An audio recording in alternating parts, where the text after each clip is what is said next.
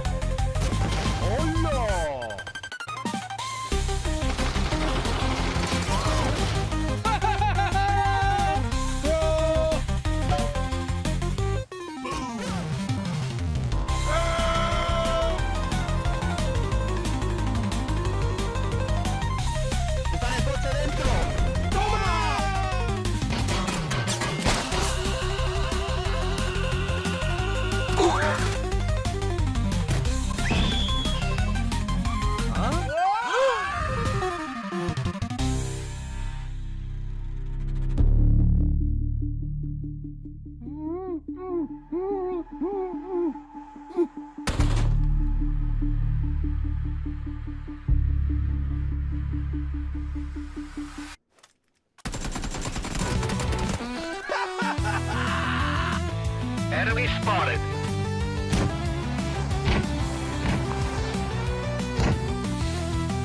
Oh no.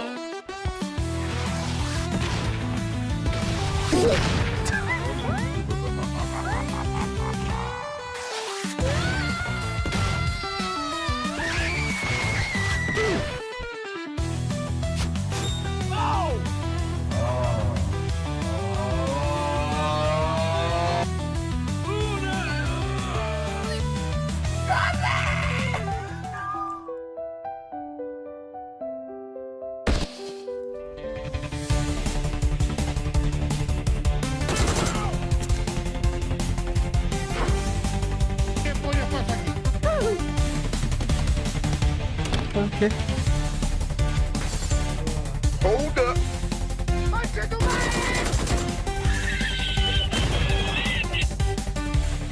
My.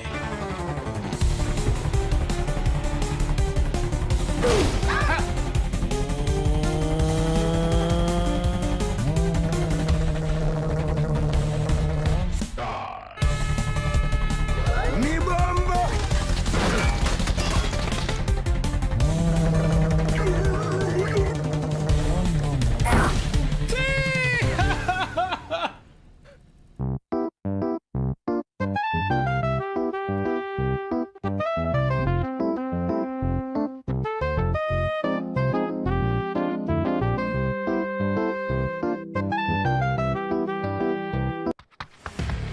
Eight years of Battlegrounds bliss. Updates to several arcade modes.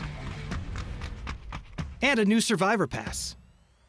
All this and more as we dive into the Update 34.2 patch report. First up, we're celebrating 8 glorious years of Battle Royale mayhem. You'll find anniversary decorations across the various maps and on some of PUBG's most iconic objects and locations, including care packages, energy drinks, the plane, and various locations across Erangel.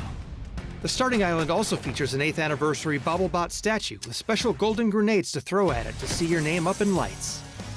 We're even collaborating with M83 for a brand new BGM track for the anniversary. This milestone wouldn't be possible without your dedication throughout the years. So on behalf of the entire PUBG Battlegrounds team, thank you for 8 wonderfully chaotic years. And speaking of your dedication, thanks to your testing, we were able to make some meaningful adjustments to the aim punch settings following the Gunplay Labs aim punch we ran in January. We're now planning on a second round of Gunplay Labs in March to test the new settings, so stay tuned for details. Next up, the arcade is getting a couple of adjustments. Team Deathmatch has several new maps to enjoy, including Destin Arena, Vikendi Train Station, and Sanhok Camp Bravo. We've also adjusted map selection probabilities, added destruction to Sanhok, and changed up the spawn kit. For Intense Battle Royale, the layout of safe zones, supply drops, and vehicles are now random in all maps. The starting Molotov has been swapped to a frag grenade, a random LMG crate has been added, and we've activated destruction on Sanhok. For fans of custom matches, you can now bring in 100 people, up from the previous 24. Last but not least, we're reverting the max player count for Hot Drop back up to 64 players for even more intense action, while also slightly lowering the atom spawn rate. You can check out full details on all these changes in the patch notes. There's also a brand new Survivor Pass available to collect, as well as various bug fixes, so be sure to check out the patch notes for full details on everything. Update 34.2 is here, so put on your party hat, grab a golden grenade, and hit up the arcade. Happy 8th anniversary, PUBG fans. We'll see you on the Battlegrounds.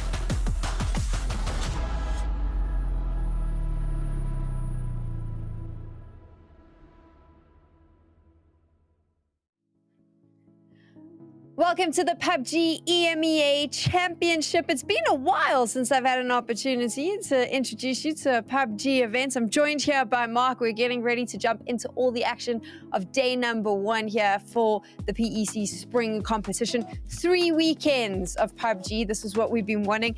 And Mark, you've been very busy during the break. You were even trying to get me to come in and commentate scrims with you at one point. It has not been a break for you, right? It has not. I did try. I saw you online. I was like, oh, Sam might want to jump in. It has been a busy off-season. A lot of teams have been grinding, but I think it's all due to this. This is now the point they're going to have to try and start. Some of them have got through the qualifiers. They have to punch their ticket early. So they've been grinding, Mark has been grinding as well, and now you get to join the action and see what is going to be taking place, the best in the region. And I have to ask Mark, before we get into it, because I know that there are people that pop in right now, they haven't been paying attention. Twisted Minds, still the team to beat? All eyes on Twisted Minds, yes. You can't take them aside, but there has been a lot of movers and shakers, which I'm sure we'll go through in a bit. So there is a lot of new news.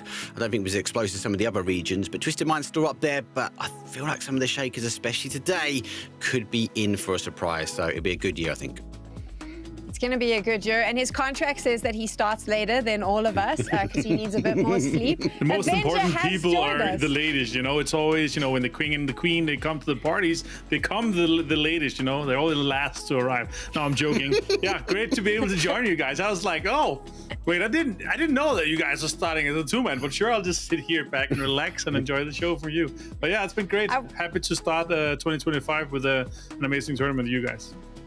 It is going to be an amazing tournament. And now, of course, if you've just joined us and you're not sure what's going on, let's take a look at the format. This is how it plays out. Like I said, you've got 3 weekends, 24 teams. The thing that we always love as well is the double elimination. Avenger, it is my favorite thing because as Mark said in rehearsals, and I'm not supposed to share this, but I am, he said you get 2 opportunities to fail.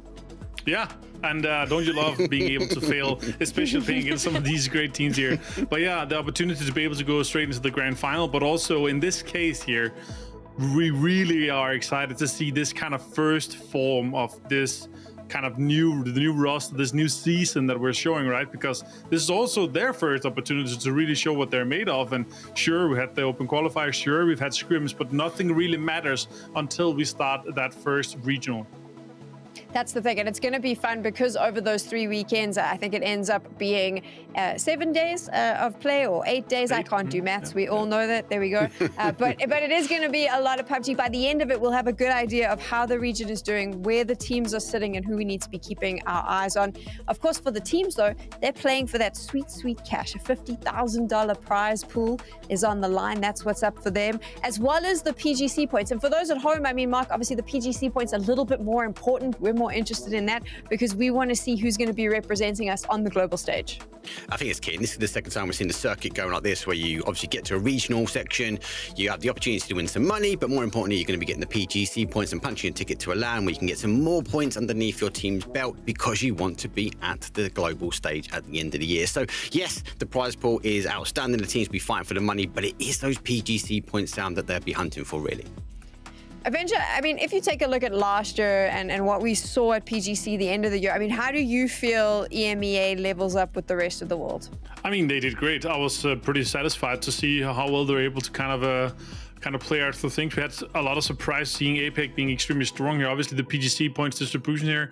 We have 3 teams going to PGS that's joining our global partner teams. So we're going to be sending 5 teams to the PGS. But overall, we are also expanding PGC back to an even bigger size than we've ever seen it before. So 5 teams are going to be going from PEC and potentially some points through that is going to be coming from this, obviously, here from PEC Spring. We're also going to have another tournament later in the year. But as it looks like right now, only 2 chances to really get these points here. So if you're, I would say at this point here, if you're only having two tournaments that are going to be garnering these PGC points, it is, I mean, almost guaranteed if you win that you're going to be going to PGC already, and that would be insane to be able to punch that through already.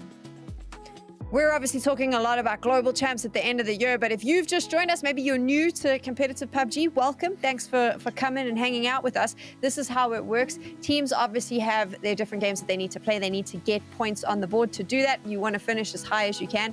And then obviously you want to shoot as many people as possible, Mark, because you get extra points for killing other people. Yes, it is important. Look, you want to get to the 8th spot first. 8th and 7th, you get that 1 point. And then every time you eliminate your team, you're not just getting the kill point, Sam, but you're also getting an additional placement point until you get up to 10. And sometimes we've seen these, especially last year, some teams got very close to the margin, actually securing a second and getting yourself over the line to a first. Those additional points will mean it in the end when it comes down to leaderboard. So it's really simple. Just always win the chicken dinner and click all the heads. Should be a pro PUBG player, Avenger. Yeah, you should commentate some scrims as well and join Mark one chance, you know, get the opportunity. It's going to be my little, yeah, it'll be my off-season fun. I'm going to go and commentate some PUBG with Mark. You know what, let's focus in now on the teams that we get to see. These are the teams you're going to see over the next little while. They're all on your screens right now, and there's some big favorites, but there's been a lot of shakeups, Avenger, in the off-season. Which one for you has been the most exciting?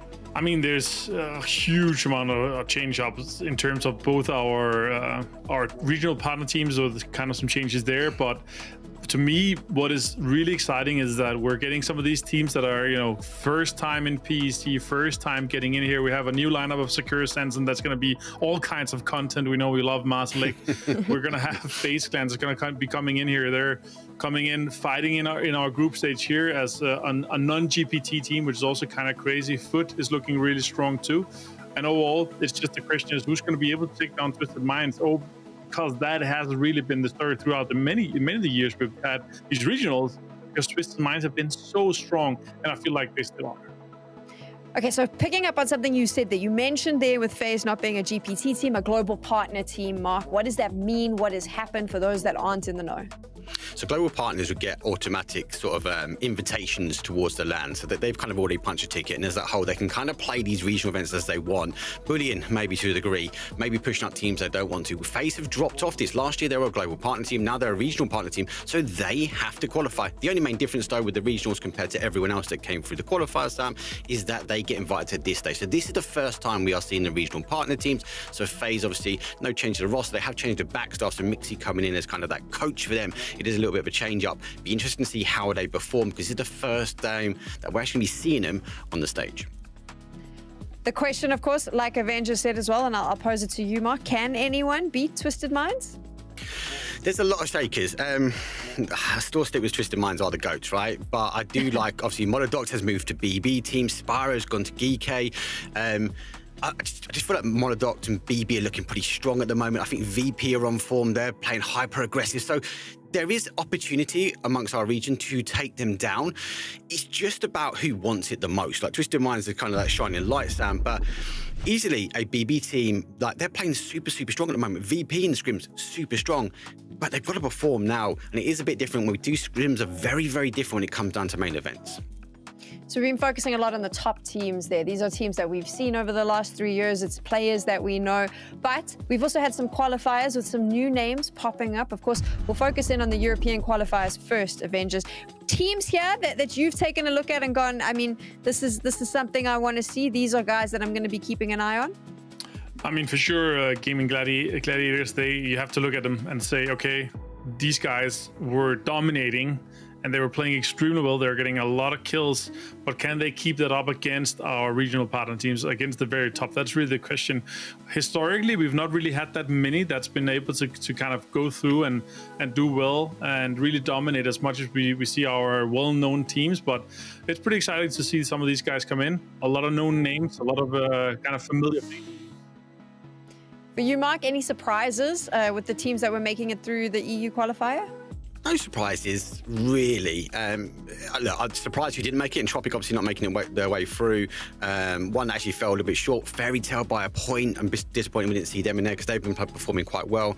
Obviously, we've got some names that have qualified, so like the Win or Die. There was the massive expectations. They kind of, there's a couple of events last year before we get to PEC that they done really well, but they fell short at PEC. So I think they're hopefully going to learn their lesson. They're going to try and improve this time. It's just down to them. It's all for mix. We mentioned about Secure Senton. They've got a new lineup. They've qualified. They're here. Can they get through group stages? Can they keep the comms to a calm? We have to wait and see.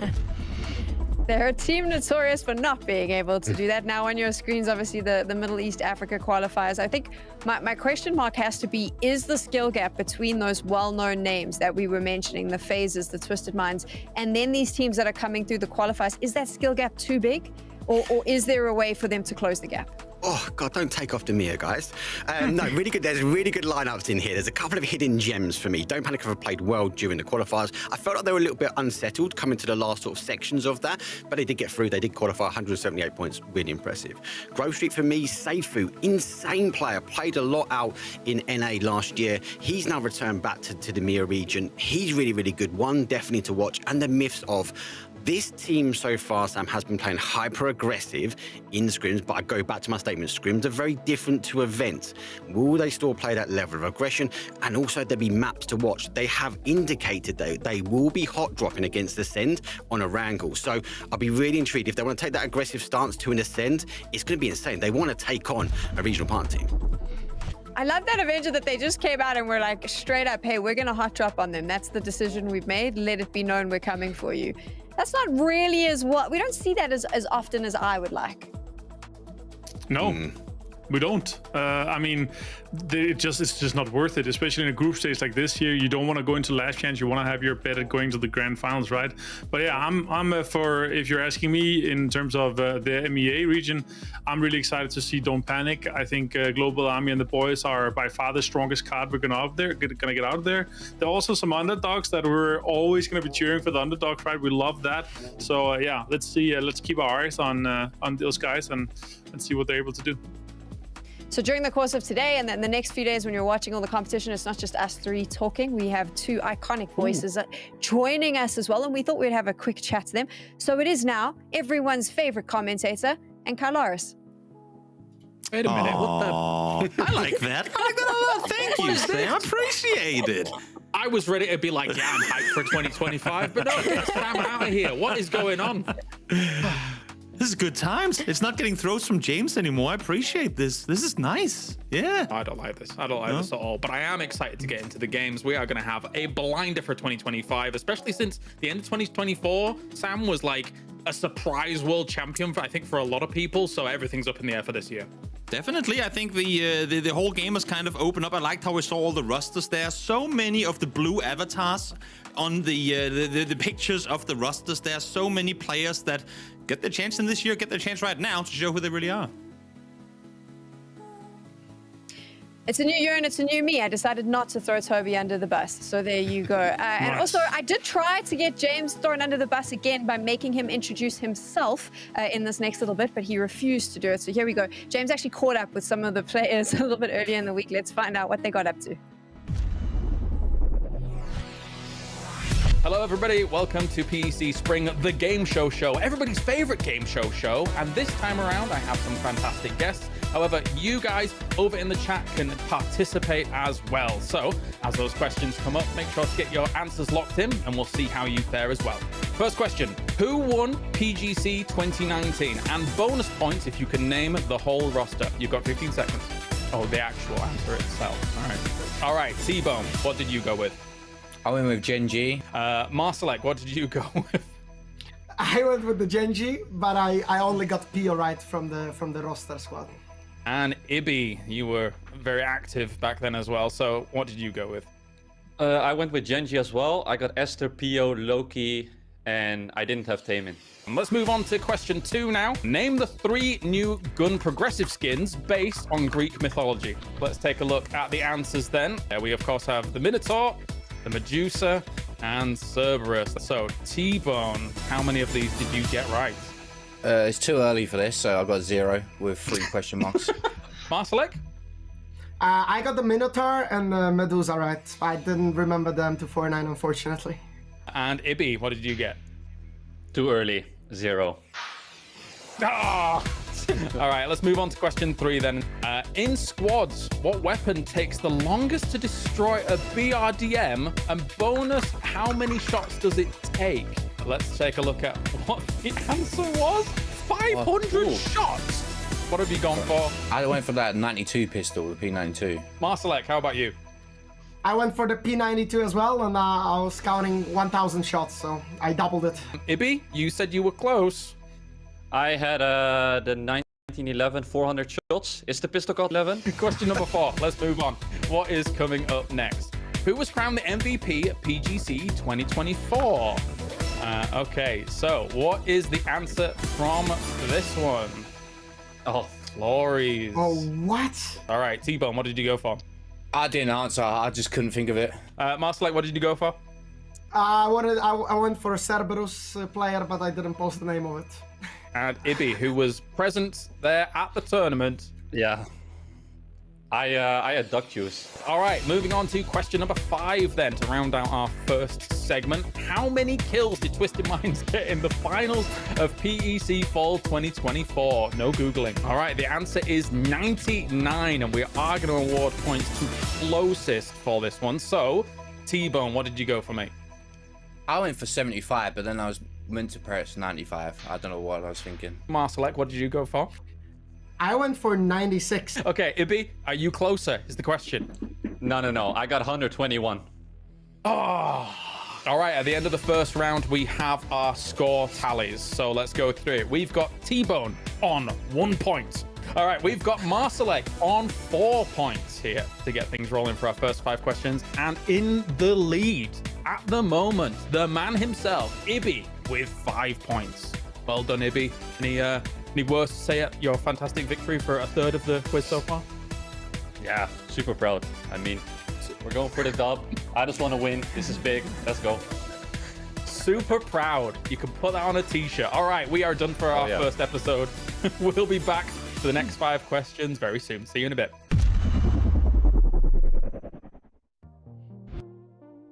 Super proud on a t-shirt. That's what I want to do. My favorite part about that game show was T-Bone saying it's too early, but sitting right in front of one of the fanciest coffee machines I've seen in a long time, Avenger. He has no excuse whatsoever. He's on a special diet. No coffee until after 1 p.m. because I'm pretty sure that the first recording was at 12, so it's too early. It just roll out of bed there at 11:30, you know. So it's too early, guys. But these guys obviously they play until late on the night, and if your scrim starts at 6 or 7, then you don't want to wake up too early because you want to be fresh for it. It's not like you wake up and have your whole day and then you go to work and go to bed, you know. Mark, there's a lot of people in the chat with corporate jobs who are going, are you actually kidding? They woke up at midday and said it was too early to film this. I mean, that is really the life of a pro gamer, hey? It's pretty sweet. Well, I've just come from the office. I've just taken my jacket off according to the guys. So yeah, 100%. Meant to be up out 6 o'clock, in the office by 7. Get grinding. But no, yeah, some of these guys do play late. And actually, importantly, they double up. They will go for the EU scrims and then they go play NA scrims as well. So they're not finishing until the early hours of the morning. The game show is always fun. We have this for PEC. You get a chance to see the personalities of the players a little bit, which makes it a lot more fun watching them in game because you have an understanding of what they're like. But let's talk about the games now because we are about to start very soon, jumping into our first map. What we've done is we have 24 teams, but they're not all going to be playing today. Wow. They have been split up, so you're only going to see 16 teams, 2 groups of 8. Avenger, is Group A the stacked group? Is that the one that you need to be scared of? I love how everyone is always saying, this group is always the most stacked. I mean, you're playing 16 teams. Like, it's sure it's harder to be against them, but I would rather be in that group knowing that, okay, this is the teams you kind of have to move your drops around. I think Group A, yes, it has a lot of good teams. It might be harder, but I would rather look at, okay, what is the hardest kind of a matchup? And I think Group A versus C is actually a harder matchup than Group A versus B. So I feel like we're going to have a little bit of a slower start on this first day compared to when we're going to be seeing A and C. Okay, great. We'll put a little pin in that. We'll keep that corporate speak going. Circle back tomorrow when we get to see Group A versus Group C. For you, Mark, when you take a look at these 2 groups clashing head-to-head, any concerns that you have with these teams or anything we should keep an eye on? Well, we already mentioned the myth of TMO taking on Ascend potentially. They did have a hot drop also lined up against Secure Sensing, but they drew their chances on a wrangle against Ascend. So they've backed away there. Not really. I think this is balanced. I do feel like both these groups have got something to offer. We know Eternal Fire seem to always find their way through somehow, sometimes on the last game. Na'Vi obviously changed up a squad as well. Diffix no more with them. He's obviously playing later on in Group C. Just again, I think this is a balanced group. I feel like we would like to see teams like VP, Na'Vi and FaZe go really aggressive early on, but I do think we might end up today with like a BB team on top, maybe a Secure Sensing if they keep it cool, calm and collective. When you're talking about Did you say Secure Sensing on top, Mark?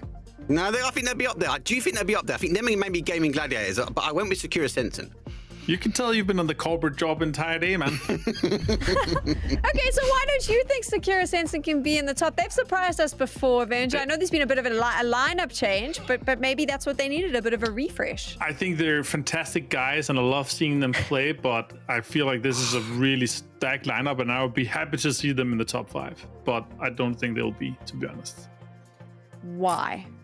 Because they're going up against teams that have years of synergy, more firepower, and in many occasions they don't need to speak to see things happen in front of them. Here you have a team that is barely able to speak together without having to speak for 5 minutes to get one resolved question.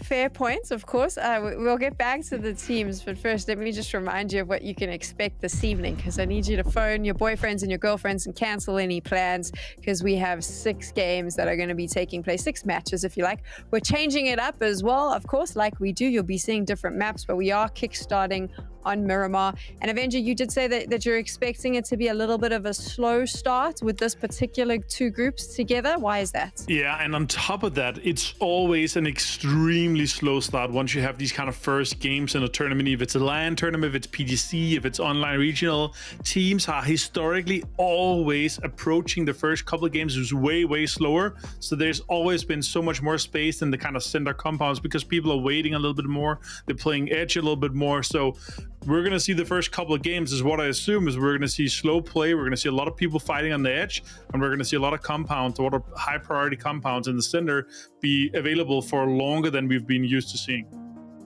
Do you agree with Avenger, Mark? Are you expecting that same sort of slow pace to start off the day? 100%, especially with Miramar as well. The teams have got to figure out exactly what the pace is of the lobby, and it might be kicking off a lot slower. Miramar, obviously, the wider map. The guys obviously have to try and figure that piece out first. Plus, there's the game nerves. Like, some of these are new players to actually getting their way through the qualification, and they've deserved their place here now. But there's going to be an element of nerves that they need to get through. Obviously, Martin's mentioned there's teams that have got reps when it comes down to this as well, so they'd be cool, calm, and collective. The others might be a bit shaky. Plus, the Miramar might be a bit slower start, but it definitely won't be by the game 12.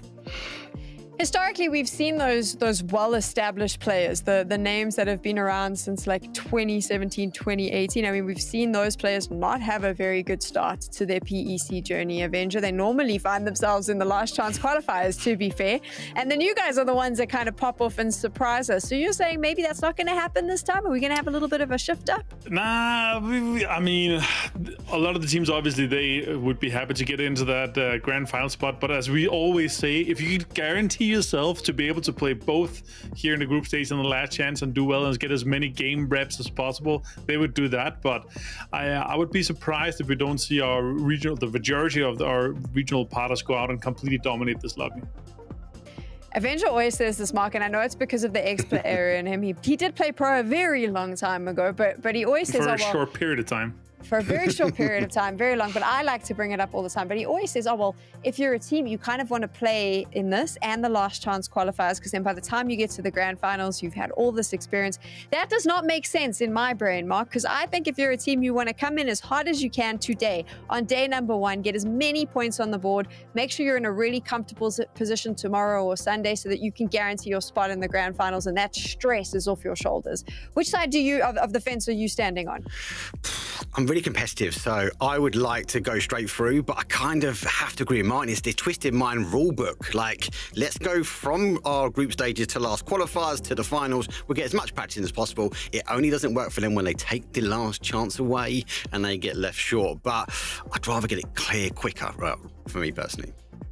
So Mark basically agreed with both of us. He didn't really choose a side. Yeah, look at that corporate answer. He's in his corporate jacket and suit, and he's getting a corporate answer. Nah, Mark's seeing the scrims, and he's seeing the quality of the scrims. You want the best practice possible, and that's to be able to get the best quality of games, and that's what we're going to have here at PC. We're jumping into game now, and I'll be curious, because Mark has had a chance to watch all of those scrims. You're going to have an idea of where a lot of these teams' drop spots are, what to expect when we take a look at how this game starts out, Mark. Here we go. We're getting into it. I'd be curious to hear what you're thinking as we begin to start. Oh, I don't want to bore off because I think this one, as Martin said, is going to be a little bit quieter. Teams have highlighted that they are going to be going for a little bit more of a secure spot. The only red flag that we kind of had was going to be that kind of TMO, the myths of, and that secure ascension pushing their way towards that power grid. I don't think it's going to be the case here. I think these guys are going to sort of scout it out. We already know, we've seen it on the scrims. Some of them are going to go for the cars and go for the early rotation, Martin. But for now, this is not a bad flight path for these teams to try and get to their primary drop spot. Yeah, and a slightly southern here, and looking at this, there's tons of opportunity. I know when the casters are gonna get to it, Toby's gonna be screaming, "Look, the plane is over the islands. We're gonna have an island ending and stuff like this." We don't want to talk about that yet. The guys can do that themselves. There's a bit of contest going on into Yepa and onto Navi, going for the same car, so that could be interesting to see. But yeah, a little bit of a southern plane might have some congestion there towards that southern side when we come to that. But yeah, I'm really excited that we're able to talk and look how the players are dropping out and how we start the game here on the analyst desk. That's a first, so fantastic to set that up. Yeah, we pretty much played out. Jump on in there, Mark. I mean, it's kind of played out the way we were expecting, right? Yeah, look, it's going to be the case. And there's a little bit of an island for Toby, but not too much. Most teams are in. TMO obviously going for that late drop themselves. They're taking a couple of shots at Grief and FaZe. Then they're dropping down quite widespread. They actually have good control of the zone, potentially sound. It's like 2-2 split, and they're going to be on the southern side, and they're going to know they're on the south side, so they might be able to pick those prior spots early. There we go. No chance for him to shout Island, but it is a chance for him to shout now about the game. Toby and Kalaris are going to take over from here. Time to get 2025 underway. PEC game number 1 here for the group stage as we get into Miramar. And we've got an opportunity here, Toby, for all of these teams to head east. As they say, not quite to the islands, but head east all the same. Yep, that's the way to go, all the way over there. And it's going to be an interesting one with this plane path in particular, because as you can see, I mean, obviously Los Leones taking up quite a big chunk of the circle on the western side. So all these teams that are currently sat in between El Pozo and up towards San Martin, I feel like the vast majority of them are going to have to try and maneuver north over Cantera. You're going to see a little bit of backfilling in behind, but outside of that, they're all going to be wrapping north. Same thing happening on the south side. Chuma teams all the way down towards Val del Mar is going to be wraps galore. So when we do get wild circles off of this, could be fun. But here we might see our first kill of the day. Let's see if Forge can do something. We might. Already we saw that challenge of the car. Navi knows that someone is lurking around this area. So what are they going to do about it? Looks like they're being very aggressive. 1 early point on the board. But Yepa will hold the angle, will force 2K and wait for this to come along. Trying to keep himself as quiet as possible for the second. Navi would have to really drop the ball here in order to fall. I mean, as you were saying, they know there's someone around. They've seen the vehicle, and they're not a team to take chances. Now the shots are coming through. They've seen him. Agatori makes easy taking him down. And there you go. First knock and flush of the day. Yeah, very, very swift. Navi, the boys here, obviously they went for a little bit of a roster change as a whole coming into 2025. So we'll see if that can materialize. Well, they went through quite a few players. They did try out quite a few players. Obviously, Boostic is one of those names that came up as time went on throughout the start of the year. But now they settled, and this is how they're going to be coming into the year. And it's a perfect situation for them to go up, get this 1 point, and then just kind of keep wrapping in. Because not only do they get an easier transition path into the circle itself, but also for games to come. I think Yepa is going to think twice about trying to claim any territory away from Navi that they want for themselves. Running on away, getting out of the theater of conflict. Which is all good and dandy. Yepa obviously coming in from those qualifiers. And I mean, when it comes to their standings and how they kind of play things out, the thing is about the MEA region is that it's becoming more and more fierce. Of course, you've got Don't Panic at the top, who are the ex-Sarvum guys who looked insane.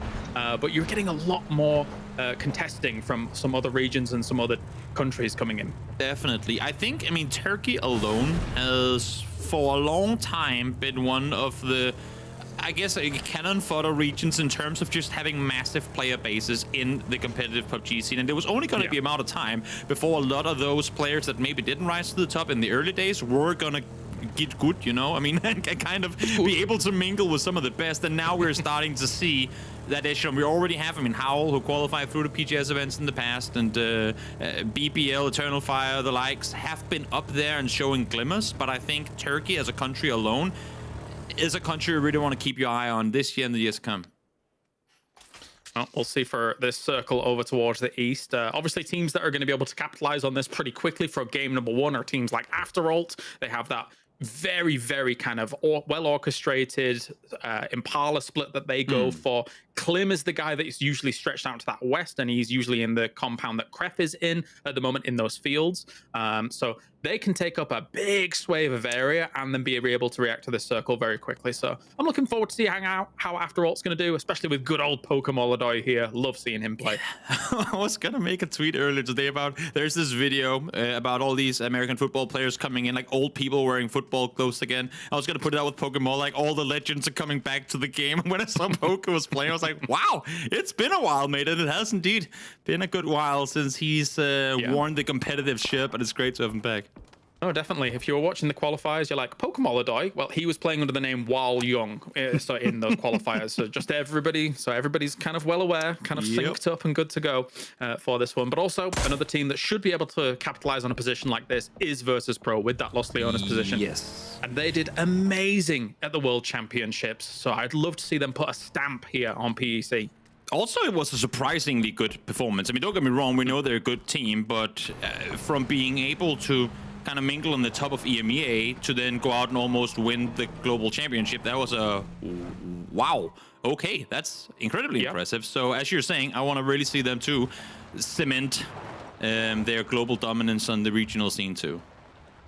Absolutely, absolutely. I mean, I'm surprised there for a second that you were almost doubting the power of Beamy, but then Beamy blasted everything. I don't know this Beamy guy you're referring to. You must be talking about Bloomy, right? Oh, yes. How many heals did he have? Yes. Too many is the answer. Too many, at least according to Pixel. Nonetheless, I mean, you're talking VP in terms of their positioning after alt as well. As great as it is to be center for the most part, there also is a case to be made here where they know that there's only so much real estate available east of Los Leones. So it's really limited. Yes, you get first pick, but it's very hard to keep your elbows wide in a situation like this because teams will full 4-man plummet into your compounds, and you better be ready to back off. Good thing for VP and Afteralt is that the kind of the teams around their edges have been taking the majority of the heat, and so far, maybe it's because it's day 1, teams aren't really over-aggressing to try and push teams out of the compound. It could be that it's a day 1 of the year sort of thing where teams are taking it a bit more slowly, but we've really only seen that Na'Vi push very early on be over-aggressive. Now it's more just teams kind of lingering around, making room for one another. I think what's also important about that positioning, that initial in-game positioning here, is hedging your bets on whether or not a circle will be shifting towards Los Leones later on or away from it. And doing so, like sitting next to Los Leones but not in Los Leones, gives you a brilliant opportunity to just jump straight back in if you need it, because you know that those channels of rotation are going to come extremely hot if that happens back into Los Leones, right? PTSD of circles shifting hard into cities is something I think every professional, semi-professional PUBG player has gone to the doctor with a couple of times already, and this definitely is a circle that could very much throw them in there. So no, you're completely right. And even if it doesn't go towards Los Leones, let alone the fact that it's taking up such a big portion of the playable area, makes it such a big, like an incredibly big roadblock for rotations to come. Whether it goes north or south, Los Leones makes it so incredibly hard to get good rotations going.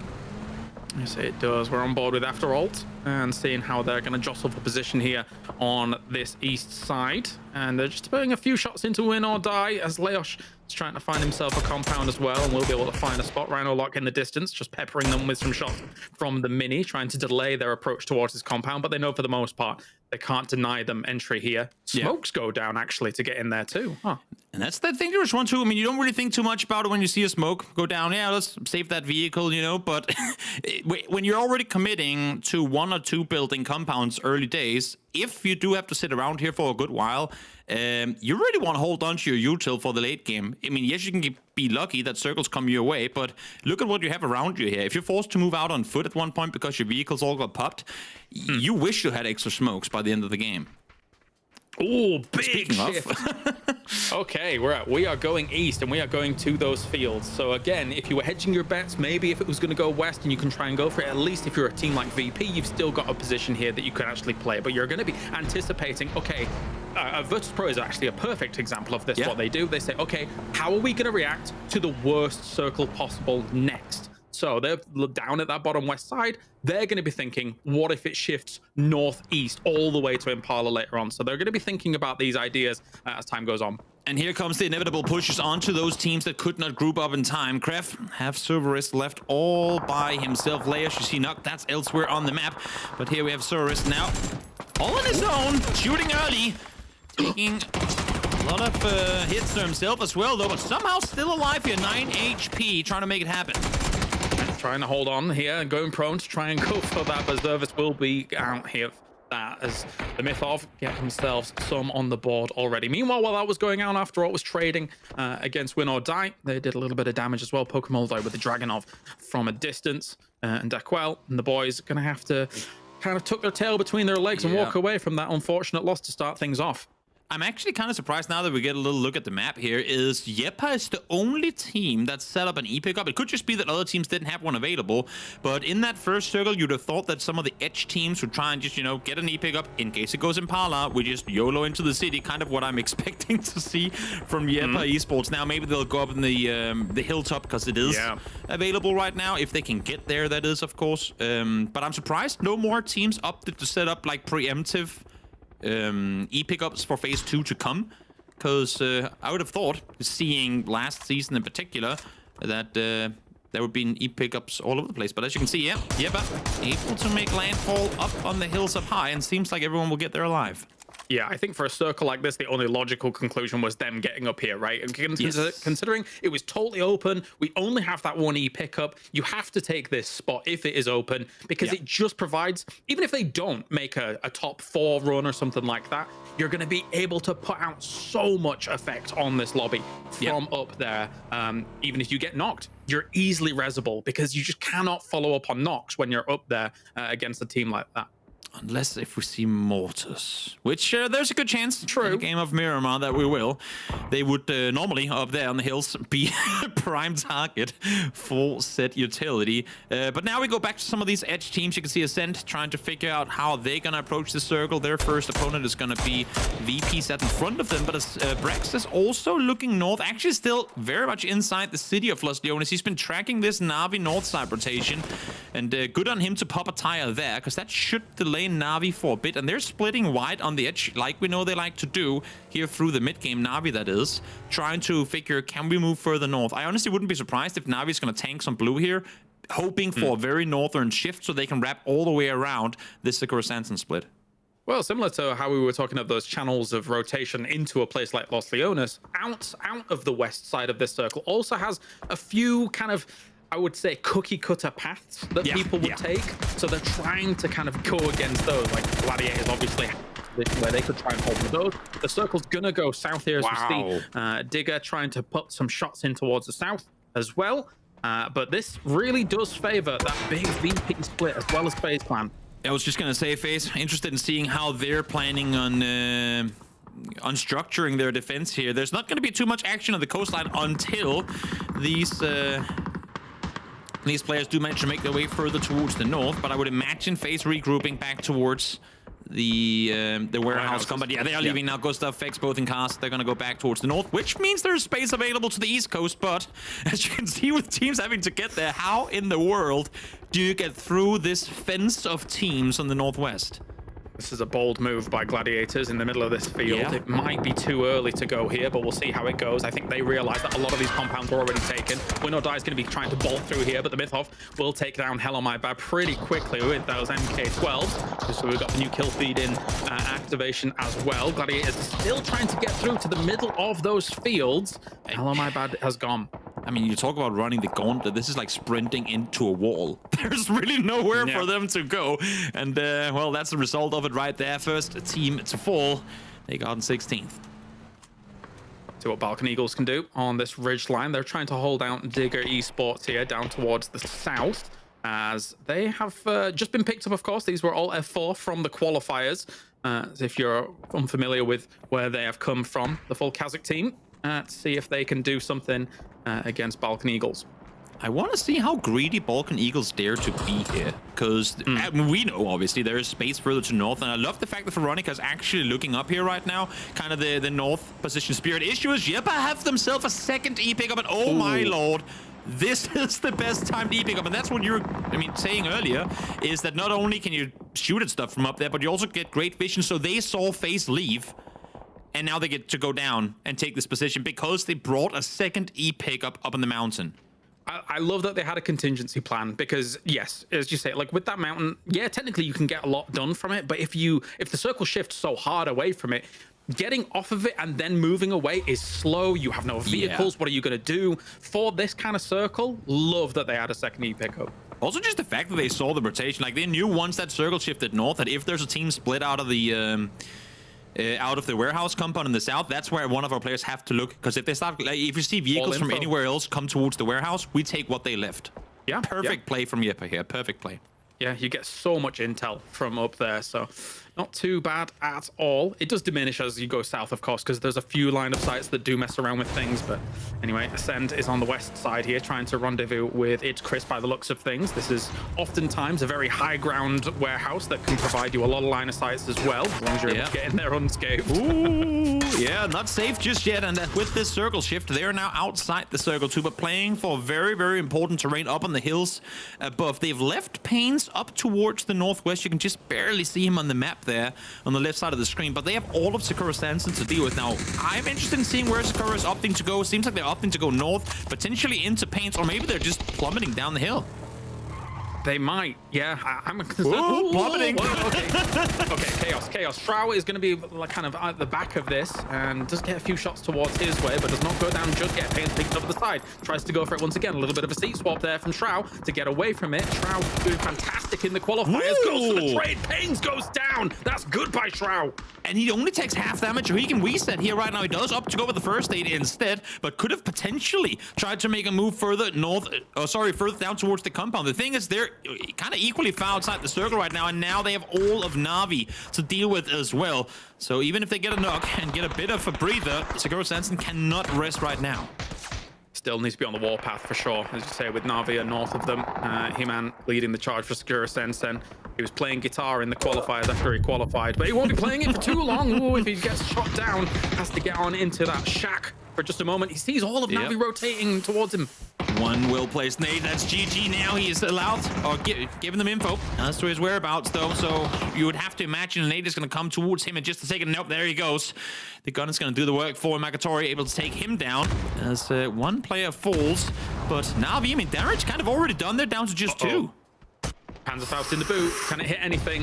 Ooh! Marsalek taking a lot of damage here. Sakura Senson's trying to close in the jaws on the position here of Na'Vi as Shroud was in the north. It smokes this vehicle off, goes back to the rest of his team.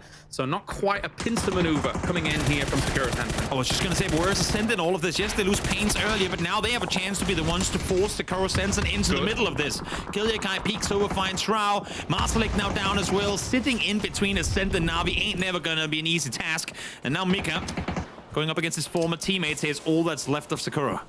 Very difficult for them, right? Because they come quite late to this circle, shifting away from that west side. So they've found themselves in this diabolical position where they're pincered between two very strong forces. As Sakura Senson down in 14th.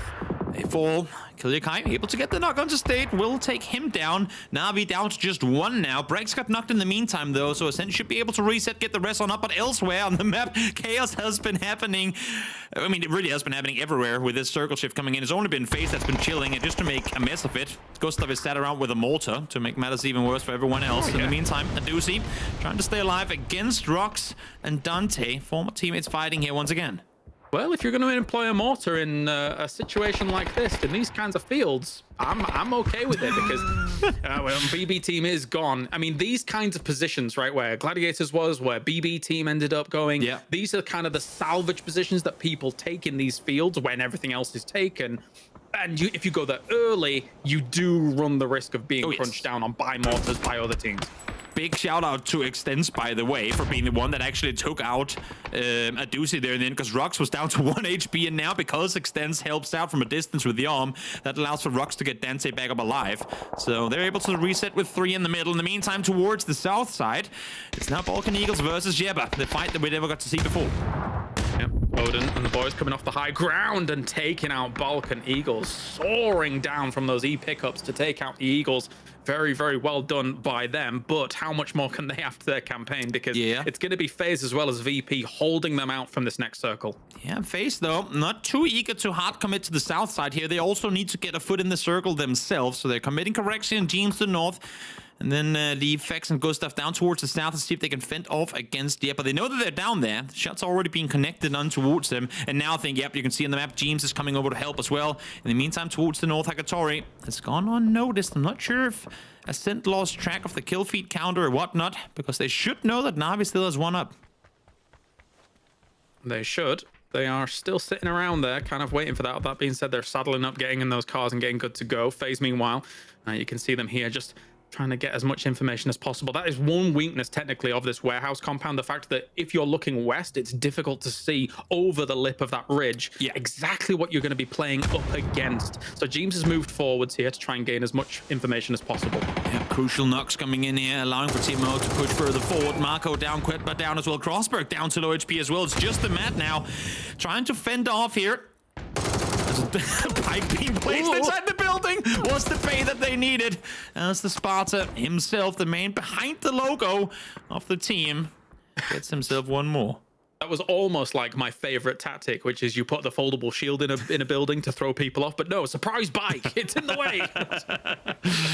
Yep, whatever works. Whatever works. Is just this peeks on out, reveals his position, now has to reposition himself. Oh, running straight through fire though, don't want to have that happen. Should be okay if he can get away from any other shots coming in. He hasn't died to the fire just yet, but 7 kills for the Mythos, not too bad at all. He is not down, but Abdu is, and I find a little bit more to go. Needix is in a lot of trouble as well.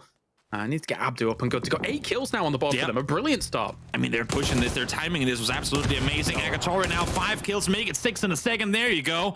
Adding 1 more, trying to keep Na'Vi in this game. It's been a salvage game for a while, but he's racking up some really good points here. And with Brex, 1 well-placed nade, and that could be 3 Gaming Gladiators players down. If you want 1 up on Na'Vi, bam, it's Hakatori.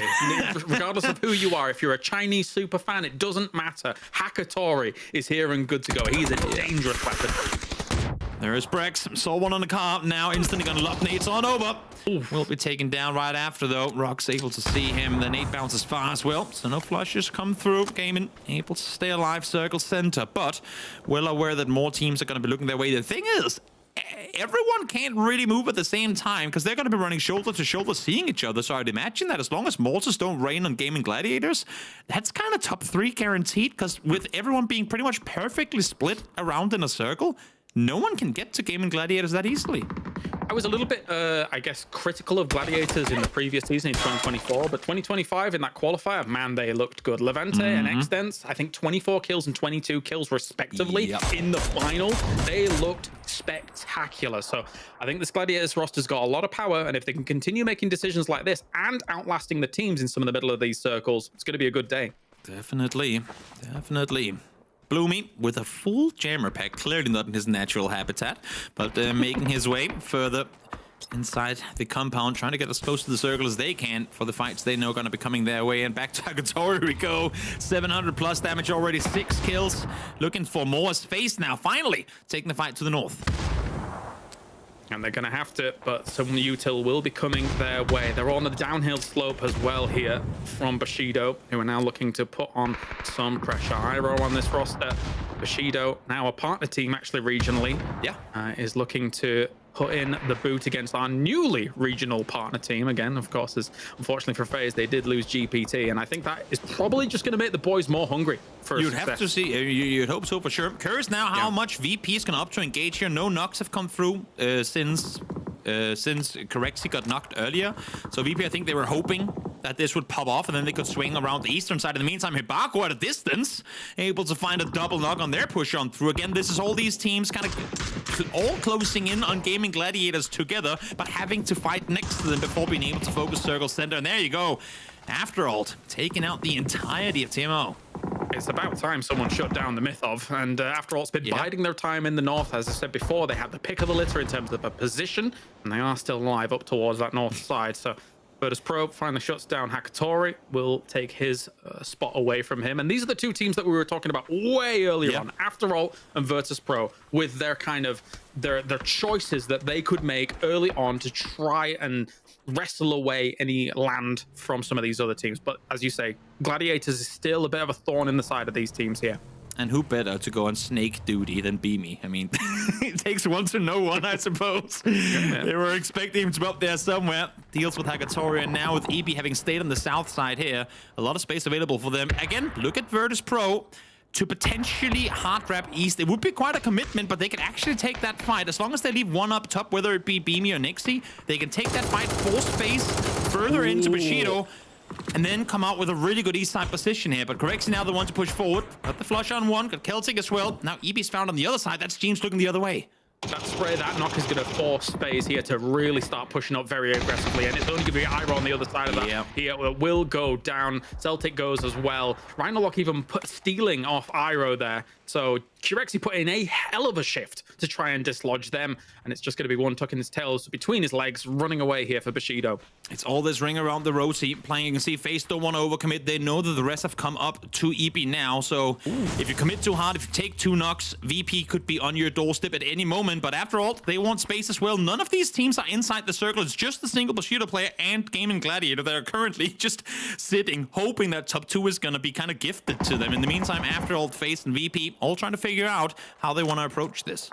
I think they knew that they wanted to take this lip and maybe use this as they slowly have to move into this circle as time goes on.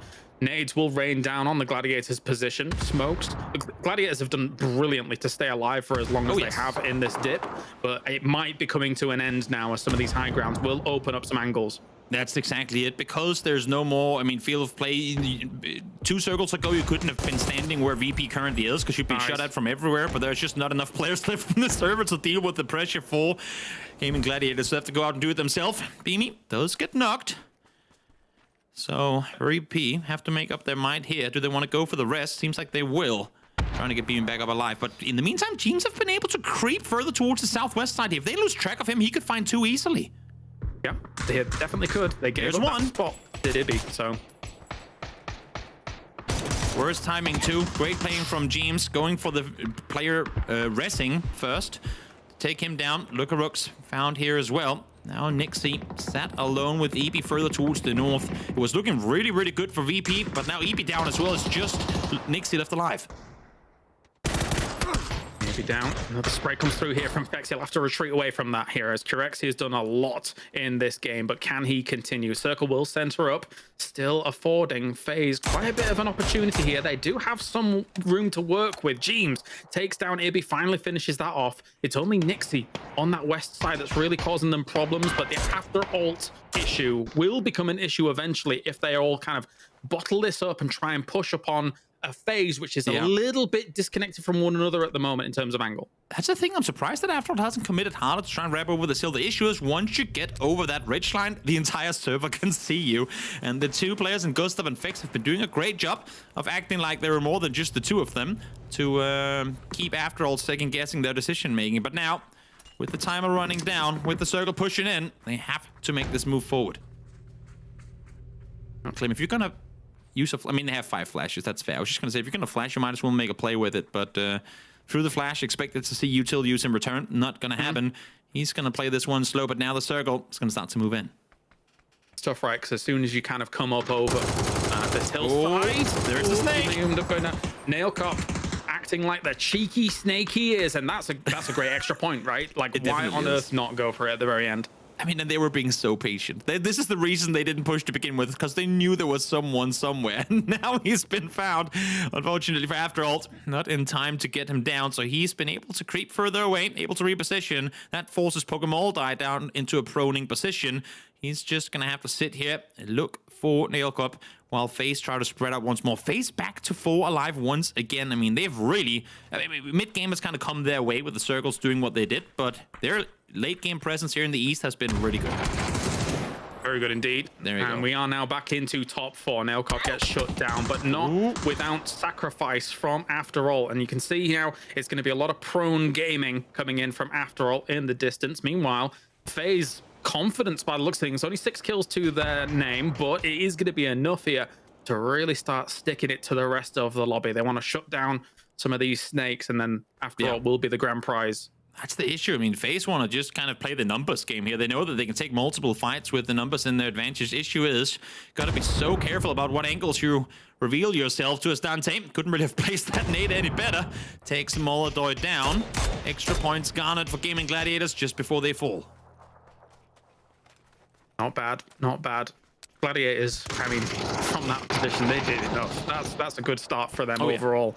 And Nixie likewise doing enough as well. But for these 3 teams, they had really good opportunities to strike out for a lot of points. We're going to get spray coming in from Nixie from the opposite side, but James will shut that down. And now it's on FaZe to continue pushing over this ridge line and shutting down After All, because Hibako is gone. And that's going to be the winner with a chicken dinner for FaZe, putting a stamp on this first game. Not global partner anymore, doesn't matter. Let's just keep winning games. You said they have to come out and earn it, and they sure do here. Again, early mid-game, not too much to write home about, but their presence on the east side, the way they were able to get their resets up, swing James back on that south side, and then just take full control of the circle from one side, wrapping around the whole thing. Perfect playing there in the mid to end game from FaZe. I think for a lot of people, they were the surprise of not getting a global partner once again, right? Yes. If you think about 3rd Esports World Cup, 7th at the PUBG Global Championship last year as well, which was no small feat considering the lineup that we actually had them having to go up against, and then even like 6th place at PGS's. They are always in the conversation, no matter how much time that they've spent in PUBG, of being some of the absolute greats here, Toby. Definitely. I mean, the addition of getting Mexi back in the role now as the coach, exactly what role he fills, I hope. I mean, I even tweeted about it a couple of weeks back when we saw the announcement. I think they're a team that many people think have lost its identity in a way. We never really knew what to expect coming up from FaZe. I hope Mexi really has become that glue that gets the team sat down together, gets them playing together, because right here, I mean, they look like there was never any trouble on that team at all. This is the great FaZe we're used to seeing. We've seen in the past, we want to see more of. If they can keep that up here, I'm all for it. Yeah, I asked James about that actually, and he was saying big authority from Mexi, and there's a lot of respect on him as well, right? He played at an extremely high level, so they know when he's giving them advice, when he's giving them kind of tips and things like that, they know it's valuable. Like, there's no doubt about it. Yeah. Definitely. I mean, love to see it, and best start for them possible. I mean, yes, a couple of circles go their way early game, but it's a hard game to come out victorious of. You have VP applying pressure from the south side, After All peeking over in the north. It was a hard game to come out winning, and they did so. All right, it's time to go back to the desk here. That's game 1 in the books. It's FaZe Clan all the way. Let's go. First FaZe Friday. That's what just happened. FaZe took the win. I changed that whole FaZe Sunday to suit that little introduction. And we'll get into FaZe in a little bit. But first, let's just talk about the fact that we had such an interesting end game there, Mark. What a way to start with match number 1. Talk about we wanted a slower start. We wanted to ease these teams into PEC, and PUBG went, nope. I'll tell you what, you can have a field ending, go south, southeast, and let's see what we make it. Some great hot drops, some great rotations, but a lot of people got caught out rotating in late. Unlike Gaming Gladiator, who kind of set their fort, their flag in the sand, so to speak, to hold out, and they held out for quite some time. Avenger, there was just some unlucky positioning for some of the teams that we maybe mentioned in the pre-show that you should keep an eye on. So not a great start for them, but it is only 1 match, right? They've got 5 more to go. Yeah, but if you get an Impala ending like this, where you have an insane amount of water, where it's like you can't get in from the east, you have to use like e-pickups, all these situations here, it's just an extremely rough game to play overall. Like, it's really difficult to play. So many teams coming from that southern and western side, because that's basically the only location that you can kind of enter from. But yeah, overall rough game. I love how the late game really played out though, because even though it's in field ending, you still have these kind of dips. You have some ridges you can play around, and you can really see how the experienced teams are taking advantage of that high ground, especially here from FaZe. They're taking advantage of the knowledge and how they're playing around these high grounds, and how much control they want to be able to poke the other teams towards each other to make sure that they're fighting each other. You mentioned that experience. I mean, FaZe, this lineup is full of iconic players, right? They're players that we will remember and that will go down in PUBG history. They're probably thinking things before they've even communicated them that some teams probably haven't even learned, Avenger. How do you beat a FaZe when they have that much experience coming into this?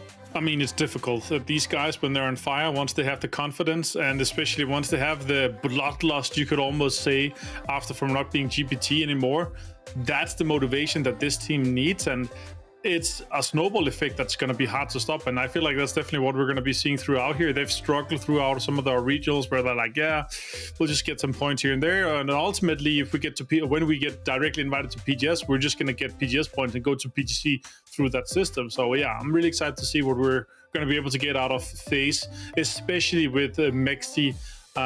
Being like Mexi is actually the player that has the most experience from the winning FaZe roster from throughout 2017, 18, 19. I mean, if Mexi is so old, and this is not he's an old joke, but it's so old and so experienced in terms of FaZe that I used to play against him when he was playing on FaZe. He's such a legendary player, and I'm really excited to see what he's going to be able to do as coach.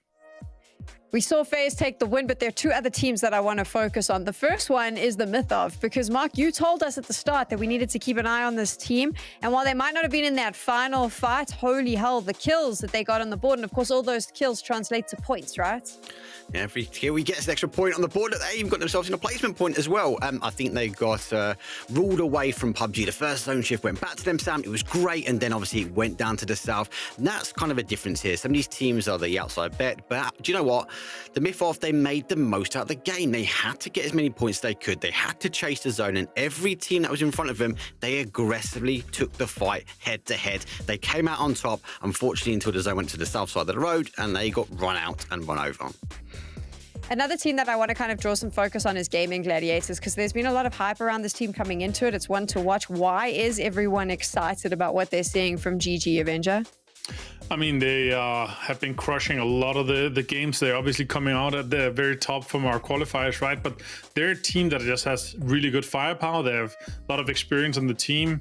And for me, a team like them, I feel like they will thrive so much in this kind of group stage, last chance kind of format that we're going to be able to see them dominate throughout this.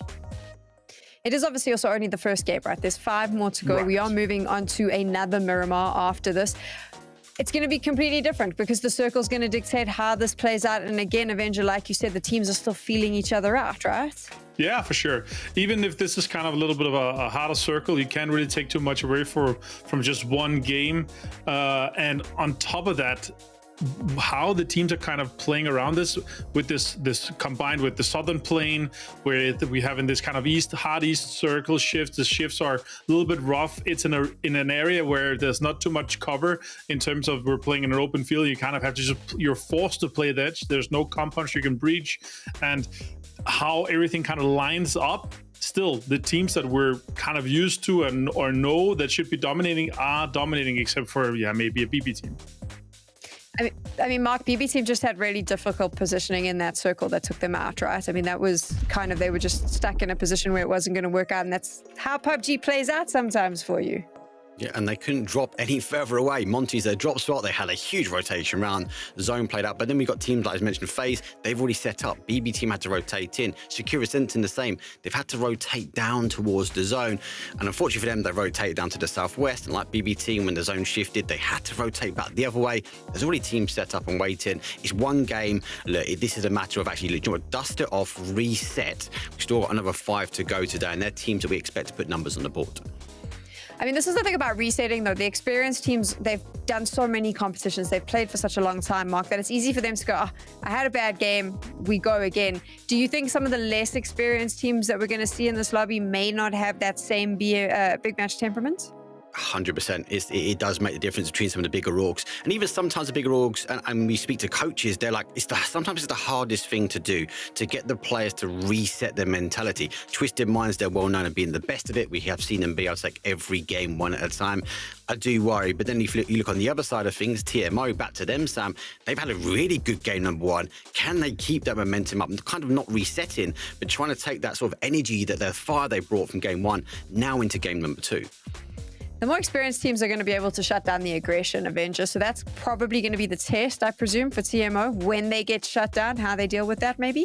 I think that's the hardest thing in PUBG is once you have those, and you are going to have those bad games, is all right, let's sit back and watch for 20 minutes and see what happens here, I guess. Okay, let's stay. Okay, next game, let's go. You know, you got to be able to hype yourself up. You got to have that hype man on the team. You got to make sure that you're in this kind of momentum, or be able to prepare for that next game and just say, all right, guys, that game is done. We're talking about it tomorrow, or we're talking about it tonight. We're talking about it never. Let's focus on what's ahead of us, and let's focus on how we're going to be able to succeed in that next map. It kind of brings us back to the conversation around FaZe, their coach coming in as well. He comes with so much experience. It's the perfect opportunity. Not only can he reset the team, but he's also going to be able to give you insight because of that playing experience, Avenger, where some of the smaller teams, they might not even have a coach, right? They don't have access to that level of backroom staff. I mean, so even if you're a smaller team, you're always going to have that kind of fifth guy that kind of floats around, helps the team out, is a sub or whatever. You're always going to have someone. The question is the quality of that fifth person, right? If it's a coach, if it's an analyst, if it's a sub, whatever he's able to do for your team. And those guys have huge impact, no matter the role. But if you don't have a captain or an IGL that's going to be able to hype you up and kind of really reset the team like that, that's the job of the fifth guy for sure. I love the psychologically, great that I can't even say the word, right? The psychology of trying to understand the way these teams have to compete and how they have to get into the game.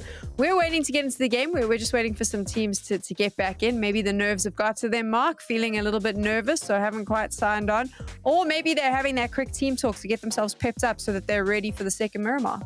It's all mind games. They had a bad one. They want to delay. They want to slow down those teams that have got momentum. Oh, sorry, I didn't know the game was started. It's all tactical games. Every little minute might count.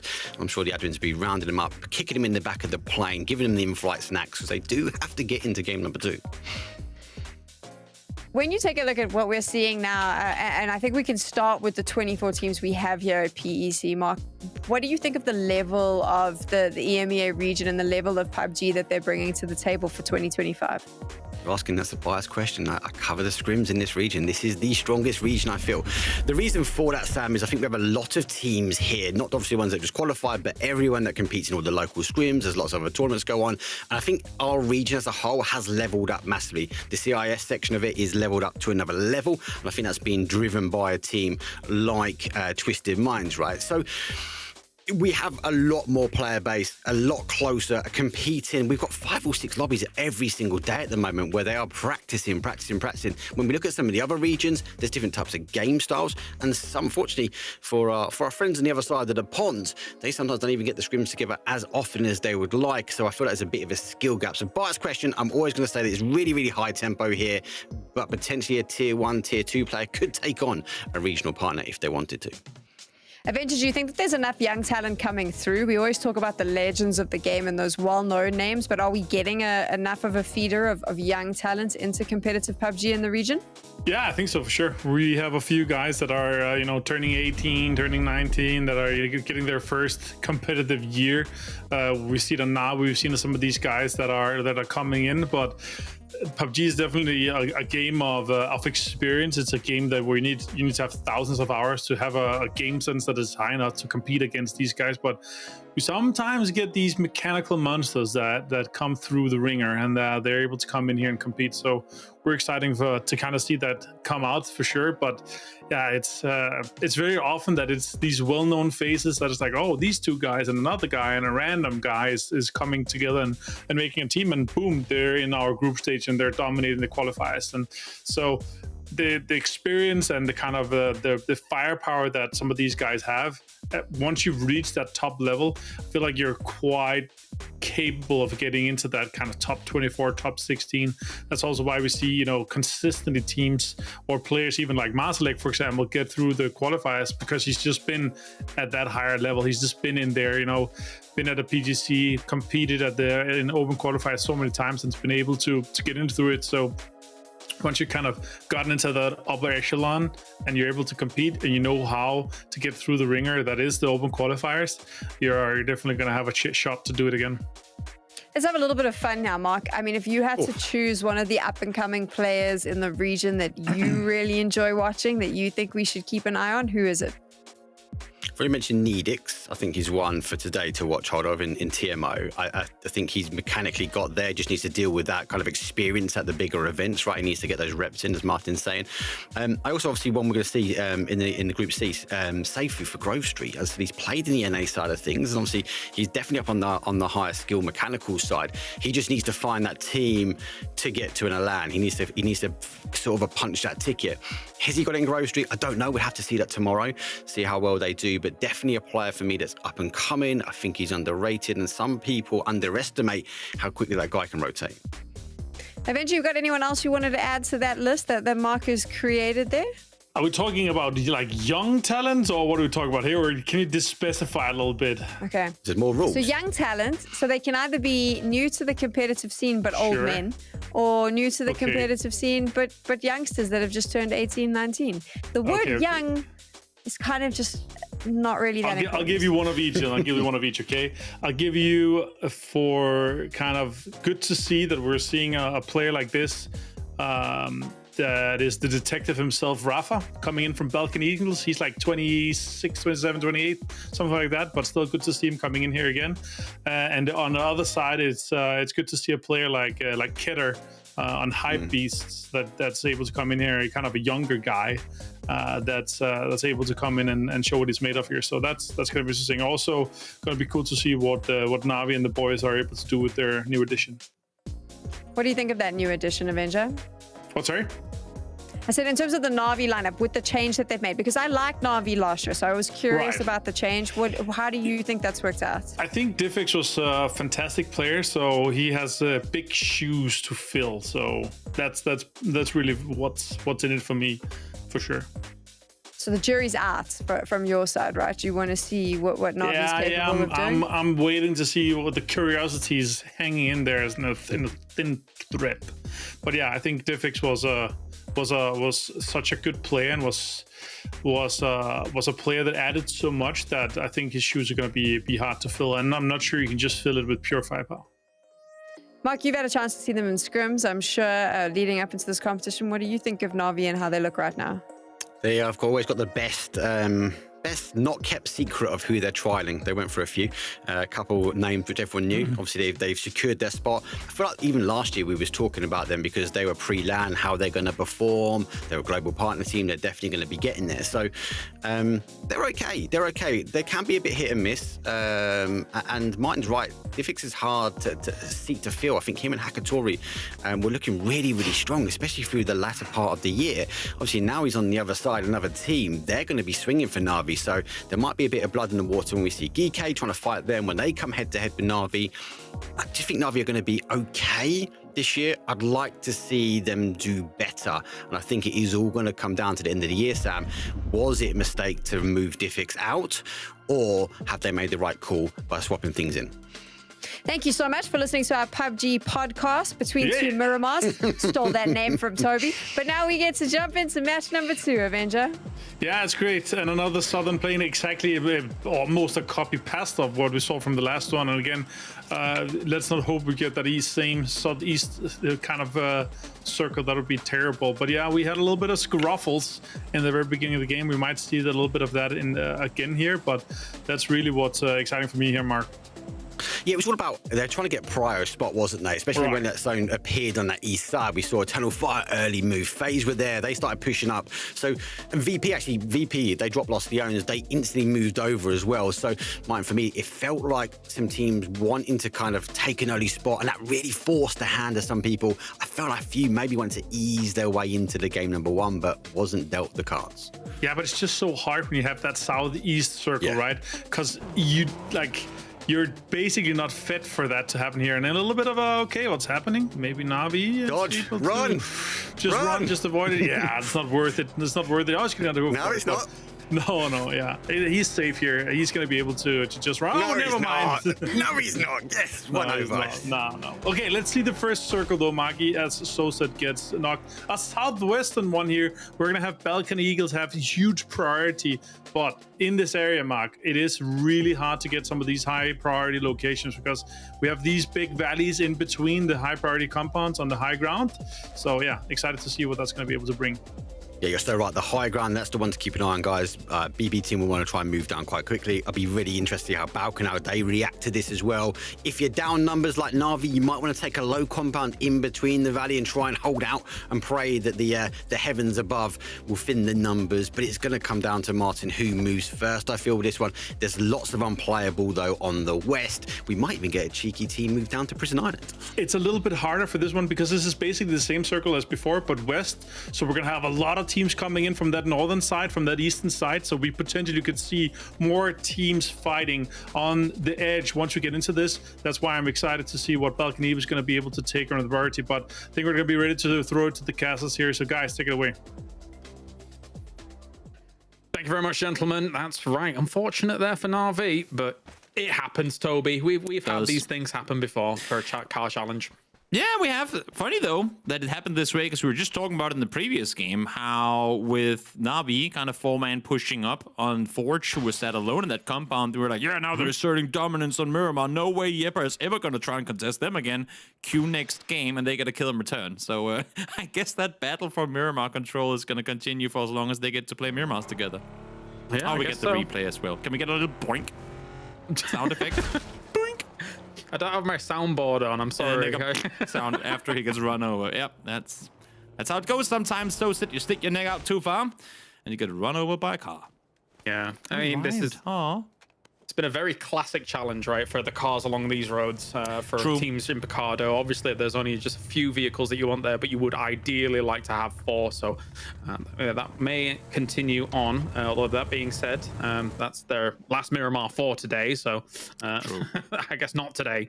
Not today. Maybe we'll get to see more of it in the days to come. But with that all done for, now we shift from a southeast circle towards a southwestern run. Na'Vi, this time around, early moving once again, and makes perfect sense to me. You want to get out of Picardo. You know it's going to be one of the kind of funnel rotation paths that a lot of teams are going to be coming through. And even if you have a chance to sit there and take some shots at people, there's just no point in it, because once you let one team go past you, that's you losing out on a position that could have been yours earlier. I like where they're sitting up now. Want to see them going further, but hold that for a second, because Lugarux is playing creep up the hill with an MP5 in hand. Yeah, don't worry about it, because he's got the best gun in the game, so it's fine. True. He's fine. He's Yokai. I love the MP5 at the moment. It's insane. I thought you were talking about the SKS. No, not that one. Actually, there's an Easter egg later on in the broadcasts that you're going to see about the SKS. But anyway, yeah. So I'm excited. Can we skip? No, I don't know if it's today.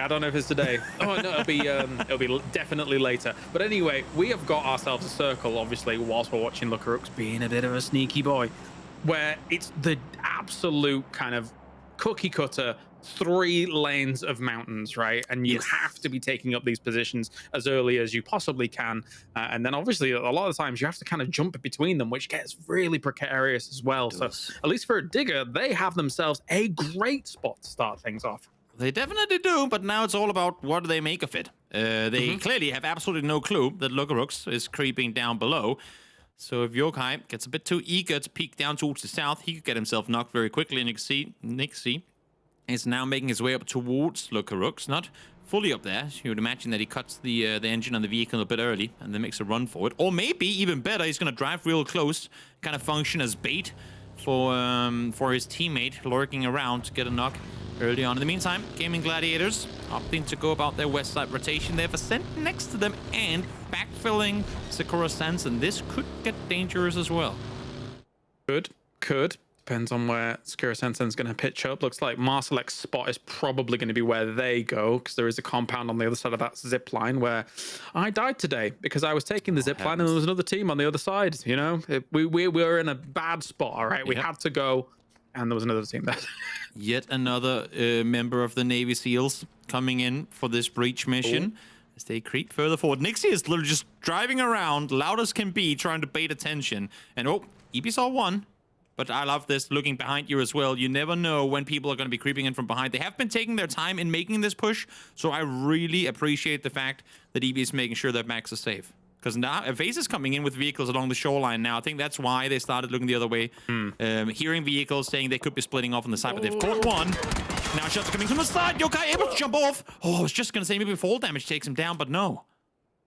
Attempt at a spray unsuccessful from AB. That means he's going to have to relocate because they know that it's on the prowl. That being said, the MP5 will finish off the first member of Digger, and they are disjointed, especially with the fact that Beanie is also now there as well. So strength in numbers here for Virtus Pro. They can continue to kind of sweep up this area and take it for themselves. And again, I mean, lovely approach on their part too. They came down here early. They were smart about understanding the value of sending Lookarooks practically right as they landed and that circle popped. They insta-sent a member of the team far towards the west side. Issue is now they're infiltrating an enemy compound, and Krafton has yet to be seen. And because of this, EB caught alone. That's an instant flush. And already now, I'm at a point where I don't know if this was worth it anymore. Yeah, the straight flushes, once you go for a flush as well, obviously the other team's going to try and kind of shut you down. So it's only King and DJXN down towards miles away is DGXN. So yeah, it's not the best of situations for either of them. And VP getting the better trade is okay, but losing one does not bode well for the later stages. And that's the thing, right? Because if this next circle hard shifts north, all of a sudden you're playing 3 people into a rotation, you're moving out of your compound, which is no value anymore. And just like that, the loss of a player early becomes kind of forfeit, or well, not pointless is saying like too much, because obviously did get the compound, but I think until you've cleared the whole thing, you would run around with 2 together, like all the way through. It's a bold spot to hold the angle on for a long time. I mean, he's not really open to any other angles, so he can stay here for a while, but Virtus Pro moving down this way, I think will take a little while longer, right? Circle's going to have to close before they even want to try and make a choice about where they're going to move. They want to weigh up their options. For sure, you're not going to see them going anywhere until they know this circle, or this compound is not inside the circle any longer. They're going to be chilling for the time being. In the meantime, teams coming in on the northern side. It's really just Mythov that has yet to make their rotation. I mean, I say that, but then we have one of the Bushido players out towards Porto Paraíso. He's at least he got back on the server, so there's that. But he has a bit of a journey ahead of him because his entire team is in Val del Mar. Yeah, I was concerned for Bushido because obviously the 3 of their players were the other side of the map, and Celtics is now, as you say, back in. So at least he's back in. True. So maybe they can try and get him over there as time goes on. Maybe he's going for the long play. Maybe he's going for an emergency pickup and he'll join that way. You know what? We've seen Bloomy do things, and because of that, you love Bloomy. I mean, he can just chill in the blue until phase 7. We'll see. We'll see when he joins in. In the meantime, as we just saw here, Beamy, the man of, and Nixie clearing this building together. Love to see it. Very quickly to learn from their mistakes, as shots are now being fired from after ult. I'm not sure where that's towards. I think it's down towards face inside. I was thinking maybe it was going to be over here at Kenneth's been seen, but not quite so. But they're still trying to clear out, expecting there to be more people here. King's being a bit more proactive, moved away from that angle. It is going to be able to peek up on him and go straight for the flush on Beamy. This is a bit of a catastrophe here for Virtus Pro. I mean, they come into games and yes, okay, you get 2 kills. Oh my, he got Nixie as well. If he gets a 3-piece here, that is unbelievable. Down to low HP now. Circle has them on the edge. Could still be playable though, but they're on the other side of the building. With the Nux coming in, I'm looking at after all. They're opting to wrap around this. I thought this might just be a good opportunity for them to try and push forward, but of course they don't know exactly what they're getting themselves into here. King, there's no point in not trying to make a play. You have no util, you know they're all prone on the backside of the building. Try and see if you can do something. No first aids either to get that quick heal on up. Peeks around, not able to see them because of the smoke. I agree, there's no point not to make a play, but I do think he's missed his window. It was just a little too slow on the approach. That being said though, DJXN is on his way, just driving on up. So Virtus Pro hears this. They know that there's going to be another player coming along to join the fray. They know they only took down 2 of their players. Goes for the spray here. Does Lookarooks on this right-hand side. Does drive on away. So this breach could still continue on, whilst Virtus Pro is kind of stuck in the middle of this compound. The re-breach. It's call an ambulance, but not for me, is what Diga is saying as they're trying to reclaim what was once theirs. And Lucarux, currently isolated inside the warehouse, has himself a 1v1 here. Whoever comes out victorious will get a good off angle for their respective teammates in trying to take out the opponents. Oh, I think you just saw him. He did. Must have. Yep, he did. They saw each other. Oh, nice double headshot, Lucarux. He's going to get a second one. Yeah, as There well. you go. Perfect stuff. Lucarux with 4. Lucarux takes out the whole squad in the end. Solid. It was looking scary there for a second, but nice reset. Nice job being able to keep 3 up. But now is when you can wait. Okay, we get 4 kills. We get the compound as well. All of a sudden, the 1 player loss seems worth it in the end. Does make you think. I mean, there's probably options for Digger Esports in that position, right? Like they went for the sneaky strat with King. However, they could have potentially had DGXN kind of rendezvous with him a little earlier. That would have obviously alerted if he was going to go by car. Maybe you walk up the hill, but then you might be exposed to some of the other teams around you. So it's difficult for them in that situation to make the clear choice between the two. Definitely. A lot for them to go back and look into. Maybe not right now, as we mentioned earlier, this is the last Miramar game of the day, so you wouldn't expect to see this exact situation replicated in the games to come. But having said that, looking now over towards the west, Ascent, After All, and half of FaZe are sharing Val Del Mar. And for now, I mean, they can kind of just chill, but we'll see for how much longer that gets to be the case. I mean, it's a good point that you bring up, though, because sharing Valdemar in a circle like this, if you're a team in Valdemar right now, you have to have a plan. And what is that plan going to be? Because how often do we actually get Valdemar circles? Almost never, because of the river and how things work out, right? But how often do we get the hills north of it? Very, very Always. often. So yeah, exactly. So what are their transitions? How are they going to transition? I think already you can see, maybe if you're watching the map, like Brexco being as far west as he is thinking about options, right? Like not just being stuck in Valdemar, which could easily become shooting fish in a barrel for some of the teams on the high ground. I must say, while we were taking a look at BB team here, down towards the south, we have Celtic slowly swimming into a shark-infested sea. And I feel really bad for him because he's been rotating first in DCs, now he's been rotating for the remainder of the game, and he's in between the entirety of Krif with the circle centering up on Val Del Mar. Okay, so we do get to go in the vicinity, and these next circles should shift pretty hard north. But let's see Celtic here. Can he somehow get out of here alive? Does he turn around? I like it. Get out of there. Nope. Nope. He's going forward. So you're just going to blast through. Good luck. Have fun, my man. Yeah, okay. Don's going to try and defend here for Balkan Eagles. This Eternal Fire is going to try and breach on this position. Crossback has no cover, but he actually gets the trade anyway. Jeez Louise. Did Dunn forget to reload when they first drove in? Because he was down to real low ammo. I mean, before they had even parked their cars. I'm not sure what had happened there. But mistakes punished. They get themselves a place to go. And once again, Yeppa, they were the ones to pull off the double E pickup in the previous game. Seemed like they want to go for yet another one here, but where do you go? Do you prone on top of the bridge? Do you send it straight into the city? I'm not sure. We'll see what they have in store. We need a Yeppa emergency pickup counter for this qualifier, for this stage. But we're at 3 already, and shots are coming in from Ferris on the distance trying to hit them whilst they're getting emergency picked up. That's lovely. Can we just call them Yeppathon 5? Is that their new team name? Whoa, no. T5 like this. That's the great spray. He had the right trajectory. Couldn't quite find it in the end. Though I might have spoken too soon. Nah, not gonna happen. Forge will live with low HP.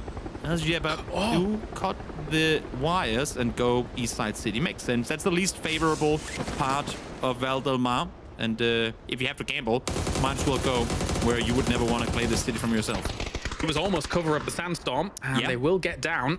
So after all, I've just taken up residence here and 3 for 3. Yeah, not too bad at all. Also, as of note, weird that there is a world where after we talk about no Valdemar circles ever happening, there is a chance. So I'm excited. True, same. The rarity that is circles we aren't used to seeing these days is amazing. But of course, it's a new year for PUBG Esports. Maybe the algorithms and all the gods and deities that have created what circles we get to see are giving us some new stuff this year. Also, once again, I mean, we talk about the Yeppa rotation being kind of YOLO in the terms of the E-pickup. That's the one part of the city they could actually see from where they were before. And they saw no vehicles there. They saw no movement. That's why they committed to that position. Again, great scout and approach to follow. Well, for now. State. Yeah, we're going to have to get him up somehow. Nah, he's not getting up. Oh, yeah, he's near the blue. Yeah, it's going to be tough, especially with the transition back. There's no way. So it's a two-man for Na'Vi to get things going. They know that there are threats looming around them, as I think Beamy was actually on the side of that building, right? So you could technically see him. He down. Was looking north. That's the one thing you can't do. It's the danger of being that guy that plays from behind is you have to apply pressure, but you also cannot get knocked, then you're on your own. Well, this was the most predictable circle of all time for our North Shift. And, well, FaZe, once again, just going to be in a brilliant setup here. How long can they hold this 2-2 split for? It's the trick of PUBG, right? Competitive. If you can hold big 2-2 splits for as long as possible, generally that will yield better point earnings later on down the line in lobbies like this, as long as you're good at shooting and things like that. So let's see how long they can hold this for. Droning down. I mean, Nixie's taking his time here. I thought he was going to instantly go for him, but no. 10 shots still left to work with. He even had himself prone now. That's going to allow for the smoke to get bloomed, for him to try and reset. Nixie caught on the edge here. We'll try and pop some tires so Agatari doesn't have an easy rotation to make, but they wanted to buy time for Lukarooks to get back up alive, and maybe, despite taking his time, Nixie has done exactly that. Maybe. Looking over towards those smokes still. Really causing a lot of delays for Na'Vi, and that is a perfect play to do. Exactly. That being said, can't stay here for too long. Honestly, I'll take back what I just said. I don't think Nixie's plan was able to get the knock. I mean, if you get it, sure, that's great. But in this case, it was more allow for Beamy to wrap around and allow to get the res up on Lukarooks, and that was well executed there. In the meantime, now claiming Gladiators up against the myth of the two teams coming in late on the northern side, fighting for Hill that's already outside next circle. The Mythov is very spread at the moment, so I don't think they're really fully committing to this fight. Justice is actually shooting from a distance against this, but Gladiators is going to be able to shut a lot of this down. Dante is fallen, though, and you really need to get him up. He is close to the blue edge, so maybe? Yeah, he could stay put. Stay put for a little while at least. So the remaining players try to make their way through. Here comes Kreft. They've been chilling on the south side island for a while, but now they have to send it across. One is out of the vehicle. Dak rolled down to low HP as well. Here they come straight into the two-man split of FaZe. That might actually be the one place you'd want to go, but no, they go straight past. Where are they stopping? I don't know where they're going to go, and I think they don't know either. I think they're just hoping for a Hail Mary here, because there was no other options for them to really go for. Correct, even checking the sky as well, actually, during that. And they get a compound. I mean, you know what? Done it. It's a terrible... Oh, correct. You had to, didn't you? I was going to say, it's a terrible situation, but given the rotation they had to make, they keep 3 alive, albeit very split, and they are safe? Question mark? I'm not sure. I mean, I would kind of call worth in that rotation. Considering that they were almost dead to rights coming over this bridge, there is no utility now called bridge smoke where the entire bridge gets smoked off and you're okay. That doesn't exist yet. So until then, they did all right for themselves. They did. They made it across, regardless of how pretty or not it was. They are alive, -1. As now, Circle pushing out the west side edge of Valdemar will swing towards the west, so Eternal Fire, highly doubtful that they'll be utilizing this E-pickup. Oh no, it's already gone. That was much. Yeah. That's why Curexy was looking into the sky earlier. He was like keeping an eye on everything that was going on, and wisely so. So yeah, for sure, Eternal Fire is going to be very happy with this. FaZe is now going to rendezvous together, as you can see, because they realize that a 2-2 for now is just going to be no longer viable. There's going to be too many teams coming off of the hillsides to try and wrestle away that compound, if anything. And I like the fact that, as you're saying, committing to the south side rather than the north side, because A, it's that much easier driving fast downhill and accelerating fast downhill than it is uphill, and B, as you can see now, teams are already up there. It's so hard to defend the top side compound, where on the bottom side, no one's really going to push it from above. In the meantime, teams can push it on the other side. Speaking thereof, the compound that they left, both BB Team Virtus Pro eyeing it instantly after. EB went down earlier. We'll see if VP can hold this off as 3. Looks like it's going to work out here. Big sprays coming in from Beamy on that high side as well. A doozy goes down. That is not going to be brilliant. And the nade will finish them all off. BB Team goes down, but they blindly sent it to this compound. They didn't really not have much information at all. Whereas Virtus Pro, as soon as they saw FaZe moving from their compound, they were like, okay, this is ours. We have an opportunity here. That's the beauty of PUBG. It's a game of 30-some minutes, but sometimes it's the 1 to 2 second decisions that make the big difference. BB could have beat VP to the compound, but a little too slow on the trigger. And now's VP in and stay alive as 2. Oh, that's a vehicle. Just chilling across the street. Well, Krafton have come back all this way here. They have a FAMAS in hand. That's some strong arsenal available to them, but still, I think they're not entirely aware of how many teams are in Valdemar still, and that's going to really hurt. You reach a point in these games where you go, there's going to be a team in every building, guys. Just take that for granted. That way, we'll play to the best of our ability. In the meantime, now Dante trying to dodge and weave down the hillside. Not going to happen. He-Man spots him from afar. As everyone is trying to claim points, and it's going to be Metabay able to get himself a freebie off the hillside. We'll take it. We will take freebies wherever we can. You can see here, to take a look a little bit more over Valdemar. After all, has found themselves another great spot to work with for the moment. Eventually, they're going to have to start crossing roads, and that'll be a problem. MK14 in the hands of Marsalek, as if the loud man couldn't have a loud enough gun to get things going. But somehow they're still alive down in this road when they had to send it. I'm impressed. Yeah, maybe. Oh, he's down. Take out Marsalek. I was just going to say how to get cursed. As nades rain on in. Look at that. The carnage that follows. Fortunately, despite lobbing a whopping 8 nades in, they don't really do any damage. And Mika is getting to crawl off. That vehicle not gonna hit him. Looked scary for a second, though. Yeah, I did open my big mouth, but I mean, I expected that ravaging to happen much earlier. That is a big shift south and really favoring those teams coming out of Valdemar way. Normally, it would be treacherous to come out of Valdemar in a circle like that. So it's brilliant for them. Let's see if they can convert with it. Any back-to-back FaZe fans in the chat? We'll see how they react to the circle shift, because I'm sure that if you are to weigh your options and see whether you pick the right spot in the previous circle shift phase, are pretty happy they opted to go south rather than north, as VP continuing to try and apply pressure despite only being 2 players up, getting a lot of at least damage in towards that west side of the circle. I was just looking at all my screens, thinking to myself, doesn't it feel good to be back for 2025? Oh, yes, it does. We have got competition back, baby, here for PEC. And this is only the 2nd game out of 8 days of gameplay for our tournament to see who qualifies through to PGS.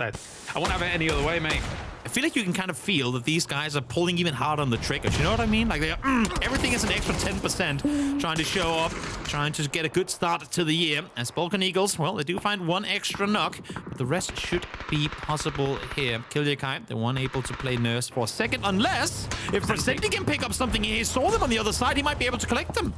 He's been the clutch factor for Win or Die in the past and some of these tournaments as well. So let's see if he can do it once again up against Stend. That found themselves on the very edge of this. Presenti, though, very low on health. Nades did run forwards to try and deal with this. Spraying wildly through these smokes here to do something. Cars fly past in a cinematic atmosphere to keep this going. But Presenti is still up and alive. Yeah, for now, but those nades are getting ever so much closer. That tree was only going to grant you cover from so many angles. And now Jeppe again. Esports connoisseurs trying to make their way through the east side of the city. It's only really, I mean, after all, they have to deal with for now. That would allow them a better set of space on that east side of the city for themselves. But they don't have to make this push.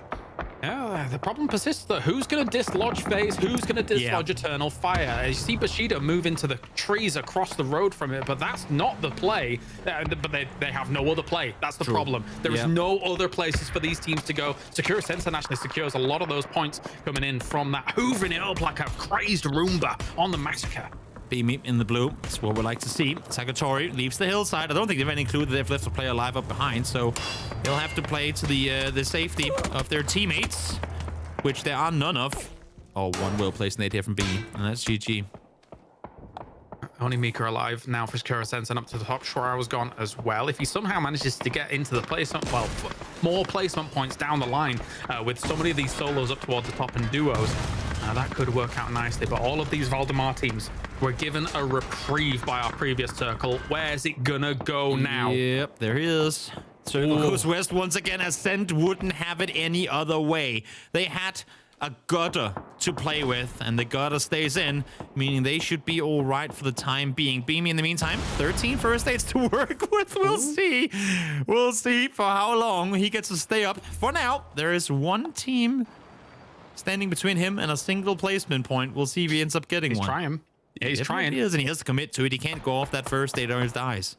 No, and they know he's back there as well, so that's slowing a lot down from all of this. Mika's But I like 1 Eternal HP. Fire moving out as well from their compound. They realize that they have a confident position now that all of that high ground has been eliminated from that north side of the circle, so they can flex out to try and soak up some of these kills that are lingering on the backside of that northern position. Let's see here. I feel like this is a once the fuse is lit, it goes kaboom and 4 teams get eliminated within 10 seconds. So observers, 100%. viewers, Yep. be ready. Here comes the smokes. The push is, I mean, it's gonna have to follow any moment now. Hibako with the big gun in hand is just gonna have to keep down left click and hope that he hits everything through these smokes. I love that he has the M249 for it because it's going to get crazy. So just keep spraying through the smoke, keep spraying. Sakura Sensen's gone, Marco cleans that up. Here we go. As they move on through, they've got a few nades in hand. They're going to be trying to throw those forwards. Pokemon finds the first one, but no, he goes down to Odin to start things off. Rhino Lock on the right-hand side here, but Clint will clean up a lot of it with the Org as well, as Yeppa is falling on the backside of this. The blue zone will clean that up too, and it looks like it's all going to rest on Hibako Schultz, the M249. But will it go down? I don't think so, as unfortunately on the other side, Virtus Pro is gone, and Klim finds Forge. They've gone too as Yeppa. But it's Kreft trying to push up from the backside, now doing all the damage. I loved how Afterall played into this. They said, Yeppa, we'll give you the smokes, but we're going to shoot at you from both sides. In the meantime, Kreft, perfect timing on trying to set up an ambush from the west side on this one. Klim does get to stay alive, with Sobi and Dacquil forced to leave for the time being. But honestly, I mean, with how Afterall played this, given that they knew they were in between 2 teams, couldn't have executed it any better. And, just exactly able to get that res up too. I mean, you were totally on the money. Like, that was like throwing a stink bomb into a room and then closing it at a party. That was ridiculous. Like, the absolute chaos and pandemonium for a moment. And for Kreffer, they could capitalize on this. There's only Pokemon die left up. They're going to steal away one. Suppy, that's a good point for him. Try and get this going. For Kreffer, this is the 8-point game guaranteed. Given that they were sat on the other side of the bridge with 5 teams inside Val Del Mar proper, now they're in top 5. It goes to show, never give up, guys. There's always a wild rotation keeping you away from potential double-digit games. Virtus Pro had 10 kills in this game as well. That's a great start for them. At the same time, when you kind of take stock of this game, I think for FaZe, as much as it's been in this compound for a long time, they're thinking to themselves, okay, how do we deal with Eternal Fire? Because Eternal Fire might end up having some of these better lines of sights as time goes on with a circle like this. It really depends on how much they flex out and how much they can potentially get rid of Chris. If you have to get rid of Ascend on that bottom corner to really kind of shut down that spot. Exactly. Good thing is, for Eternal Fire, the circle's going to do the majority of that work for them. So now it becomes a kind of a waiting game. Who moves first? Do you dare to go into the better position with a chance of getting taken out while trying to do so? Or do you allow for your teammate, or do you allow for your opponents to push first, knowing that you can then lean back and take shots at them? But if they get to the good position before you, you're in trouble. And that shot right there, it's going to have Kreft think twice about trying to make that rotation again. Curex has come into 2025 angry. He had a blinder of a game prior, and he's having a blinder of a game now. Number 1 on damage this game so far. It's Chris. They've set up smokes. They know that Kreft's here as well to Ascend.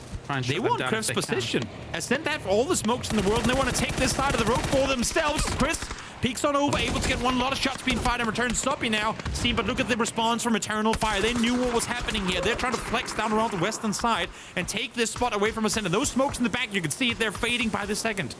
Yeah, they had to wait for that Keep to moving. actually all go off and kill Yakai. Will he be able to do anything against Suppy? He knows where he is.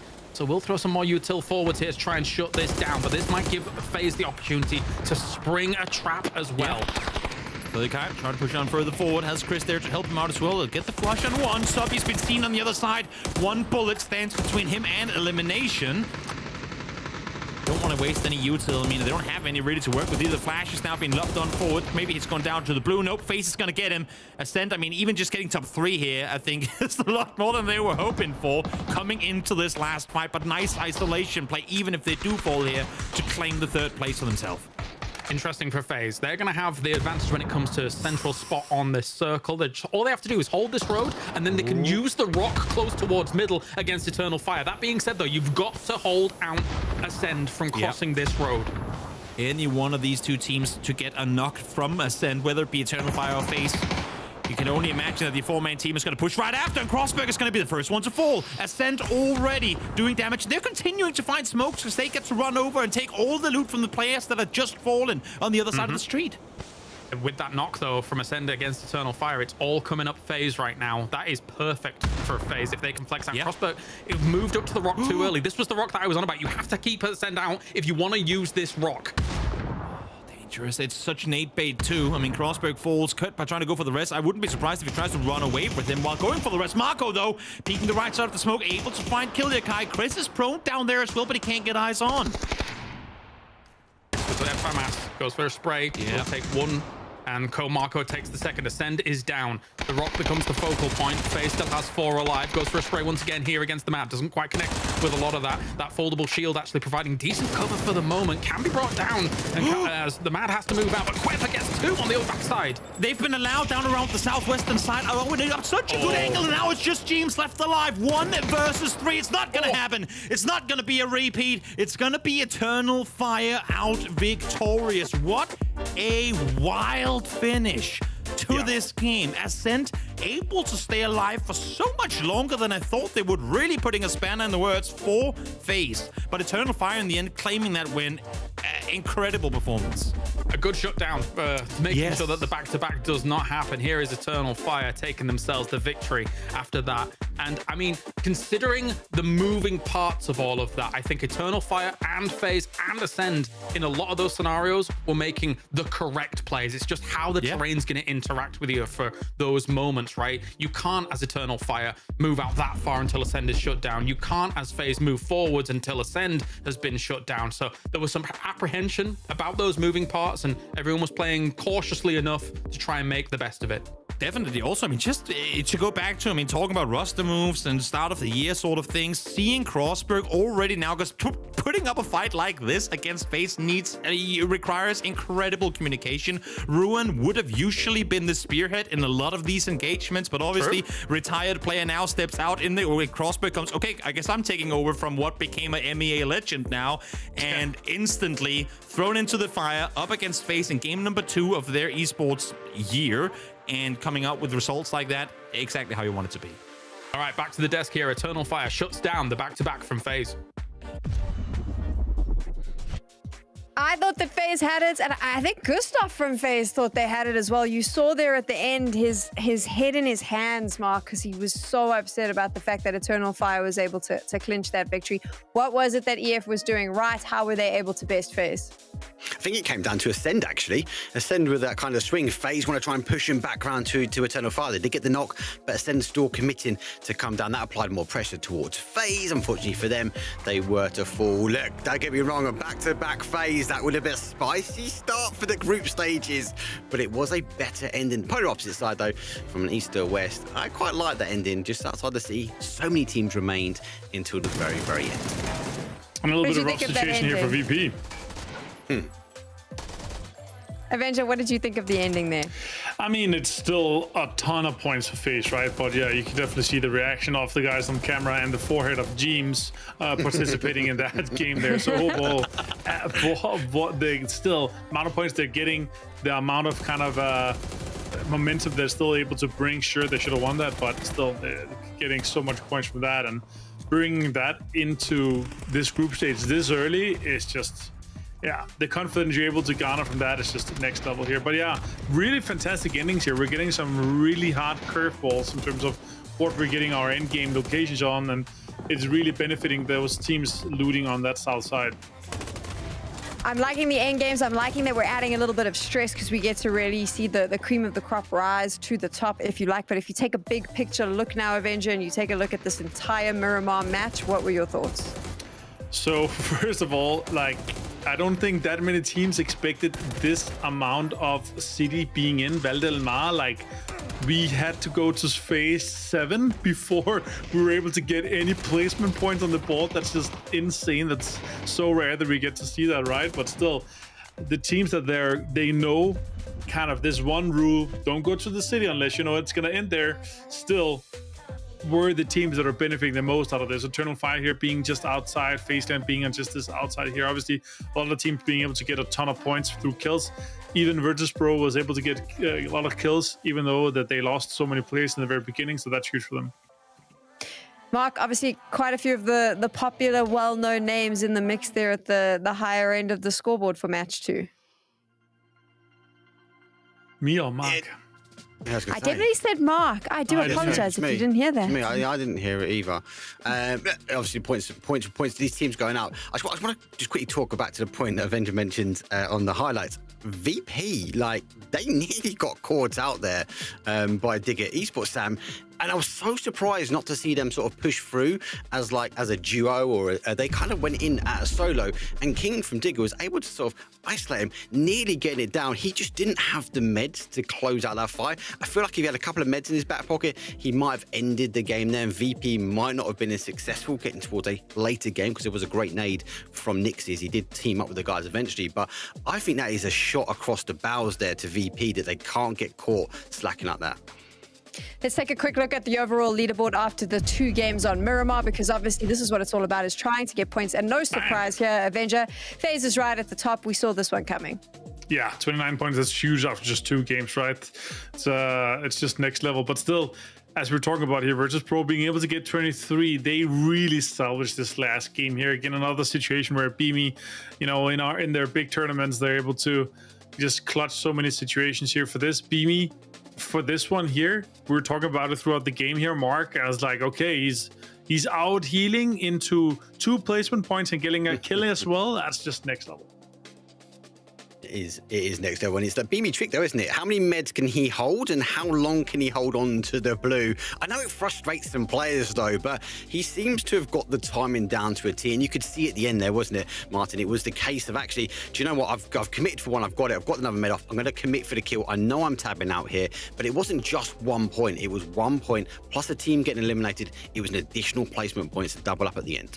Yeah, don't blame the player, blame the game, right? He's just playing exactly how you're supposed to. Okay, so 2 matches are down. There's still 4 more to go just today. We have 2 more days of competition, so that leaderboard has a chance to change considerably as time goes on. But now it is time to take over, Avenger. Do you expect different names up at the top of the leaderboard? Well, so one big surprise is obviously BP team not being able to really pop off yet. But as we said before here, we have these circles on Miramar, southeast, southwest. It's just extremely difficult to play out here. Once we get to our special maps in terms of Tego and Rondo, it is a little bit harder to stay consistent, but that could be the change up that BB team really needs, right? Because if you have had this bad 2 games, they've gotten 2 points in 2 games, right? That is the change. That is the kind of mentality shift that you can get from saying, okay, guys, new map, let's turn on.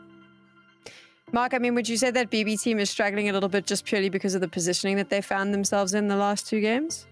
Yeah, I think they've been PUBG zoned out. They've had to full send into areas they didn't quite know. Obviously, the zones southeast, there's a lot of water in. Obviously, on the southwest, we had loads of unplayable terrain, and we did, especially in that second game, Sam. It was like a full send down the hill and pray that they could find something. I hope they can claw back. We know they can. That the team, obviously, with the new addition, they're a really strong unit and have the ability we spoke about before, resetting. So I think they will just write off those first 2 games. I think they're going to try and take the wild card games now and go, actually, we need to maximize points now in these next couple of games. I mean, this was always a tough question because we're on our fun maps, Avenger, but who is the favorite, do you think, to sponge up all the points on Tego? So, I mean, it's hard, right? Because you have Tego is not as predictable as Rondo in this current patch and how we're playing with the settings, but still, it is pretty predictable because of the amount of water that we have in the center of the map, right? So these teams that are looting kind of central usually get kind of the better end, but still, we sometimes just get these absolute crazy shifts, so it's really hard to say, but staying as consistent as they have here, FaZe has been in really good spots multiple times, even though they don't have the highest priority for it, so I'm really excited to see what they're able to do from this one here. You're excited to see what they can do. We all are as we jump into the game, Mark. So walk me through what you're expecting as we start. Not a very north flight path, I can tell you that. It's northwest down towards sort of a northeast, give or take. It's pushing towards that east side. But Martin's right, and it's definitely something we need to elaborate on. The teams that go centre, and I know this flight path doesn't help it, Martin, right? But FaZe, they normally go for Bucksand. They need to find a new home here. Sakura Sensen will be Palace. VP will try and get towards that fishing camp. Can they make it on this flight path? No. They're going to have to go for ults now, which means we're going to be fighting for those spawn cars. We're going to be fighting for spots we're not quite used to all the time. Any shipyard looters here, I guess. Balkan Eagles maybe going. Looks like it. A little bit rough. But yeah, Northern here. This circle here, I mean, I'd be surprised if we don't have a Go Dog or Northwest small island ending here for this case. But yeah, it's going to be crazy to see this first circle here. A little bit of contest as you talk about, Mark. Still, as FaZe, they can still stretch a little bit, get those cars on the road and get into Buxan. So I'm excited to see that there. VP being able to get a little bit further south, but this is such a rough plane to begin things on, and you're only playing this map once, Mark. So yeah, this first circle is going to be crazy. Yeah, and you can see that TMO normally go a lot higher than that. They normally play all the way towards the northeast, and that there is a horrible shift there down to the southeast. Huge amounts of unplayable. That red line is the cutoff point. There is no go there. But look who it favors again, Martin. FaZe are going to be happy. They're going to get those cars rotate down to Buxang and then potentially go on. Ohang is actually normally win or die, so they might even also get the cars and take the early rotation. I wouldn't be too surprised, mate, to see a lot of E pickups. They've got to rotate in somehow, and that zone is horrible if you jumped early. Just two teams, full teams inside the circle here. Insane priority for these two teams. So there's like 2 or 3 really good compounds. And I mean, if you're FaZe, you're like, okay, guys, we're the teams that are furthest south. Let's already go into those locations. Some of this is here, and some of it is kind of further south. There's like 2 or 3 compounds that we've seen a lot of endings on. So yeah, let's see if it's going to end there, or let's see if FaZe is going to clash into win or die here. Take it over, boys. Topian kill. Thank you very much, lads. Great insights, as always, as we get into what could be one of the harshest circles and from playing path that we've seen in a long time for Taego. This one is rough. It had to touch the playing path, and it just barely did. Yep, on the very, very tippity top. That's all you get as Layers now trying to take out Correxy mid-rotation. FaZe and Win or Die. I mean, we heard it from the desk as they broke down the beginning of this game, saying that these two teams are the ones with the circle to play for, and what better than have those two teams be pretty much the only ones to fight, as they are, of course, well aware that there's a lot of real estate available down here in the south side. Wow. Bushido is already employing an emergency pickup here. I think they understand the severity of a circle like this, and I can appreciate it as well. I like what you're saying, though, about the FaZe and win or die situation, but it's weird, right? Because if the circle wasn't as harsh, if the playing path was more favorable to a circle like this, they may have had weapons to get this conflict already going, but because they both had to move down as quickly as possible to a spot like this, nobody's really working with anything. No, I mean, you skip Buxansa, and let alone that, I mean, which is usually the loot magnet, is a good tell that there was more important center real estate to be fought for. As we said, Bushido, early on in their E-pickup, Sakura Stanson setting up one here as well, trying to get a piece of that circle center pie. Yeah. Don't mind it at all, considering how everything is laid out for this game in particular. Yepa is reinforcing up the north as well, as Dante is taking a few shots here from Kings. Has to scoot away as quickly as he can. Yes, he's out of line of sight. He is fine. Did take some damage, of course. But Yepa and Balkan Eagles might be in conflict very soon as well. Definitely. Gaming Gladiators turning around, realizing that they got beat to the bridge. Might as well go back north. They're going to see Sakura Stanson fly up high in a second, maybe. They will, as Levante tries to scout forward. Yeah, they see the E-pick-up now, or at least they see the zip line. Oh, maybe they can time this right. Maybe they can get there just before they get picked up. Now they're going to fly up now. Never mind. It's too late. Yeah. But at least that's the rotation path for them, seeing as the Paradise team would have... Oh, sorry, Palace team would have left. You saw from Levante an 8x MK12 actually gave him a decent view of it, but they're moving so fast. It is difficult to hit those shots. So not even going to go for it, realizing they can just come in behind them. And seeing when you're an edge team like this coming in from so far away from a circle like that, when you see multiple emergency pickups this early, get rocks, goes for some sprays, not bad on the map. I'll get back to my point in a moment here because this trade is important as the winners from the previous game, Code Marco, shuts down Hello My Bad. Oh, commits to it anyway. 13 health, but goes for the Rapig. I do not think Gedrox was ready for that. He thought we got him low enough, he's going to sit back and heal or try and reposition, but goes for the aggro peak anyway and gets the 2-piece. Great aggressive play there from Eternal Fire. Got to agree. Brilliant stuff. So that'll be shut down for the moment. I don't think Presenti and Leash will be able to do much about that, so they're going to go elsewhere. What I was saying about those edge teams coming in behind emergency pickups is it actually says to you, okay, well, if people are emergency picking up from that early in a game, chances are they're probably going to go either opposite side of the circle or towards a central position, which means that you are likely to have more entry points into a western side of a circle like this. So for a team like Gladiators, they're like, yeah, this is brilliant. We're gonna have more room to work with. Yeah, not gonna complain about that whatsoever. Here comes one of the pickups though.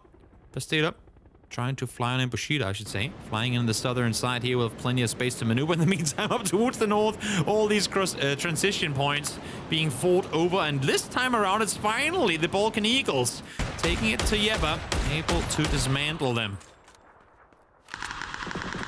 Kirexi again, just shot after shot after shot. He has come in on fire today as Kirexi.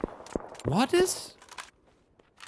Are they just... I guess the Coruscants just thought, well, we go early. I mean, obviously they wouldn't be aware that FaZe was down here already, but that is a brave commit at 6.5 minutes in to a circle center city to try and claim that, especially given how the plane pass was this far north.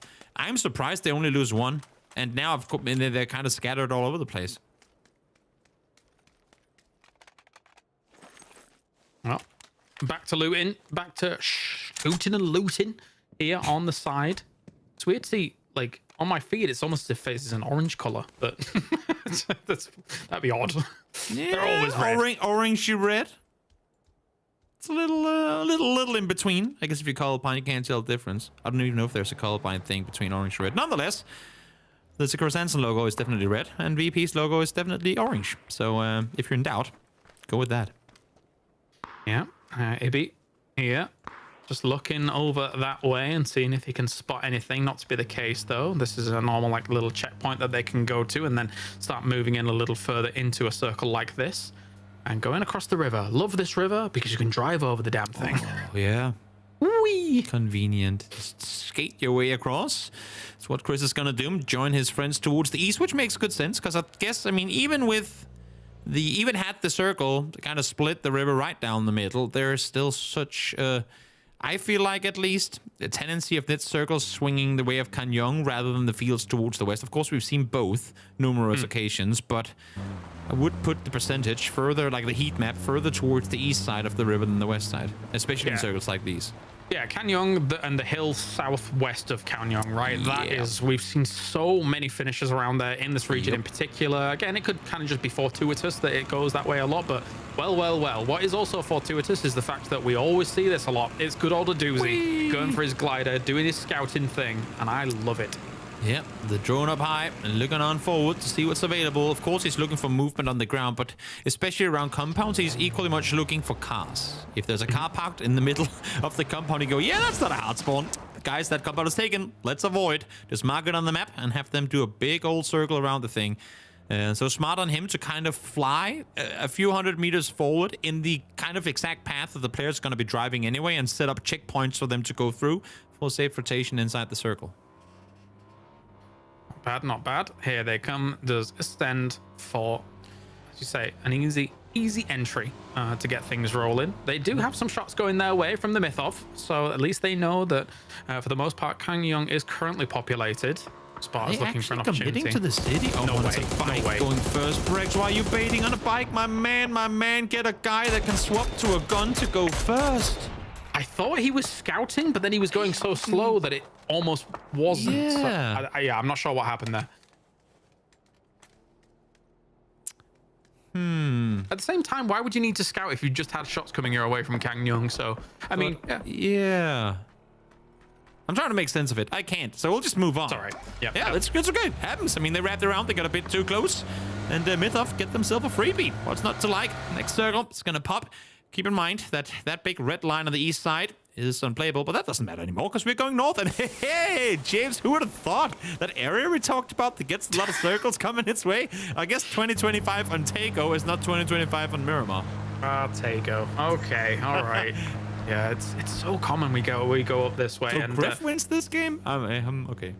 That has been a good position in the past for a circle like this for sure. I think also been Navi's hard trying to to get take off a that lot of hill. spot on the east. Sorry, on the west. Sorry. What were you saying? No, sorry, I'm just saying it's also going to be hard to get off that hill because, as you can see now, all these teams, of course, knowing how many circles tend to go in these directions, are eyeing that exact position for themselves. Yeah, it's too strong. Too strong. So Navi's going to sit on the west side of the river for the moment, but it looks like they are going to commit 2 members across the river, but Balkan Eagles might be looking to crash that spot eventually. So hopefully those western positions can provide some covering fire as Pains is locked against Eternal Fire. I'm not sure if there was some indecisiveness from Ascent in terms of do we engage or do we not, because Pains lets 2 cars drive past, and then, I don't know if it's Kiliak or Chris, but they start shooting. Had he started shooting, oh, that branch. Toxic branch. Clearly not an Ascent fan. But I think he would have had a good shot earlier had they opted to engage once they heard the vehicles, but caught by surprise. At least Pains able with the second nade to lob that further into range, able to get 1 knock, but Crossberg now, new play on the roster, trying to get a good off angle, but Pains already got eyes on. I can only agree. You know, if a tree's been there for 10s, maybe even 100 years, is there in your way? How dare it, right? You know what I mean? Like, dare you? Yeah. Stupid trees. Oh, blue zone nade. Jeez, look at Eternal Fire is really stuck here at the moment between a lot of these teams. And Ascent is committing a lot of util to try and dismantle them, which I would get in terms of locking down a position. Issue is, as you can see, their util is dwindling by the... Oh, that's 1 more hit on the same branch. Feels bad, man. There's Death sitting somewhere going, I designed that tree. But Ascent, I mean, if they want to stick around in this area for much longer, they can't be running out of util this fast. Like, 1 circle from now, when teams are getting up here, they're going to need... Nade forwards, Klim finishes it off. Crossbow goes down. Another flash in for good measure. That's an interesting flash considering a nade was in there. You know what? Again, speaking of PUBG PTSD, you can never be too much. You can never be too sure how much that nade is gonna do. So rather safe than sorry. We've seen some moments where you're lying down and it kind of negates enough of the damage to be able to get it going. But Yep has gone down as well. No E pickups more for them this game. Why? Not gonna happen. We'll see if anyone opts to take over where they left off. An E pickup in this circle would be pretty suicidal, not gonna lie. But we've seen craze here as phase 2 starts closing on in. It's already a lobby reduced by 12 players, as there's plenty of space to the north, but with everyone swinging south so early to try and claim real estate because the plane path was so far north, there's not really a whole lot of teams to try and vie for it. It's just Dika that is, sitting around up there, chilling. You know, I love a doozy in this glider. It's fantastic. It's great information, great scouting. However, you know what I like even more? Tell me. Is the fact that he's refueled the damn thing. Of course. You know, gotta keep it going. Just stay up here for as long as you can. Get all the information as the circle does shift towards the east of them. Do you think he had one of those big AC-130s come with a little needle on the tip of it and fuel his glider for him? Like in the military, you've got to refuel mid-air. Yeah. That must have been it. You're right. In the meantime, now they have plenty of space to themselves, and what better than not only have a lot of space but also know when to give up on it. Have your cars parked in a smart location, be ready for those nimble escapes, and just like that they get to regroup now, all 4 but alive in the center compound. Smart disengage. I feel like we're stuck in Groundhog Day. I'm almost annoyed that we were like, yeah, it goes here a lot, does these circles, because it's just, we're here again. Okay, let's see who can control the high ground where Ascend is currently, which is Ascend. That's them. Good for them. Yep. And Sakura Sensen's pitching up in an interesting area. They've got to be careful about if Ascend flexes north slightly, they will be open. But just right now, it's not the case. FaZe is full pulling up on this, and again, we'll love to see it. Good disengage. Is this, though, not going to be the case? Stiga, they had all the space in the north, trying to figure out where they wanted to go. They commit to the fight here, but Gaming Gladiators are not opening the door. 2 players down already. One more on their feet on the other side, trying to stay put, but they see everything. It's just one set there. Dante swings the corner as a low HP opponent. Easy pickings. Gaming Gladiators not taking any casualties there. Was clean. We are closed for business. You are not getting in. And there was even one of those nades that we thought, well, I should have probably maybe done a little bit more, but not to be the case. Gladiators, great hold from them. Yeah, you wouldn't have it any other way. Barely any damage taken either. So should another team come pulling up right thereafter, they would have been pretty much reset. Good to go for that as well. That's exactly how you want to do it. That's a doozy. Takes a few shots. Up on high. We'll have to swing back towards the west as the anti-air system of FaZe Clan have been fully set up in the southwest. Issue is, while James is shooting at a distance, you have Bushido, the ninjas, kind of creeping up from behind. Corexi bolting. All right, well, let's see if he can continue on with some big damage coming in. James is already down there from Bushido. There's big rotations going on. BB going into the air. He knows this is probably BB, considering it's a glider right above BB. Adusi will finally get taken out, but oh wow, great shots coming through from BB. Moldog finds one instantly thereafter. Filfers finds yet another, and with VP being split as thin as they were, Nixie and EB now forced to leave the compound, which, keep in mind, was technically still inside circle to try and go out and help. I think at this point you gotta count your losses. They're split thin. Yeah. Maybe you can apply the pressure needed here, but can you get to reset? You have so many opponents around you to try and take this fight. Yeah, the full surround from VP on this Bestelosh position and BB team, but he is actually shooting some people down. But at the same time, FaZe, Gustav was moving towards this. I don't think he's getting a few shots in against Divi. This actually might be a big lifeline here for BB team as well. But it's dangerous for Gustav to push further forward because Kref is looking at them from the east side as well. You can see Gustav right now. Smokes and rock is all he's got to work with. Really wants to dislodge EB on the other side. Nixie now down as well. VP losing one player, then another. And all of a sudden now, down to just EB. Trying to get back to safety. Trying to get Nixie back up alive. But Gaming Gladiators have opted to look south. You have Balkan Eagles looking down here as well. And Na'Vi. That initial engagement drew all the eyes of the surrounding teams, and now there's just no space for them to maneuver. It was a good flex out by Gustav as well, though, to try and put the pressure on. We've seen him be a force to be reckoned with in solo engagements in previous PECs. So you can put a lot of trust in him to do something like that. Echo, Marco, a double. Will he be able to get more? He's low. No, it will be Presenti shutting him down. Wait, was that 2-in-1 spray, or was that first knock earlier? They were lined up, guys. You never peek 2 guys out of a car on the same side. That's asking for something like that to happen when you have a guy like Code Marco shooting at you. Also, I'm just waiting for that one mortar. I wish you would.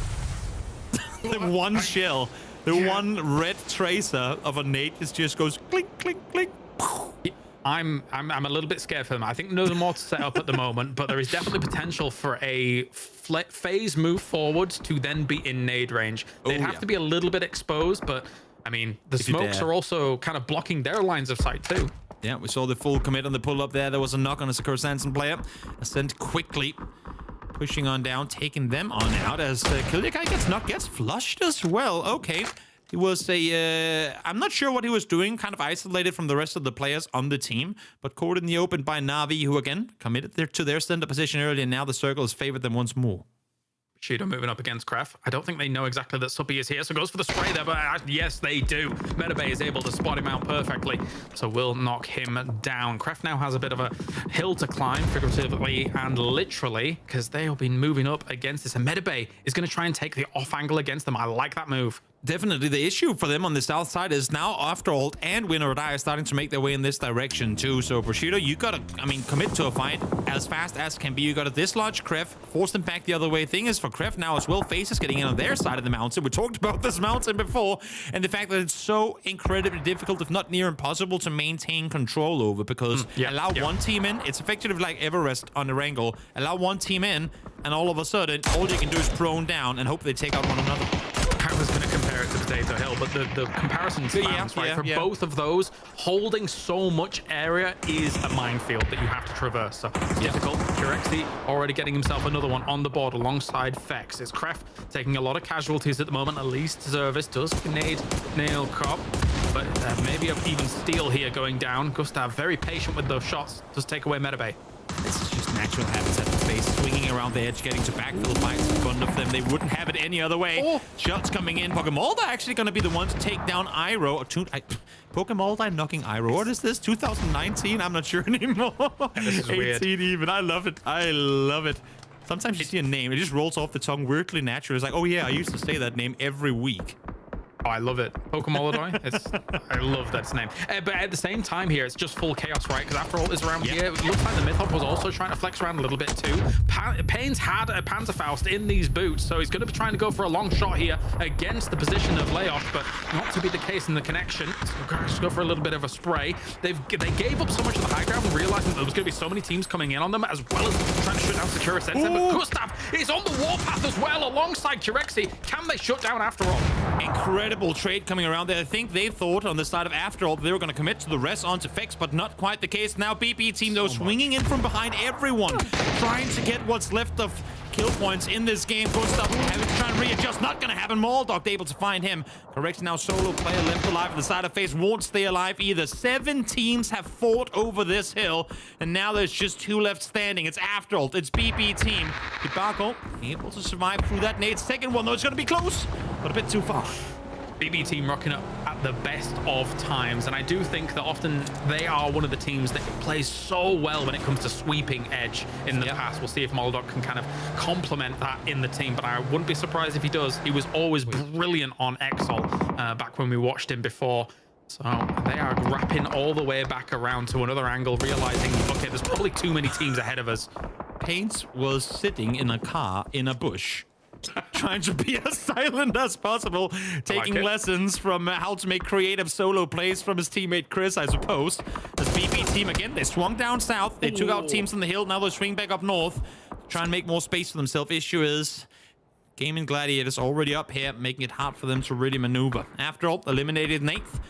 And we're down to 21 players in Phase 5. This sure has been a chaotic south side. In the meantime, I mean, for Balkan Eagles, it's not before now, really, that they've had to do anything. Yeah, it's funny because I think because of the frequency at which we get circles here on Tago, all the teams know how they want to play a circle like this. Yes. But a lot of those plans collide with one another very, very similarly. So we saw absolute carnage down towards the bottom, and now taking these spots here along the riverbank, along the riverbed, is a very consolidatory move to try and just get something out of this game when you realize, okay, maybe there will be too many teams down on that south side, down on that high ground, and maybe it's going to work out for Gladiators in the end. I mean, you have to hope so for them. If they can dislodge Molotov and Bestadog, they have quite a bit of room to maneuver, even if the circle doesn't really want them to stay down there. That entire ridge line should still be playable, because Pains ain't really going to be looking their way, and all the attention of the east side teams are going to be on one another. So as long as you can kind of stay outside of the lines of sight of Na'Vi, you should be all right to play the riverbed. Not bad. You've got to dislodge BB team if your Gladiators here, and therefore you can use that lip that is sitting just east of your position. Tries to blow up the car, trying to kill off Molodot. Molodot moves back wisely against that explosion. They see the back of this car, so they'll be going for the same tactic if they can. Dante is moving up against this and seeing if he can get that off angle. But it might cause him death here. Moldok's hitting shots. Rocks will get him though. Great bait. Dangerous one, but worked out for them. You saw it. One goes into the car. All the other guys are just eyes locked in on that rock. Any movement at all should be the kill come through, and indeed it will be. Not only do they get the kill, now they get Dante into a really good off-angle position at best of luck. I mean, you got 3 H. Might as well use one of those on yourself, because I do not see how he gets out of there alive. It's a tough situation though, because if you do get rid of BB team, you sure as anything hope you've still got smoke to eventually make a cross towards where Na'Vi is. So they've got to be very frugal about their usage of their utility coming up. As we go to the mid of, they are still doing well for this. They had Kang Young for so long. They're trying to deal with Balkan Eagles, who came all the way from Shipyard to this north position and have felt relatively uncontested in the north of all things for a circle like this. It's almost as if 14 of the 16 teams were on the south side of the circle for at one point. It's been a good time up there. Nice early nade. Needix, though, needed a little more mustard than that one. Second one's going to come through. We'll get him with it.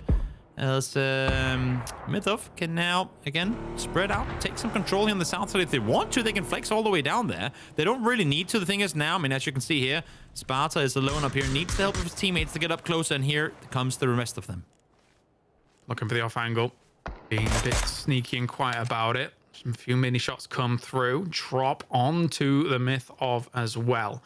So Sparta can get something from this. Na'Vi's gritting their teeth that they can't really do anything about that. I don't think they have full lines of sight on those boxes. And as you can see, this is the road that Gladiators needs to cross if they want to put on pressure against what is technically a position of power from Na'Vi. So now Needix, you know what? Might as well get some loot. There's 4 teams alive. See if you can get yourself a little ghillie, a little level 3 helmet. See what's cooking inside those crates. Gaming Gladiators, again, as we said before, as long as you can stay out of line of sight of Na'Vi, you can actually play this Riverside pretty well. And if the next circle swings your way, that's, I mean, practically top 2 guaranteed. But usually when you get a drop like this, there's normally 4 ghillies, so you can wear one on your body, one on the left arm, one on the right arm, just walk around as like 4 weird humans. It's, yeah, you get a lot of ghillies from these normally. That is true. That is true. Now, though, Gaming Gladiators, the only team that really has to make something happen here. I wouldn't be surprised to see them set up a smoke wall, try to take the fight to Na'Vi. In the same time, there is a weird south side wrap that could happen, but that's going to take a lot of distracting Na'Vi to peek north and then make the south side play happen. Because if you start rotating south in vehicles now, you can be sure that 3, maybe even all 4 of Na'Vi is going to be looking at you while doing so. Should be... You can't get a knock here. Should be a big game for Na'Vi if they can hold this. And they will be eyeing this up a lot. Because, I mean, I think for Na'Vi, they're already a knock-on extents. They realize that there are still 2 teams at least on that east side. So that should be enough for them to slow those teams down so that they can focus on the west. Yeah, exactly. I mean, there's none of them can get to Na'Vi without having to fight each other first. So as long as no knocks come through there, they have no real need to fear anything. Here comes the smokes, though. A lot of them, they're playing it wide instead of just setting up a line. Of course, if you set up a line of smokes, that's instantly naded. Yeah, could have been an idea. Set up a line of smokes, just kind of send 1 car through it, bait some util, and then wait a bit, and then make the play on foot. But Gaming Gladiators getting into their cars now. Not sure what they're planning on doing. They are going for the south side play. I like this idea. I think they know, regardless of what choice they go for, with Bayers hitting those shots as well, it's going to be fraught with danger, and they're already going to lose Dante. They're trying to get a little bit more going as well. Needix is going to smoke off this south side, realizing that there is a potential extra threat coming their way after trying to deal with Balkan Eagles. But this is the thing. Now they're inside the circle, and now they're going up against the team. Now they're effectively setting up themselves to be a team that can third party. They're inside the circle on the south side, and they're forcing the Mythov to go further back. All of a sudden, Na'Vi is no longer a threat. I mean, yes, they have to cross over here at one point, but right now, Na'Vi is not a threat. Now they can start applying pressure towards that east side, force Mythov into Balkan Eagles, which could then, as a kind of domino effect, go into Na'Vi as well. Nice reaction, nice proactive play here from Gaming Gladiators. Even if they lose one as Needix, peeks on forward, hits one with the blue zone, but they need more. I got to agree. Gladiators, it was always going to be hard to make that cross, so they're trying for an alternate angle, and I don't mind it at all, because Na'Vi was going to be like, that's a 25% tariff on whatever you're doing, and Sparta is taking his just rewards in terms of tariffs as well. 2 already down, a 3rd here for them to try and make this work off against Balkan Eagles, just on the opposite side of this ridge. Even Nade, if he knows where he is. Yeah. No, just slightly off against that Hamas. See, Sparta is just doing 360s on repeat. Where's the last one? Where's the last one? We cannot have one go unnoticed.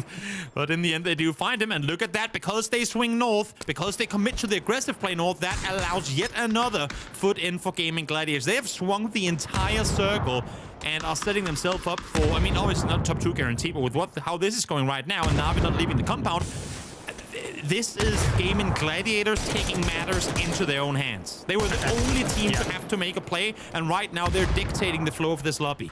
They've been super proactive. I love it. Love it to bits. Now, the question is, does Na'Vi have anything to say about it? Because they're being well, I mean, you've got a compound like that, so I understand why they will be a little bit slower, because it was still in and is still in.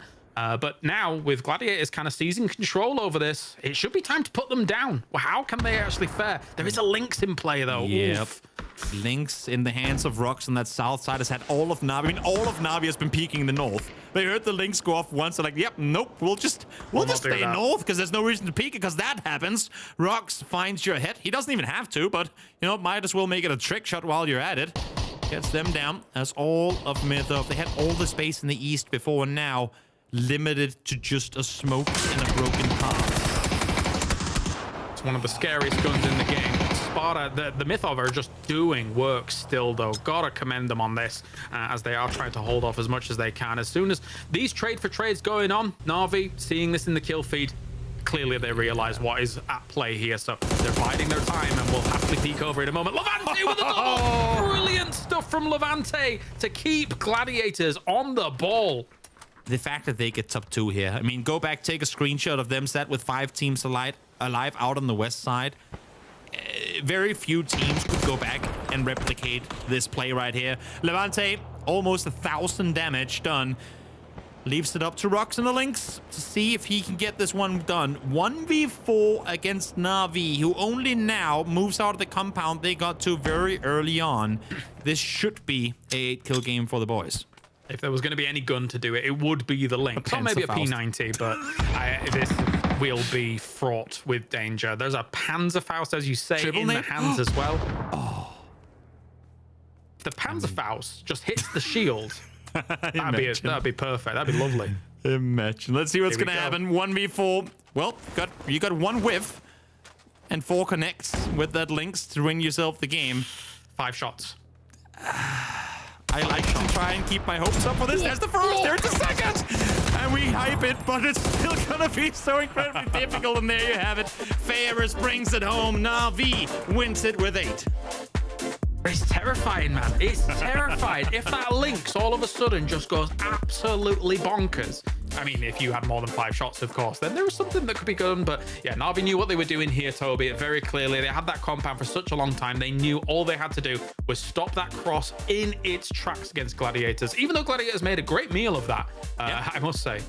Also, I love the fact that, I mean, many people will probably say, oh, Na'Vi, you could have pushed out earlier, gotten more kills. I like the fact that they held their horses. It's a long year to come for this, not new roster, but let alone just adding 1 new player. It can, you want to get some wins under your belt. You want to get comfortable early on. All right, time to head over to the desk there. That's half of our day done. What a half it's been already, and we're only just getting started. Thanks so much, Kylaris. I mean, I just want to jump off something Toby said really quickly before we get into our match highlights, Avenger, which was the comments of how Na'Vi chose to play that, where some might say, oh, they should have pushed sooner. I actually think what they did is exactly the way you should have done that at the end fight, right?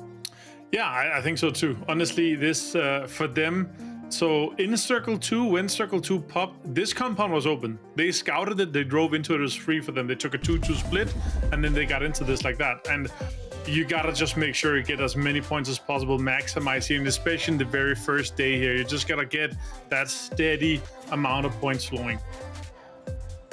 Mark, in terms of the entire experience on Tego, I mean, I thought it was a pretty entertaining game. Did you enjoy that?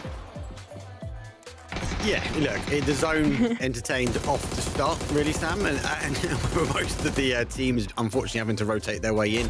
It allowed, obviously, some teams to set up. Might have said, obviously, our Na'Vi team set up pretty early, but there was a lot of chaos. But the chaos came from the team that bagged second. Gaming Gladiators, was it 9 kills? Insane game from them. Yes, they didn't get the win. Yes, they got the whole rotation on the other side of the end zone, but they were the ones bagging the points quite early on. For sure. Now, let's talk a bit about what we're seeing now, the BB-VP fight, because I do think that's quite a nice one to analyze for those that are watching. Maybe they can learn something from this Avenger if they're playing PUBG as well. Can you break it down for us? The BP and the VP fight, or which one do you say? BB and VP, Virtus Pro, yeah. Yeah, honestly, in this situation here, like, if you take a fight like that at that point, like, you got to make sure that you got your back through, you're not getting third party or anything, but the pull-up, the way that they took control of that kind of, it's, we can't say it's a dip, it's more of a bowl on that southern side. Like, I like how they executed it, but still, VP was open, spread out. You have a doozy coming in, obviously in a bit of a rough spot situation, but still, VP, they take it away as control. They take advantage of that split open, and yeah, obviously they had to do it. They had to get points. We're talking about a BP. They had to get some points after 2 points in the last game, and they're able to pull up here. A nice two piece here for Levante. I love that too. I want to focus in on Gaming Gladiators, Mark, because they might not have won it in the end. Na'Vi had their number, but hell, they put on an incredible show there and really looked super strong. There was a couple of bits really. Obviously, the initial crash that they had to deal with, though, they got on the compound and the rotation away. That was really good play for them. They actually come off the back of your VP and BB fight. They positioned themselves a little bit further up the river, waiting for someone to sort of summon themselves out of that bowl, and they cleared that. And once they obviously got their backs against the blue, they then had to decide how were they going to take on Na'Vi. They opted for the south. I hold my hands up. I didn't think they were going to make that rotation round. Was saying off camera, I thought they were going to get caught by Na'Vi, but somehow able to fit through and then take advantage. The Mythoff moved around. They went aggressive to the north, and Gaming Gladiators took the opportunity. That is really, really good play for them. It shows high IQ PUBG. Okay, so hear me out, because we are halfway through day number 1. The two sort of up-and-coming teams, Mark, that I would want to put my attention on, Gaming Gladiators and the team that you mentioned at the start, the Mythoff. Are you in agreement? Gaming Gladiators, are they an up-and-coming, Sam? I disagree with that one, because I think they're pretty solid. They smashed their way through the qualifiers. So for me, they're like one of the known teams now. I definitely would put them in the BBs, the FaZe, the Na'Vis. Gaming Gladiators, they're kind of a name there for me, like a household team. Have they put majorness against their team names? Maybe not.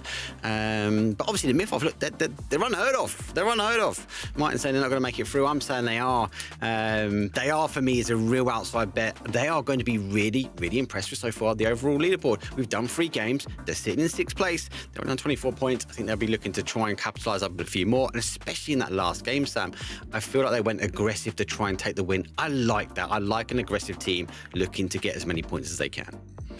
And eventually it works in their favor, because they've now pushed themselves all the way up into the 2nd place on the overall leaderboard, right?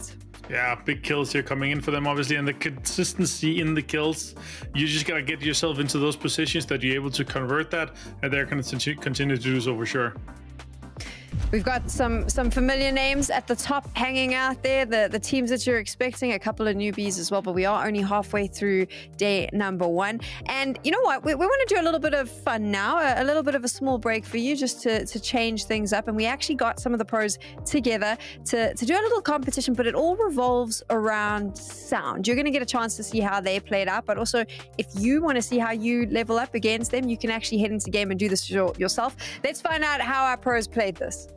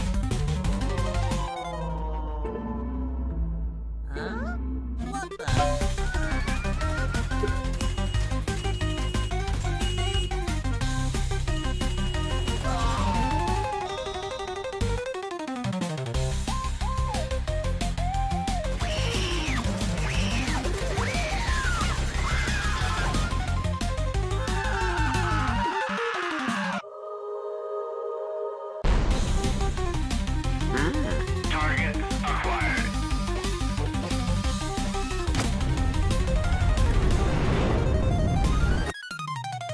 Oh my god!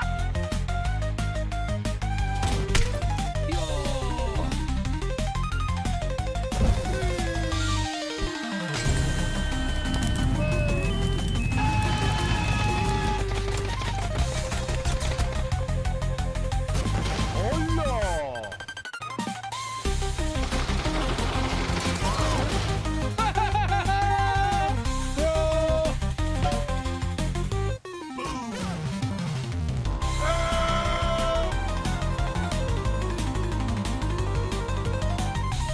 ¡Están el coche dentro!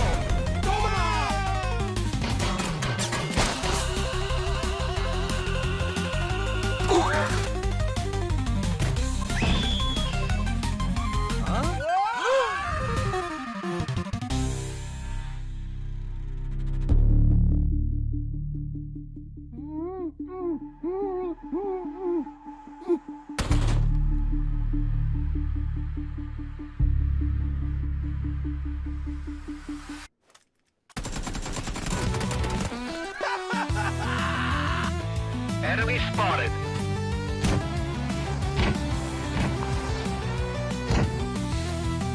Oh no!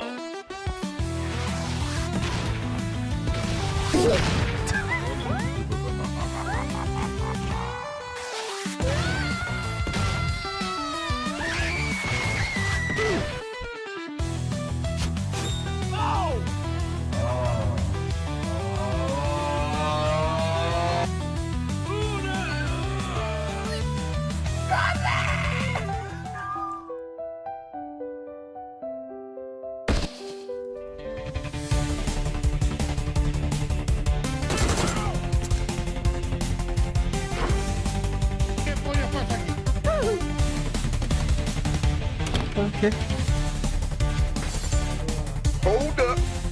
My tickle. My.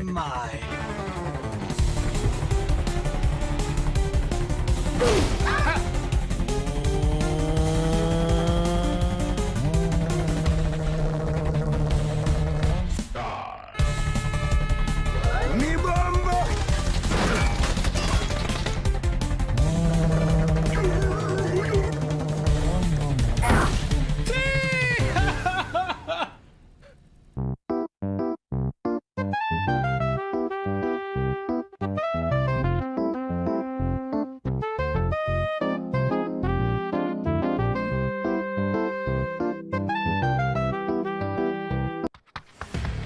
Eight years of Battlegrounds bliss. Updates to several arcade modes. And a new Survivor Pass. All this and more as we dive into the Update 34.2 patch report. First up, we're celebrating 8 glorious years of Battle Royale mayhem. You'll find anniversary decorations across the various maps and on some of PUBG's most iconic objects and locations, including care packages, energy drinks, the plane, and various locations across Erangel. The starting island also features an 8th anniversary BobbleBot statue with special golden grenades to throw at it to see your name up in lights. We're even collaborating with M83 for a brand new BGM track for the anniversary. This milestone wouldn't be possible without your dedication throughout the years. So on behalf of the entire PUBG Battlegrounds team, thank you for 8 wonderfully chaotic years. And speaking of your dedication, thanks to your testing, we were able to make some meaningful adjustments to the aim punch settings following the Gunplay Labs aim punch we ran in January. We're now planning on a second round of Gunplay Labs in March to test the new settings, so stay tuned for details. Next up, the arcade is getting a couple of adjustments. Team Deathmatch has several new maps to enjoy, including Destin Arena, Vikendi Train Station, and Sanok Camp Bravo. We've also adjusted map selection probabilities, added destruction to Sanhok, and changed up the spawn kit. For intense battle royale, the layout of safe zones, supply drops, and vehicles are now random in all maps. The starting Molotov has been swapped to a frag grenade, a random LMG crate has been added, and we've activated destruction on Sanhok. For fans of custom matches, you can now bring in 100 people, up from the previous 24. Last but not least, we're reverting the max player count for Hot Drop back up to 64 players for even more intense action, while also slightly lowering the atom spawn rate. You can check out full details on all these changes in the patch notes. There's also a brand new Survivor Pass available to collect, as well as various bug fixes, so be sure to check out the patch notes for full details on everything. Update 34.2 is here, so put on your party hat, grab a golden grenade, and hit up the arcade. Happy 8th anniversary, PUBG fans. We'll see you on the Battlegrounds.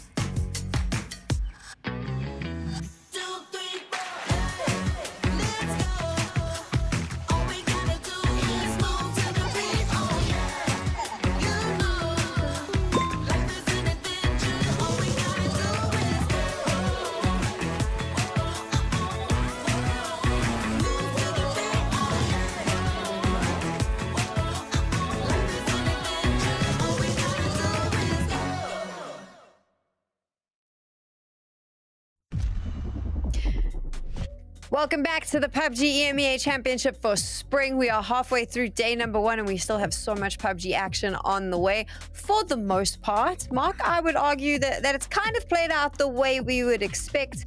But now that Rondo comes into the mix, things could shake up a little bit. It's another wildcard map. We like Rondo, double flight path, maybe crazy zones, maybe for a fourth time round, because we had some interesting zones so far. But we are in the second half. Nerves will be settling down with some of the players. Some people are already into the groove of things as well. So be interesting to see how we now do this second half. Avenger, is it a live grenade or a little bit more predictable when we go to Rondo? I'm more thinking when you said it's PEC spring, it doesn't feel very springy to me. It's minus degrees outside, maybe next week we're getting, into the double digits of the Celsius, but still, it's cold, it's freezing. So yeah, I hope these guys are warmed up and ready to just play one map of Rondo. It's a very difficult map to play currently. It's a very predictable map to play. So let's see if the majority of these teams, they're ready and they know exactly what to avoid and where to play. What's the best way to play Rondo in your opinion, Avenger? Avoid the unplayable areas that is not where the zone is not going to be ending, because it's very obvious where it doesn't end. There we go. There's his advice. So if you are trying to get into competitive PUBG, take a listen, pay attention. Mark, for you, the teams that we know are in the mix from Group A and Group B today, who do you think has the strongest chance on this map? Who does it favor? Well, you normally go for Twisted Minds. We're in here, we go Twisted Minds, right? But I go with Nard in this one. They like the test trap, the Ninox. So Martin, obviously trying to find those centralized areas. We know this area attracts the zone as well. They're not going to be contended. They're going to get this whole potential area, give or take, roughly to themselves. I'll be definitely swinging maybe for a Na'Vi back-to-back.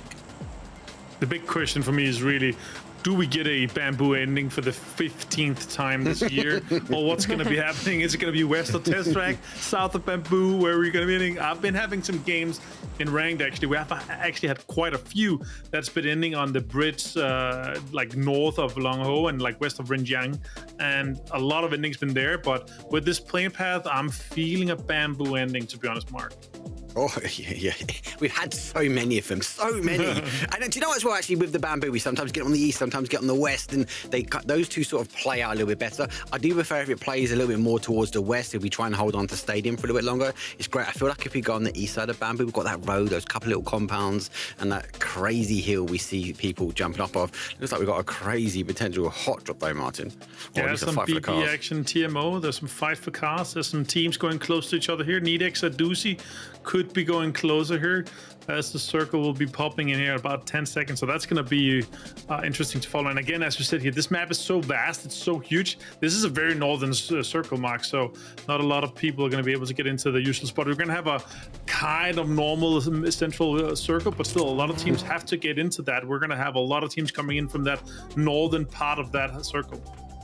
This is going to be difficult as well. The Test Track still remains in, it holds on. Internal fire going to be good. VP will obviously retract down to the south. They're going to work their way down. That's maybe to Yuling, that's where they normally drop, maybe even go south. They're going to take the opportunities like we saw from the earlier games, Martin. Actually, we've gone that far away from the flight path. You're like, hold on, we've got so much space now we can get. Let's try and capitalize up, maybe take a 2-2 split we want. Yeah, and looking at this exact zone here, I think we're going to have, a lot of teams that are going to be taking those high ground positions here while we see TMO take some shot over to BP there. So let's see if we get some more action with Kylaris and Toby.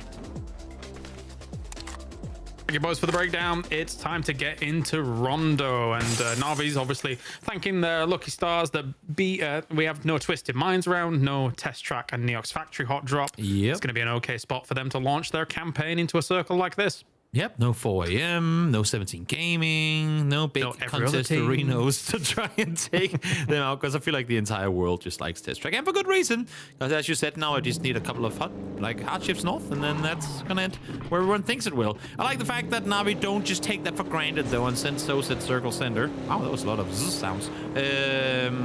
And kind of spread their troops out a little bit, because they do have a lot of room to maneuver, and as we can see, and as we saw as the plane came flying on over, so many teams opting to commit north. One thing is to jump north, but only Ascent and Yepa did the insta drive south. I thought more teams were going to try and swing down towards the south side, towards Hongshan and the likes of that area, but not quite the case. Yeah. So the south is very open right now. Yeah, for sure. Quite smart, right? If you're going on those wide wraps around a circle like this, you know that it's very unlikely many teams are going to come in from the south side of this circle. So you just continue on that wrap after you've done your looting in a place that might be a little bit more unfamiliar to you looting-wise. And then you can just be on your merry way without much kind of obstacles down towards the south of a circle like this. So, as we mentioned before, Rondo, a huge map to get to where you were expecting it. It'd be north, north, north, north shifts. I played one Rondo today, Toby. Where do you think the circle ended? Jetina City. Unfortunately, you're incorrect. It was north of Test Track. I was wishful thinking. I know. I don't think we'll be getting that this time, though. That's good. Yeah. I mean, you're in before. Somehow, Presenti is currently on where the game ends. We'll see. We'll see in just about 26 minutes time where this game will take us. I will say, though, should this game hard shift south, I know, whoa, away from Test Track, what? If that does happen, because we have had a fair share of Hongshan endings as well. If we do end up going down there, I am my eyes are going to be peeled on the edges of our current circle, because there's going to be a lot of wrap rotations that could... that I could only imagine is going to cause a lot of traffic jams. Maybe. We will see. I mean, some of those teams towards the north eventually might opt for themselves some little E-pickups wherever they go. Of all games, this actually might be one where Yepa, we don't get on the Yepa E-pickup counter. They're going to have a lot of room to work with. Well, for now, we'll see. We'll see for how long. Keep it open. That remains the case. I mean, if they do manage to swing further west than just center, they could potentially force Ascent north, and then, the south would be all theirs for the taking. In the meantime, Kref gonna slowly make their way in from the east side. A lot of teams have... I mean, obviously, the circle is well, technically it's closer to the west than the east, actually. But a lot of the east side teams have opted to rotate earlier, which is kind of fun because they were the last people out of the plane. So you'd have to imagine that given that the west side teams have had more time to loot, that they would have also been the first ones to start their rotations, but that's not really been the case. Yeah, they're just chilling. Yeah. I mean, the spread that a team like Sakura Sensen has gone for on this kind of drop is wide. But again, when you're dropping on Rondo, you kind of know you can get away with a little bit more wide spreads in a 64-player lobby compared to other maps where a lot of the land of an 8x8 in inverted commas is actually taken up by water, right? I will give credit. I will give credit to Rondo for actually being an 8x8 map, though. That's true. Yeah, we don't really get any of them, but this is 8x8 minus, I suppose, the 1.5 grid down southeast of Jadina City. Did you hear that, by the way? Tell me. Exactly. There was nothing. It's the Pico, the terrifying wraith of Rondo, the specter lurking up on you. Terrifying vehicle. Yep. Dangerous. As dangerous as can be. It's like a BRDM, which should make a lot of sound, but doesn't when you press Z. It just goes. In the meantime, Iroh finds himself with a tree and nothing but that because his teammates can't quite get to him right now. This is, again, teams trying to make space in on that northern side. Teams trying to play it wide, but getting collapsed upon by teams wanting more space for themselves. Yeba took the fight to Navi over on Miramar, and with Rondo oftentimes playing out similarly to Miramar, at least in the early stages of the game, this is no big surprise. Having said that, though, DJ able to get the first one. Kostan gets the second. Nitrates coming in for Diga, despite being outnumbered. Surprised they've ended up in this conflict as early as they have done, and Yappa will take them down. They'll lose one man for it, but, I mean, they technically had the pick of the litter when it came to these positions down towards the south, but they were saying, well, you know what? I guess we want this compound. It was taken prior. Looking at Balkan saying, guys, there's 2 knocks down there. Just got to flush. You know, it's a solo, but they were split 2-2 themselves. And with Kref on the northeast side, it's tough, yeah. The value of their current 2-2 split is bigger than 3 potential points further towards the southwest. But at least now they know that should they want to try, I mean, should the next circle hardship south, and they see a knock onto Yepa, they're down to just them 2. Do you know what made the difference in that pull-up? The pickup boss? The Pika, the poltergeist of Rondo. I wasn't trying to answer by logic. I was just thinking, what would James want me to say? And yep, there you have it. It was either that or the P90. And since I didn't see a P90, I went with the Pika instead. The terrifying geist of Rondo. It pulls up going, ooh. You're like, what's that? It's the Pika.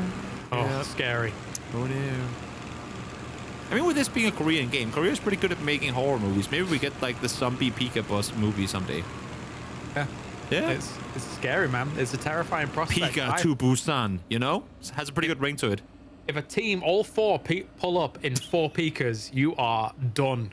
You're doomed. Yeah. You are doomed. In the meantime, another team that could be doomed on rotation. Sakura Sansen trying to thread the needle here. As I would imagine they're going to stop somewhere soon. But then again, it being Sakura Sansen, you never quite know how hard they're going to commit to an early rotation. But it seems like they have stopped. They know they're inside the circle. They've heard shots in the nearby vicinity. So they'll play it slow from here. In the meantime, win or die. Well aware that Navi has players still inside Test Track / Nia's factory. They're going to linger. I'm surprised they stuck around for that long. I mean, these little towers on the side of Test Track actually do give you pretty decent lines of sight over quite a lot of the northern side of this circle. Not huge amounts, but enough to say, okay, we're going to stay here. We dropped here. That's fine. The 2-2 split will afford us a nice avenue into the middle of the circle. But when you're dropping here on a plane like this, on a circle like this, technically you could have wrestled away more of that center. Yeah. But, I mean, they're doing all right today. 29 points after 3 games. It's decent. And it is. There he goes. The Gliadum so far away that it stopped rendering when Yeppa's Rit zoomed out. That's the shots he was taking. As a doozy, a bit closer to opponents. Here's the vehicle of Rocks, because it's not a Pika, so you could hear him. And yeah, I mean, the split of players right now, still a lot of traffic up on the northern side. Teams are slowly starting to funnel south. Well, let's see this next circle. Hard swing south. And this is exactly what I was waiting to see happen now. With those south side rotations, how do you make it happen? Look towards the west, James. A lot of water in there. Hard to really get good maneuvering down on that side. And the same thing to the east. It's these south side rotations are tricky. Tough stuff. How are they going to react? Already Ascender's got themselves his position. Yepra is going to start moving as well. So is After All. They can see them on that right-hand side, trying to find themselves a spot. You have the Mythop also moving in, pretty undeterred on their movement in here, as After All is now crashing into a position very close towards Ascend, but they'll just take up this compound and sit pretty. Yeah, Ibako on a vibe.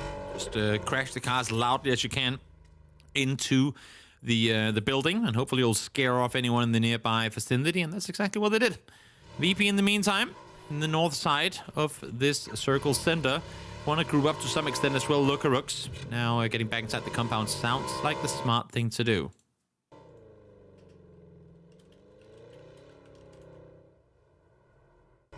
Well, looks like Lookarooks can take a few shots here wherever he can as well, and Beamy also firing some shots on these teams rotating past.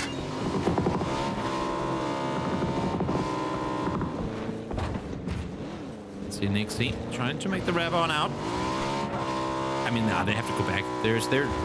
There's no way they will try and split now, surely. They know how many people are around them. I feel like it's definitely too dangerous for them to try and regroup. Issue is, I mean, Nixie has a bike and a hill to cover in phase 2. He is very much living by the presence of his teammates, and yeah, they get to leave now. Applied enough pressure, get over the hillside, get to safety. That's all right. Meanwhile, win or die, just sending it through the middle of a lot of these teams here, trying to find an opportunity wherever they can. Metabay does get hit on the side there from Bushido, hitting a guy in a Pico. That's illegal. Oh, get away. Legal Listen. indeed. Oh. Ooh. It's so good. The pull-up comes through as terrifying as they get. This win or die. Able to stand up on the rocks here again. I mean, Circle center, but not really a whole lot to work with. No, not too bad though overall. I mean, again, considering if you want to send to the middle, you've got limited options now. I've put down some emergency flare cover as well. Love the emergency flares. They do weigh quite a bit, but if you can get some of them, those good old Doritos are going to be able to provide you some decent cover alongside other rocks and maybe some vehicles. We have definitely won team's tournaments on Rondo. Or not tournaments maybe, but matches of Rondo. In the end game, want to hold on to them for as long as you possibly can. Smoke launch down. Dex looking to just continue to help out the rest of his team members, as we'll drop down there and get that car. Love that little parachute action coming out from the Mythov to get themselves another vehicle in play.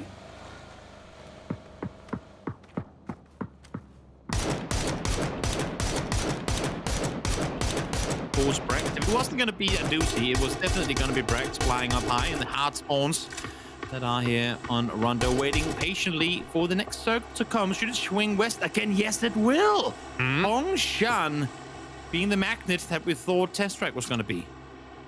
This is an opportunity for the Mythov to really start converting here. Obviously, in the previous game, they were able to do a lot from Kangyong, so maybe we can get even more from a compound like this. They're playing it smart. They're playing it wise. They've already got themselves in a 6th position right now. This is the perfect opportunity for them to do even more damage to the lobby.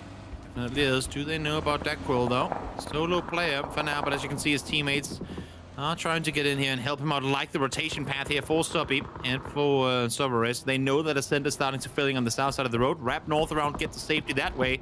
Get into the compound without your opponents getting eyes on you. Issue is, Dacryl is not alone on this side. Ascend has left Kilyakai here. Don't mind it too much. Don't mind it in terms of the division, but I mean, we'll see if Krafton can actually dislodge everything that is going on. Nate goes through the window. Here comes the reinforcements as it's barreling on into this blue zone, instantaneously having to relocate. That's a double blue zone. It's actually going to take down Mamiko to start things off. The rest of them did evac out. Is he healing his service? Oh, no, he gets taken out as well. Beautiful Able to stuff. get number 2. Now they have to collapse on this. 2 players knocked already. No damage has been done to multiple others. Brex trying to come in and help out. Keep in mind, he is up in the air. He needs to get down on the ground, help out his teammates. Pains is only now in vehicle, trying to cross on over. In the meantime, Chris and Kilyakai trying to stay put. Nice drop shot coming through here from Chris. He will dismantle the entirety of Kref, and good job in doing so quickly, because as you can see, he has Nora Stanson in the nearby vicinity as well, and they've just found Brex. finding that decent pickup very quickly there. Sakura Sensen wasting no time about it. I did think maybe Zervis was going to be able to get a heal off because the second blue zone ticked on him a little later. If they both tick at the same time, it's done. You can't heal through it, but no, he went down anyway. And now Sakura Sensen's just moving away from this. They realize that they need to find another position. Bushido is going to be the target of this breach, an attempted breach here. Martlet needs to provide some ample cover from all of this because Bushido's taking down his teammates. And this lane on is so incredibly difficult, and they're really feeling the hurt from it right now. It's just no space over Nairo, though.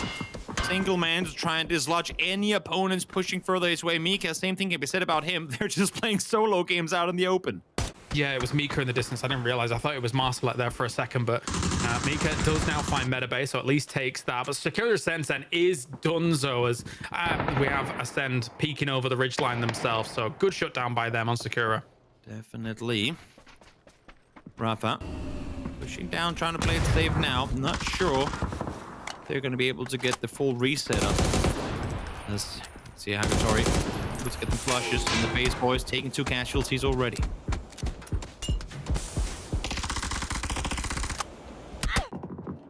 Okay, goes for spray. Let's see where the circle's going to pop. Over towards the middle position against the myth of win or die. After all, looking very, very happy about their position. So does Bushido, even though they've taken a few casualties here and there. That fight in the north going to be instrumental in how everything's going to play out, though, when they move down. You can see the Virtus Pro spread across all of this. They do have FaZe kind of dead to rights there, so they're being shut down as well, and Navi's in the middle of it all. Nedex, I mean, surprisingly enough, have been able to force any potential incoming threats away and now actually sit with a decent amount of space around the compound that they have available. Escaption, I don't think is going to really try and apply any pressure to the split of TMO towards that west side. And with all the teams coming in the north side being somewhat wounded outside of VP, I think they're going to be just fine out there on the west. Ooh.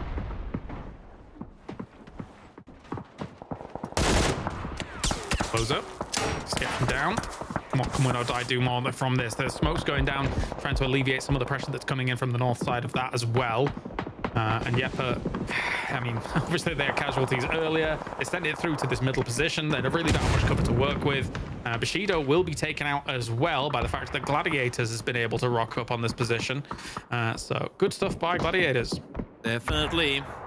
Taking casualties and doing so, though. Down to just the 2 of them, and they're split between one of the extents really wanting to get back to his teammates on the other side. But not sure he has enough smokes available to make that run happen. In the meantime, now Eternal Fire. They were the ones to drive straight past this fight that was taking place in this compound earlier. Now, they want a piece of it. They know the Brax fell to the hands of Sakura Sensen just moments ago. So they're looking to see if either they can get a knock inside the compound or if they can maybe just wrap around the west side of it and play on the inside of the circle. Nice smoke grenade. I want the world where it actually does like proper damage to you. Just 1 damage for the potential kill. Just 1 damage. Oh, so good. But anyway, Pains is in a world of hurt at the moment as Eternal Fire is trying to push up against that. Yepa's gone down in the middle, as to be expected considering that they were scrambling for a position. And it's Chris and Achillea Kai just waiting, lurking on the edge of this, trying to keep as silent as possible. Now that they realize they're up on this with the smokes, they've got to launch a defense eventually here, surely. I have to imagine Achillea Kai not wanting to reveal his position could potentially get that double knock here with Quetpa. Marco, I don't think they check this. I mean, their focus is solely on the main building. Now, Marco up on the wall. First one taken down instantly. Nice trade, though, from Quetpa. Needed one at that, too. And let's try and make the push further through. I gotta say, really fast and great reactions from Quetpa. Storm off! Ooh, Chris is gonna actually bail from that. I'm initially realizing. I don't know. It was close. A lot of damage was done, but he actually moves away from it all as time goes on. Pains realizes he's going to have to hold this angle, knowing that the blue was actually pushing them on in here. The Mad in the distance, charging up a nade. Is this going through this window is the question. No, it doesn't look like it is. They're trying to dislodge him as much as they can. Chris will take him out. Through the fence, able to weave a bullet in there. Keeps him and Pains alive. 5 kills so far, 4 Ascend, but they're not inside placement point yet. And more importantly, they're not inside the circle. They still have 2 players sat downstairs, and now all of BP team are creeping up on this hillside, trying to deny any escape from this house from either of these 2 teams. Be a doozy playbook coming in. BB team doing what BB team does best, which is finding the edge and sweeping. They could take some juicy kills here and then try and move to some of that high ground that's just northeast of them, which would be nice. I say high ground, but high ground relative to some of the northern positions in this circle. Would definitely be a juicy kill if BB team were to get around this side and get themselves a couple of extra points. As we see, Chris Payne setting up smokes, wanting to get out of here, but Eternal Fire knows exactly where they're coming from. Gridpa, though, taken down by the main man himself, Adushi on the other side, but here comes the German assassin jumping off the roof, able to get the point off for them. Very nicely done, but I don't know how much more room they're going to have to work with unless they've got a whole load of smokes. You need 20 smokes to maybe escape BB if they want to go for the chase, but it looks like they're going out the east side. They could escape this. Yeah. Oh, sees him. Nice. Will they get him? Points again. I mean, the situations where oftentimes they wouldn't have got any more, but now I like this reaction play. Ryan Lock coming down here, instantly trying to press, but that's the Pains. That's the Pains. That's the Lynx in the hands of Pains. And that's gonna force them to think twice about this push. I mean, Lynx also causes the Pains. It's synonymous. Yeah, true. It's almost meant to be that he has the gun. I like this following through, though, from BB team. As I say that, Chris, nice timing on the peek on over. Able to get the first one down. Damage done towards the second player as well, but they have themselves completely surrounded. As you can see, Chris forced to just do 180s non-stop to try and stay alive. I think he was concerned that flashes were going to come down, so he looked straight down against that. Pains takes one knock, but no, it will be a doozy, cleaning it all up. And that was a valiant effort by Ascend there. Chris especially, really putting up numbers. Them losing 3, I mean, with how spread they were, with that's like VR whack-a-mole for Ascend. I kind of wish on them that they got the last one as well, but simply too much to ask. BB team knew that they had the numbers advantage and make good use of it. All right, well, maybe BB team gets a Lynx in their hands, but there's not much ammo left. Yeah, 2 bullets, I think. Yeah, I guess. I don't know if you commit at that point. Yeah, exactly. No, probably not. Don't know if you fully go for it. In the meantime, Circle Center. We have some teams that's been chilling for a bit. Falcon Eagles able to lay low for the time being. As this compound again, I mean, look at the amount of vehicles in here too.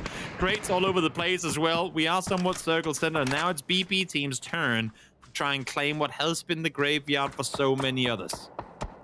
I love what the Myth are doing so far. Yeah. I mean, they've got 7 kills on the board. They had the compounds to be able to make it work, and they have done in spades. That said, though, BB team has leapfrogged ahead of where would, I guess, eventually be their next checkpoint if they were to try and play this out. You can't really rotate up north unless you're going to somehow dislodge, win or die. That's going to always be difficult. And then dips between here and the BB compound are few and far between, so they need to get rid of this threat that looms ahead of them. Definitely. They've been able to make the space. They've, outside of one fight, not really had to take any fights up close. So the kills they've gotten have been with little risk involved for themselves. Now, though, have to try and push further forward. Nedex making its way into nade range. This could be dangerous. Oh, I'm looking at that vehicle. Okay, no damage done. You always get scared that it just glitches out and kicks Moldoc into the air. Alongside all the deployable cover. Yup. Woohoo! A little bit scary, but that's a lot of deployable cover that was placed around this area, and again, it could become a real huge focal point in this game with the amount of extra cover that does exist around there. As Abdu looks across the way, cars are being prepared for the Myth of to make a play. Have they realized that it's only 2 players in that BB position? Because if so, a crash could work and overwhelm in that world. But Justice, look at that. He has a Lynx as well. Yum, yum. Gotta love these, as we like to call them. I don't know if we're gonna stop calling them this year, being the wildcard maps, but the amount of crate weaponry you get on Takeo and Rondo compared to Rankle Miramar is just insane. I've played so much for Kendi recently, and you get so many crate weapons on there too. We do not have that in competitive. As now Justice going to move away. He's retaining. He's keeping his Lynx ammo. He's still waiting for that big moment to pop off with the 8 shots he has remaining. I respect it. Play it smart. You only have so many bullets available, and I don't think you have any DMRs in the nearby crates for you to go pick up. In the meantime, now, here comes the final push through. They did manage to do some damage on some Moldoc. Now they find the knock as well. Rafa able to get the connecting shot as they have made their way all the way up on the walls. Yes, they have. It was kind of expected overall. That blue zone actually taking quite a lot. Another blue zone is going to go down there to try and slow down this push. There is a timer on the head right now of the Mythov. You need to make something happen. We need to get rid of Phil first, because eventually other teams are going to start looking at this compound. And if you take casualties, if you're slowed on the edge of this compound, they will take you out. I like Justice trying to get an off angle up the hillside, but Phil first has called that one as well. Now shots are coming in at a distance. They have to be more aggressive in this push. Flashed, taken down. Nice.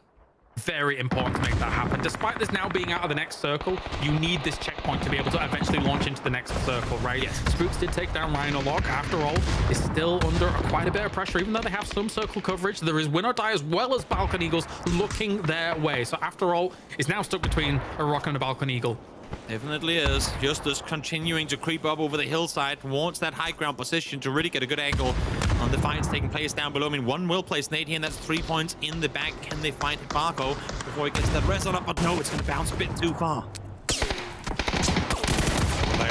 Ooh, a nice catch from Klim there. And a second one on Hibako. Will he get even more? Justice is also putting in the boot now against Balkan Eagle on the other side.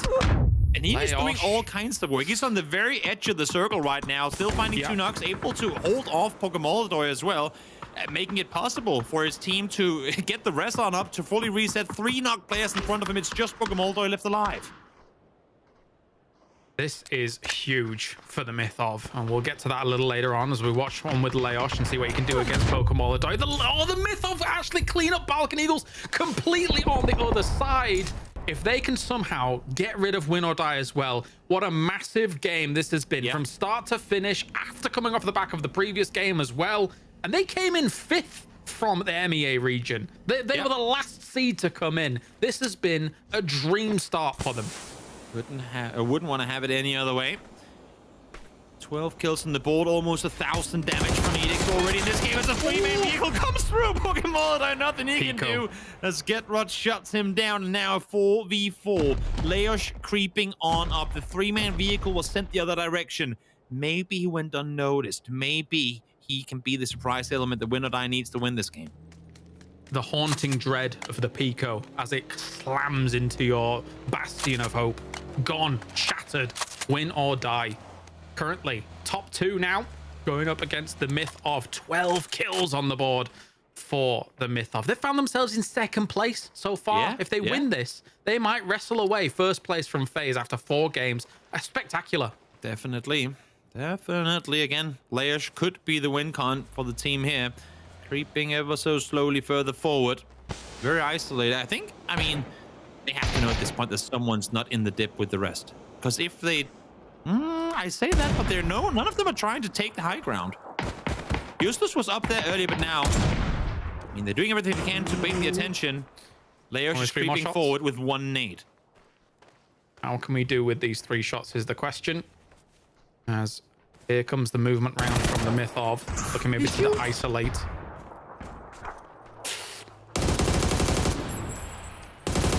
Leosh saw a jumping target, went for the shot, didn't connect, and that pretty much gives up the entire crawl he just went for.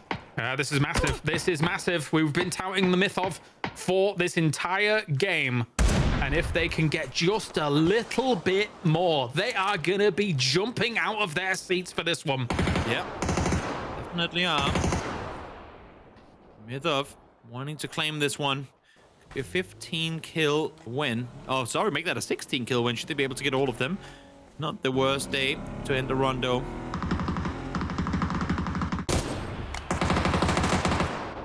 So much damage been done by the Mythov. Now they realize that Win or Die is looking to take that high ground here on the south side. Win or Die is looking for an option, but it's a great nade coming out from Justice as well. Perfect stuff coming out from them. It's great, Toby.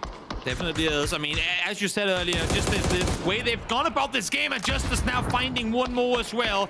They're taking no unnecessary risks here. It's so clinic the way they're able to approach these fights. Presenti able to get 1, but you need to get 3 more, my man. And he's down to under half HP. 1 smoke is all he has for cover. 15 kills already for the Mythov. I think Nedex is up to 1,300 damage already as Presenti Solo player left alive for Win or Die, now starting to tank blue as well. Nowhere for him to go. Wants to keep it alive, though, goes in, but no. Shut down and a 16-kill win for the Myth-Of. Wow. Start of the game, they take a compound like this. We're thinking to ourselves, this is theirs to roll with after Artego. And they are able to make it work. Under pressure, a spectacular performance from the Myth-Of. And from a team that you just did not expect to see this one coming. I mean, I get that it's day one, and sometimes we talk about how certain underdog teams can really come out and kind of thrive in the chaos that is the first couple of days before things get back to usual pacing. But Myth-Of is taking that to a whole other level. I mean, their aggression, their approach to these games, very good understanding of when to just put pedal to the metal and when to play it cautious. Really impressive. I'm so impressed. I'm so impressed. Again, watching the MEA qualifier and thinking how they were going to play things out with becoming in as 5th. Didn't know if they were going to be able to make it, but they have. It is the Myth-Of with a win on Rondo. Let's head to the desk to hear all about it. At the pre-show, at the start, before we had seen any teams play, Mark said to us, you know what? You need to pay attention to the Myth-Of. I watched them in the qualifiers. This is a team. We see them in map 1. They're super aggressive. While they might not have finished in the top 4, they get like 8 kills. They're pushing themselves up the leaderboard. And they have been consistently knocking on that door all the way up until now at Rondo, where they finally get their win. They finally get their points. Mark, you told us, you called it, you saw it. The question I do have for you, though, is can they continue this now? I'll bring you back to the question, where I kind of sat in between both you guys of would you rather go through lower qualifiers and do all the games? I feel like the Myth-Of do not want to do that, Sam. They want to get it secured. They want a great day number 1. Yes, they've got obviously a best of 12. They're going to have to deliver arguably. I feel like today they're looking at this group, the A versus B. It's a little bit more balanced, as Martin said. And I think they just want to maximize as many points because they don't want to put the pressure when it comes on taking their second best of 6. What do you think of them, Avenger? You got a chance to see them here in Rondo. What are you thinking of their map sense, their gameplay, all of that?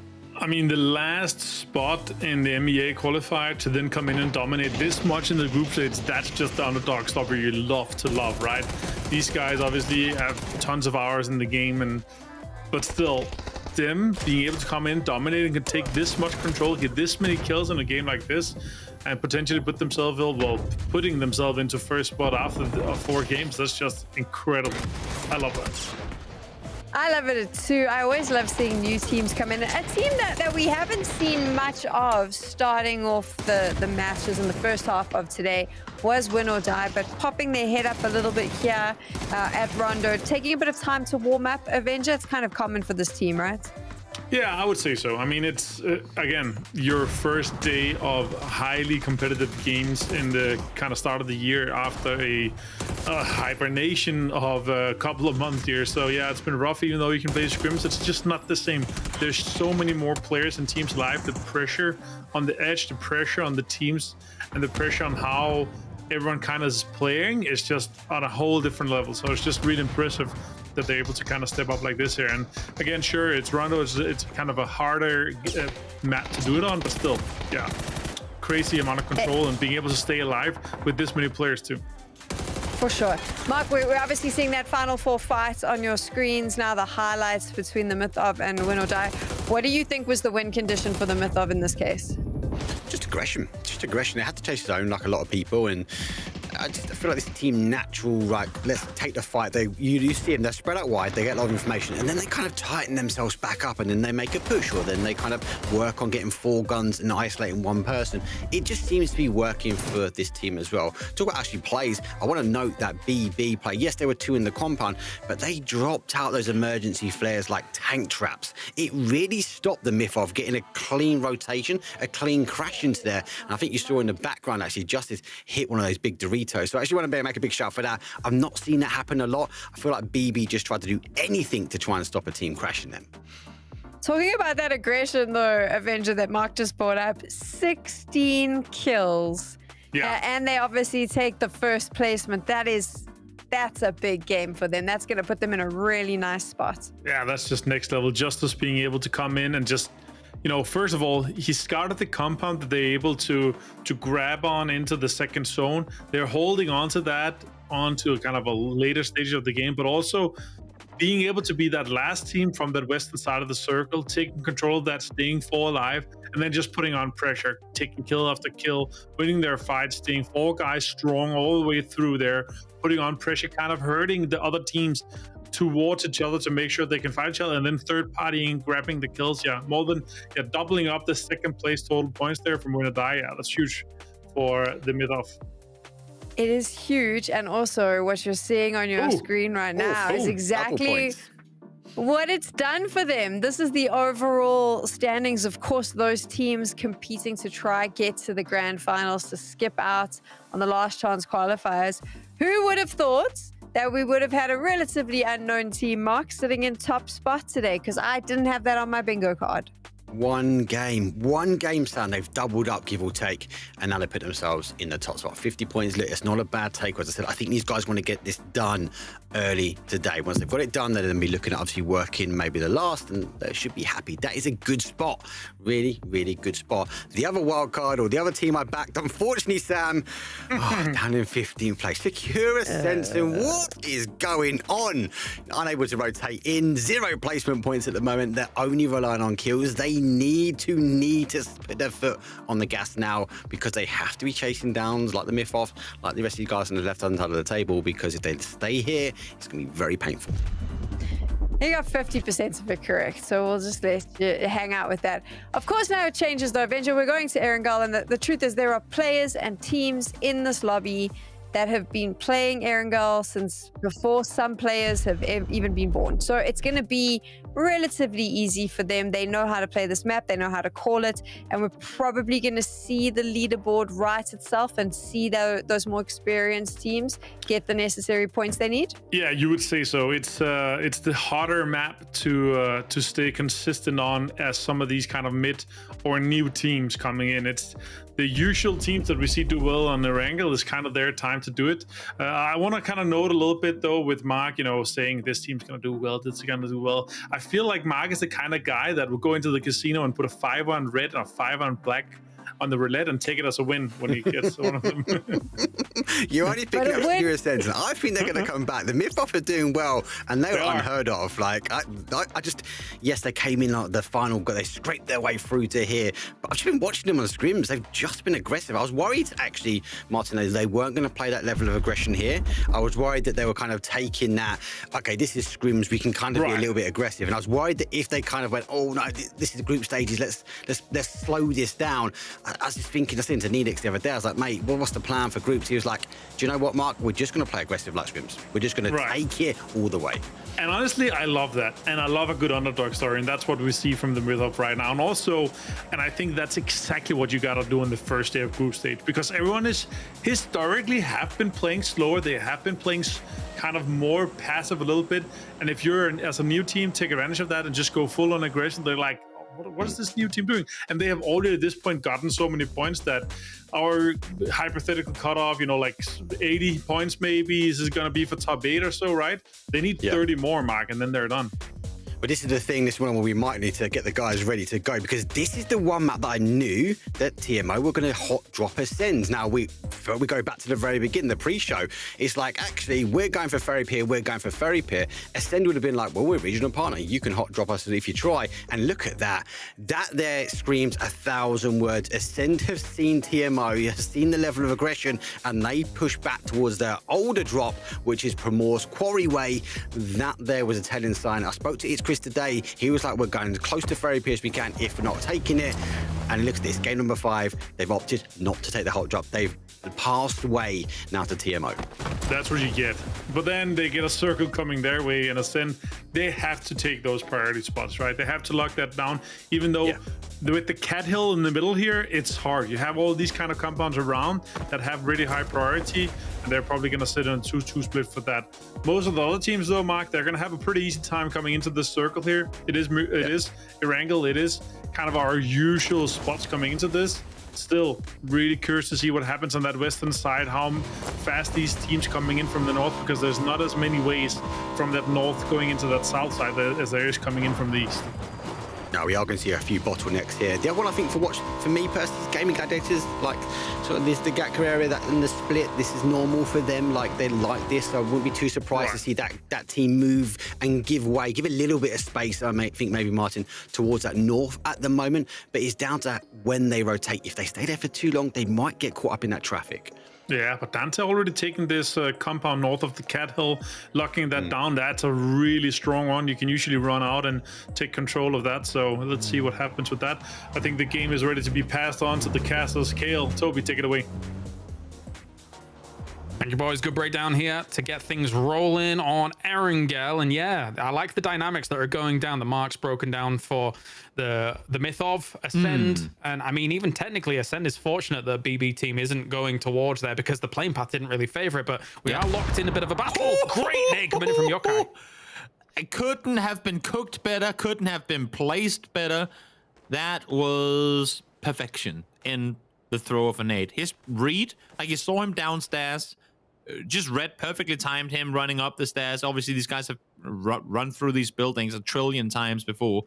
Great playing, but what do you make of it now? Yes, you delay your opponent in a potential push, but you're not grouped up yourself. Is this just the stalling that you needed, Yokai, in order to kind of rally the troops? So what's the play here?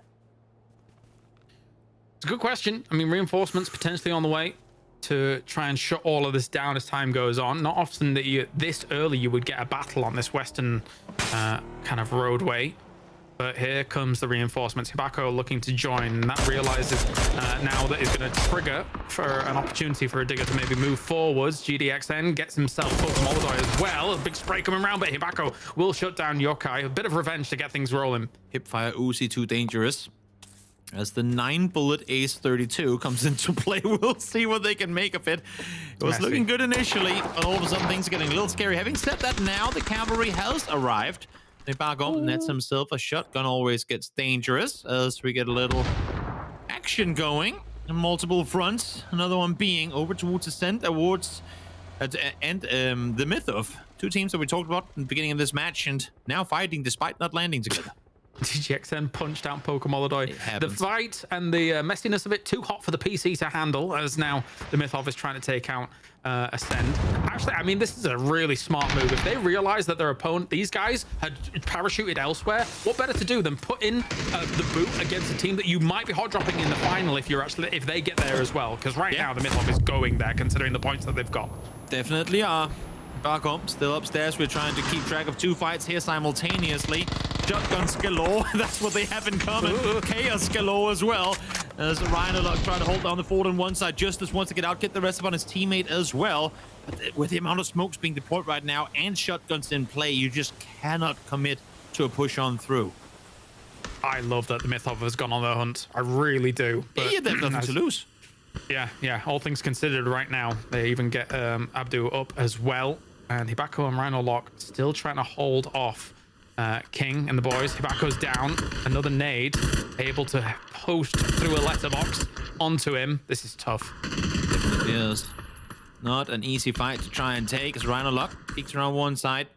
Again, trying to keep track of both of these fights here simultaneously. Not an easy matter. Rhinolock, single player left alive after all. All he can really do at this point is try and delay. It would require a big mistake on the side of a 4-man strong Diga to fall to this. Having said that, we are seeing Yepa actually kind of creeping from the west. You can see it on the minimap on the right side screen, but Yokai with the dual barrel in hand, able to make swift work of Rhinolock. And Diga, despite losing 2 players earlier, getting 2 players knocked early, able to reset, come in and clean up. Not bad. What can Kiliakai do on the other side of this? For Ascend, Ains down on the opposite side. It's Chris as well, trying to wave with the Uzi too. Jeez, everybody's desperate at the moment. Yep. When's the last time you've cast a Scar peak battle versus a Uzi? Doesn't happen too often. Not too often. You know, I thought actually we would get more submachine guns than we have so far because they're just a bit better now than they were prior. But obviously, still the AR is king in the hands of these guys. They can control the spray so easily. I guess if you could have multiple loadouts, like 4 weapons, you'd you pick both of your close and your long range weaponry, I should say. As now this fight continuing once more. It's Ascent on the losing side, but Chris might have something to say with that as he gets him through the smoke. Chris, my man, finds him on the edge, takes him down, and might just be able to reset here as well. Yes, they're down to 2, and yes, technically, Mythos don't lose a lot, but what a turnaround. An Uzi. An Uzi. An Uzi. I love it. Amazing, mate. I love Uzi. it. All right. But Yeah, I love it. That is it. That's a work of art right there. However, the fact that the Mythov took out 2 members of Ascend is still basically enough for them, right? I mean, yes, you give away 3 points effectively from that, or 3 kills, I should say. Yeah. But it still does slow down Ascend somewhat. 32 points is great, considering we're, now 4 games in or so. Oh, yeah. But they're trying to dislodge them. Yep, no way around that. And Circle, again, of course, I mean, there's been so much fighting in compound-specific situations that we haven't really looked into this too much. As we get a replay here, let's see it. He sees the first one, second one is all footsteps. There you go. We just, I mean, it's amazing. Absolutely amazing. And it was all audio cues. He heard the footsteps through the smoke, tracked it, and just put bullets into him. And the only thing that would have made that perfect for me if it was the MP5K, my favorite weapon for now. But Wait, you get an Uzi double and that's not good enough for you? It's pretty cool. It's pretty cool. Come on. Well, we did see. Why are we at Everest? What's up here? What's going on? Because they're vibing. Yeah. Beamy's setting up for Bloomy, but he's got an entire team with him this time around. Krafton not ready for it. What's happening? Why are they rocking up so slowly? What's going on? This is a disaster. No! They're gonna get obliterated here. I don't know why. Yep, it's too late. I mean, yes, okay, you drive up slowly. Yeah, that's a given. Oh no! They have no information. Yeah. But then again, 9 minutes in. Do you really have a reason to expect there to be a team up here with the plane being this far west and the team beating you to it is the Verni team? I mean, Krafton coming in from Yasnaya.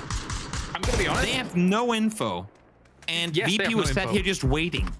I'm going to be honest, because it is such a good lookout point to get your further scouting later on into the game to then react to for the next circle shift. I would maybe expect someone up here. I agree. But I will say this, though, that the only reason they get, they fall to it is because VP holds their fire. Because they lured them in. They had so many chances to shoot at them early, but they waited until the very end to take those shots. And, well, that's what experience comes with. Circle, it's going to center up Northside Quarry. We've been here plenty of times before. We know there's not a whole lot to play around the Circle center. Who tries to claim Cat Hill? Gaming Gladiators going to set up on the northern side. Eternal Fire down south, but Circle Center right now, all of Quarry, including the Plank House of Circle Center, is available. It looks like Gladiators want the farmhouse north of it, so it looks maybe they'll be taking that for the moment. Yeah, it's still a very, very strong stalwart position for them. As FaZe is just watching Secura Sensen down in their farm compound. So a bit of a stalemate, slow as they goes for that. But Secura Sensen is very, very split on that. So if FaZe somehow sniffed out that it was only 2-man, they could take it, but no, they're not going to be able to figure that out at all. They're going to go on the wide wrap, realizing someone is there, and look for an entry point.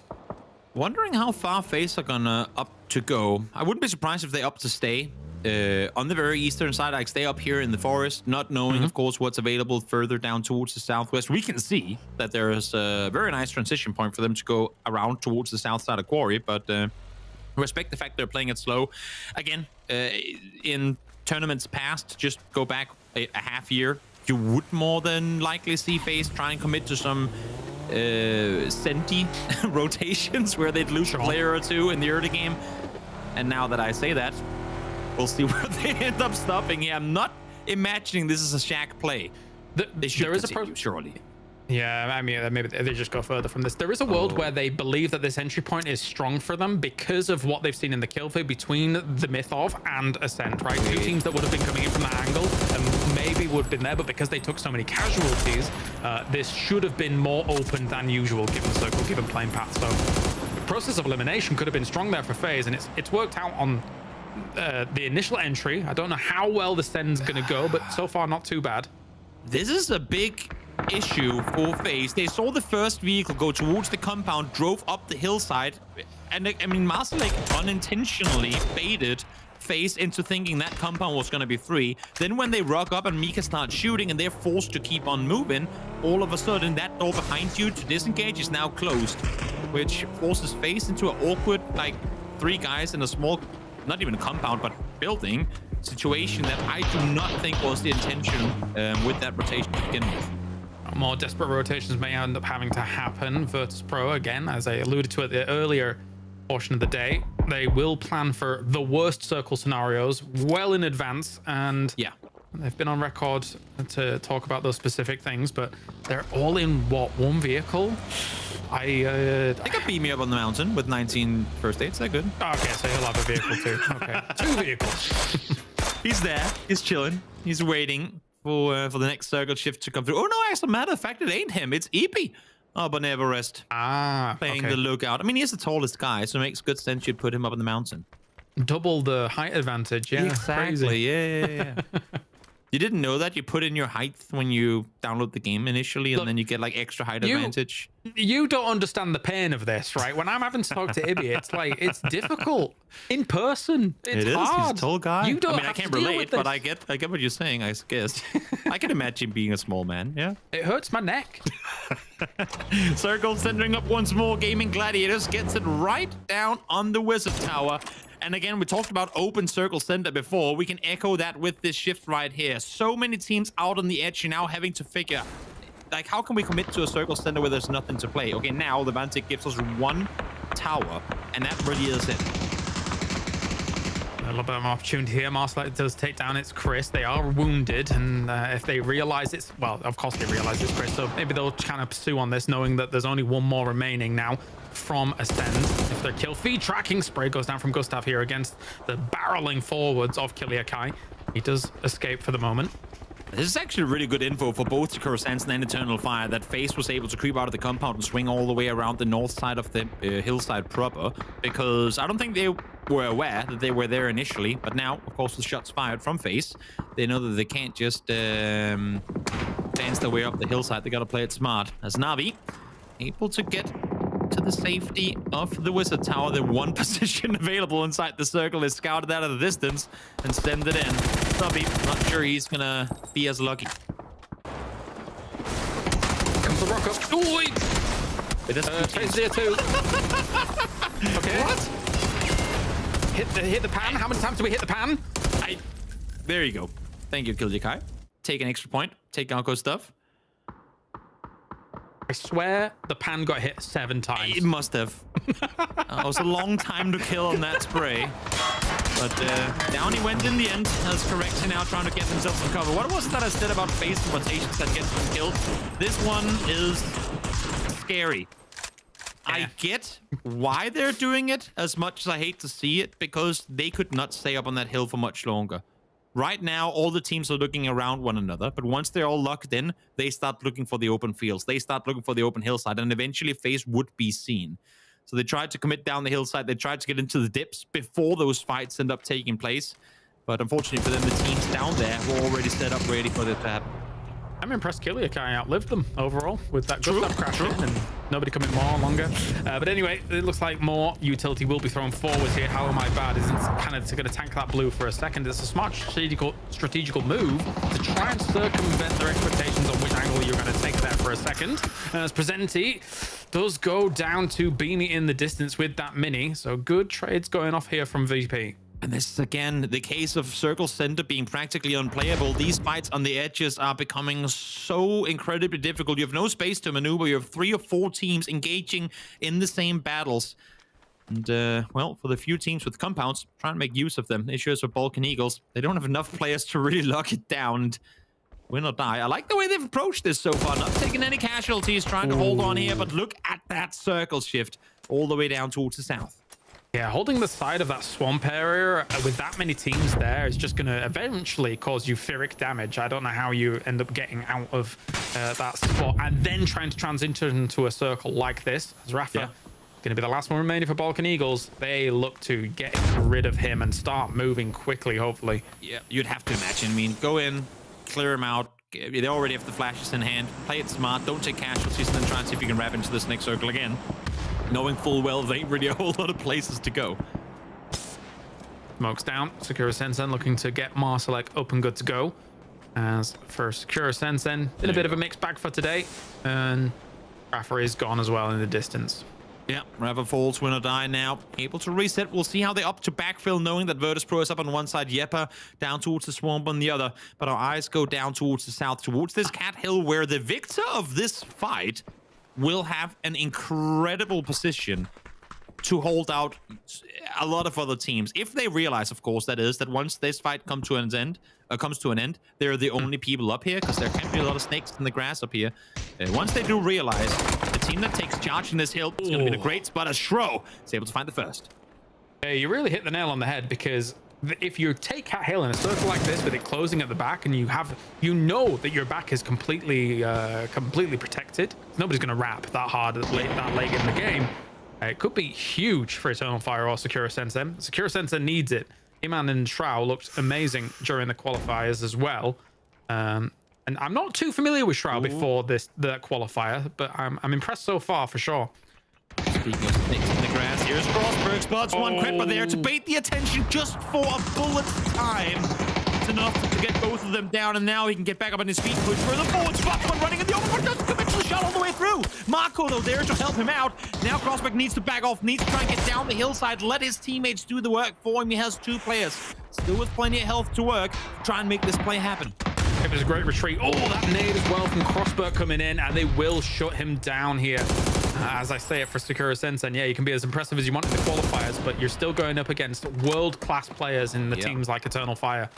What a crossfire from Eternal Fire there. I mean, again, baiting the attention around the low parts of the hill to then have Crossberg peek over the top. Perfect execution. We talked about it in the Miramar game that Eternal Fire won earlier. They have had to add a new player with Ruin retiring, and Ruin was a pretty essential part of their roster in early game fights, in end game fights. This right here is a good show to me that Crossberg is already molded very well within the roster. I was constantly impressed by Ruin, and it's sad that he has indeed retired. But yeah, it seems like maybe they've found a good replacement. We are on Cat Hill True. Gaming proper. Gladiator Circle. No one else is there. Dante's like, wait, what? I'm alone now, I guess? I guess it's mine. I'm chilling, yeah. And Face Canon is like, we did have 3 players right there at one point. Yeah, so I mean, for Gladiators, given this spot, right, it's an interesting situation, because what do? You technically have Dante as a linchpin on towards Cat Hill and then try and hold out that position, but you also have a compound that could eventually someone try and take up residency in from that north side, so you want to shut down all those teams on the north. You want to create a barrier, not allow teams into this compound, and then try and seize Cat Hill. So a little bit of patience required from them whilst they pepper in the shots against the teams in the north. Couldn't say that any better. Allow for the other teams to do a lot of damage. Yes, you might miss out on some kills you could potentially have gotten had you engaged on the other side of this, but it makes perfect sense to me that they're not over-aggressing, because at any moment a team could peek in from the south. At any moment they could collapse upon on the compound. So keep those edges safe. Make sure no 4-man gets to pull up on you. Especially strong for Gladiators is the fact that the west side of Cat Hill, anybody that tries to rock up to it with teams existing on the far west means that they're totally open to a lot of line of sight. Yes. So it really slows the teams down there as well. It's this is Gladiators to do a lot of work with. Levante's running up towards Na'Vi, and he should be within nade range now. I'm waiting to see it happen. If he has the nade, he's jumping for info. He does have one. One well-placed nade. That's a triple kill in the making. Let's wait for the red trajectory to come on through. Where are you? Where's the explosion? Where's the instant elimination of all of Na'Vi? Yeah, I want to see the arc. Oh, it's gonna be how is he not thrown his nade yet? I don't know. Patience. He's waiting. We saw him with it in hand. He's up there on the rock right behind him, but he's waiting for more players to come around, waiting for this fight to pop off. Rubber now starts shooting. Spots one. Celtic with an 8 will get the second. It's just one left alive. Akatori tries to get saved, but extends, takes him out. They opened themselves up too far on that north side. I mean, they were damned either way, right? Like, you stay on the rock, you stay on that lip, then you get naded. If you move out to try and deal with Bushido, you're going to get lasered down by Gladiators on the top. It's strong patience. They just need to get Levante up now to be full force strong going into this late game. And you can see Eternal Fire. I mean, talking of, you have to respect the fact that there could still be snakes up on the hill in front of you. They took out the entirety of Sakura Sanson, and despite that, have still yet to actually creep up on the hill proper, because they are like, there has to be players up here. Like, there's no way this is free. We cannot assume that this is ours for the taking. Little do they know, they could have pretty much taken half the circle had they upped the Cerberus. You mentioned they'll continue to try and shut down the team. Okay, I like it. I really like that. Just absolutely crush into that position. BB team trying to wrestle that away from them, but teams in the north still trying to be shut down by Gladiators. Double blue zone nade. Nix is going to get knocked. Lucarux as well. He needed to start healing earlier, and that is going to be probably death. Yeah, well played with the double blue. Couldn't have... I mean, the double blue and the molly outside just for good measure. Yep. Just to make sure there's absolutely no way they get out of there alive.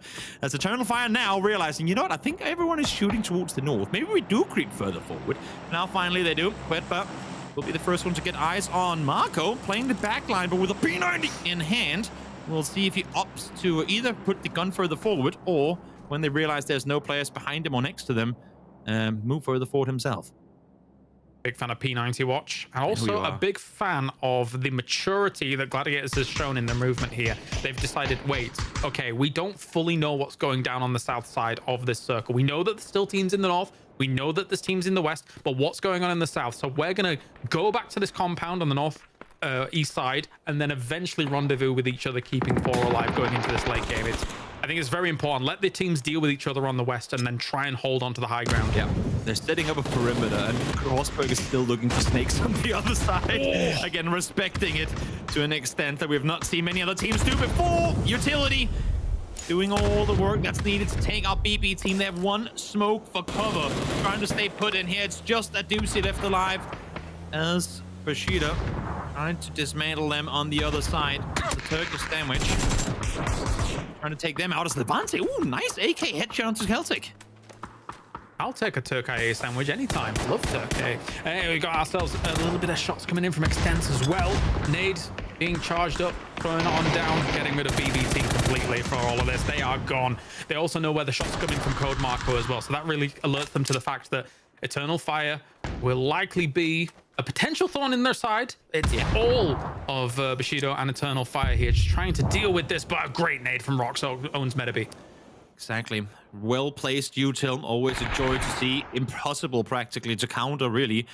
As here comes Eternal Fire, trying to rock over the hillside. Bushido still has one player alive. Nailquap, prone in, chilling. Issue for him is he's outside the circle. That's an issue. And he's been seen. I feel like they have a pretty good idea of where it might be. Just saying. Just saying. Probably, yeah. Yeah, you have to imagine. So how much info do they have in Eternal Fire, do Gladiators? They knew that shots were coming from the south, southwest specifically, but they should only imagine that they have now taken some of that high ground position. So how do you deal with Code Marco, Quetpa, and Crossbow? I feel like this is exactly how you deal with it. You have Extens back in the compound. You have Dante being the surprise factor up close. You say, guys, we'll let you into the circle. Or unless if it shifts south, of course. We'll let you in, but you only get to run down the west side, which is completely open. And that's where we put our 2 people at the end of it, welcoming you with open arms. I think now what you do is you put Rox or Levante up towards Dante. And the issue is, as you can see, Dante is safe on that tree line, but making the run up there to support him is gonna be like, you have to time that so incredibly perfectly.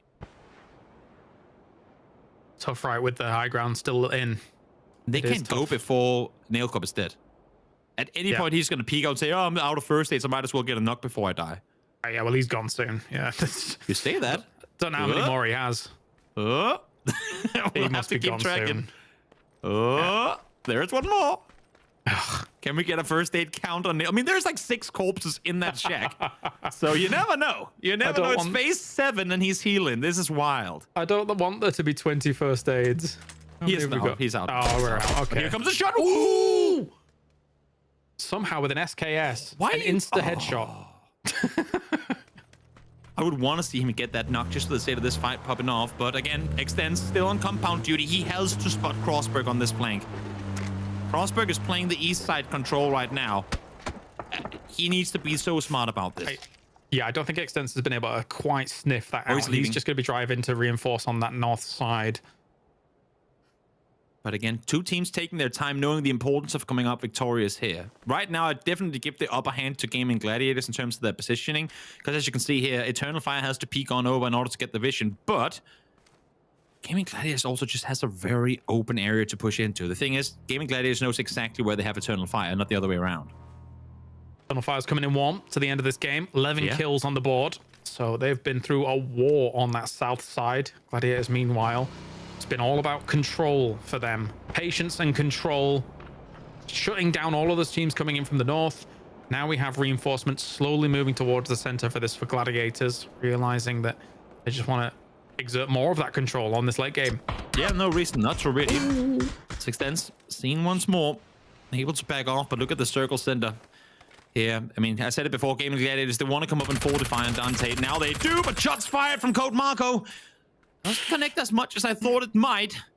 He's going to try and creep further forward. 16 bullets, though, is all he has. Yeah, he wanted to reload. Yeah. Angles like that are terrifying to go up against P90 because being able to shoot that suppressed weapon through small grass like that means that you have a very limited window on being able to see Code Marco whilst he's pumping out huge damage against you. So you got to be careful. Exactly, and I think with them hearing the P90 go off, that's also part of the reason they now hold their horses. Issue is they're getting flanked.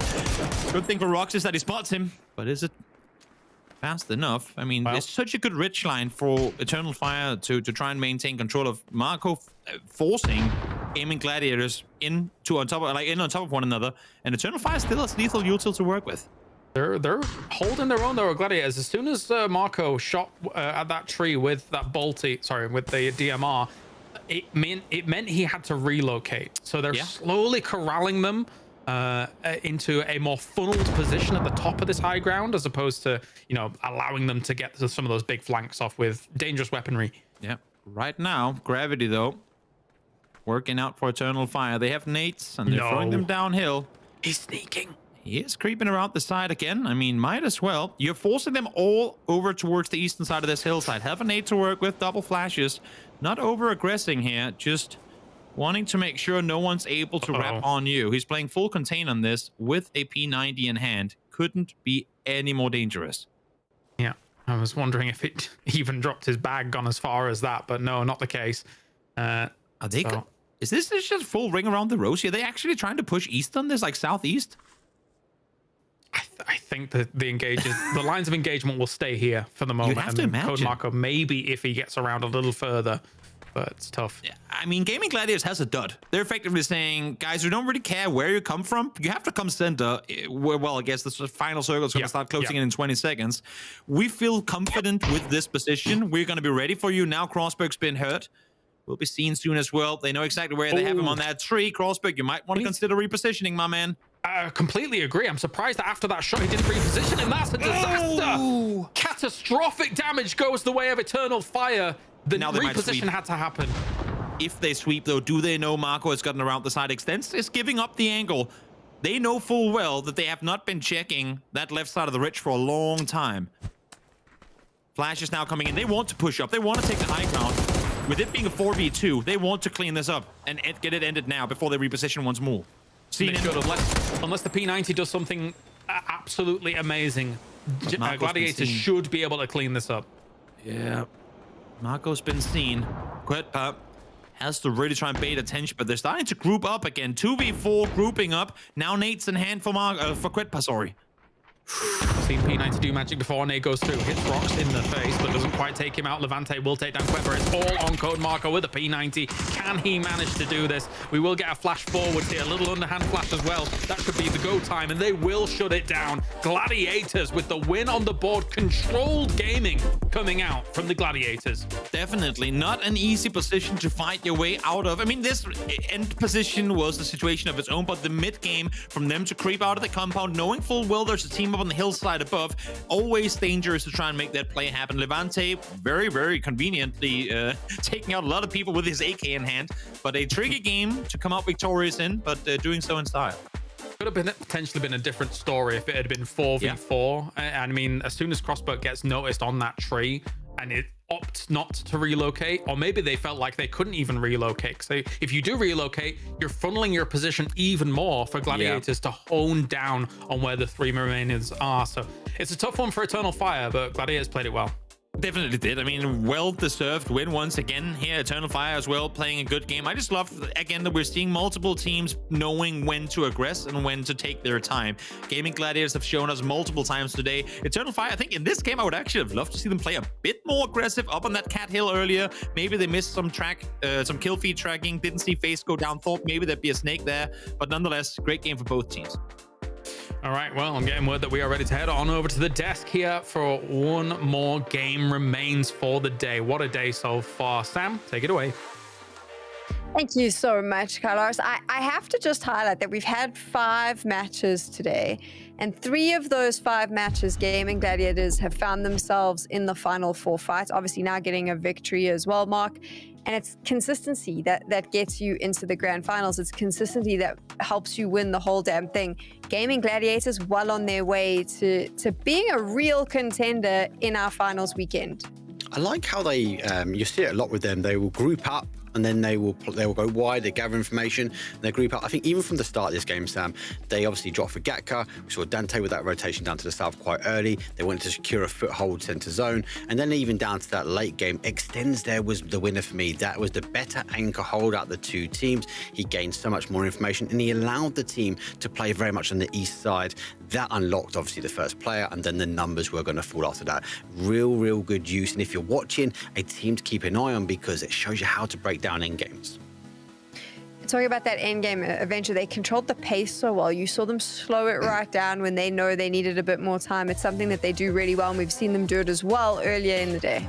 Yeah, I mean, when we handed it over to the castles, I was like, okay, Dante's going into this compound here. They're going to have a lot of control for that. And that's exactly what they did. They maintained control. They maintained this position. And they maintained 4 guys strong throughout the entirety of the game, right? And going into that and being able to also get out of the compound without getting too contested or pushing away anyone kind of trying to, then it's just such an easier and good game for them, because approaching from that angle, you just have so much more control and you have so much more info.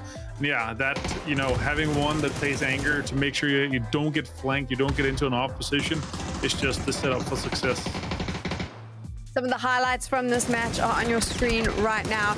Here's a curveball question, if you like, Avenger. If you were Eternal Fire, what did you have to do to beat Gaming Gladiators? What was it that you didn't do that meant that you couldn't get that chicken dinner? Move off the tree that got dominated. Once your location is kind of exposed, you got to reposition, as the guys were commentating about, but also you had to overpower them in some sort of way, right? You had the P90, you had to get that in and just make sure they don't start throwing all their utility at you, because they have, you know, one more guy, 33% more utility coming your way is just way too much, right? So, but yeah, overall, fantastic game for them.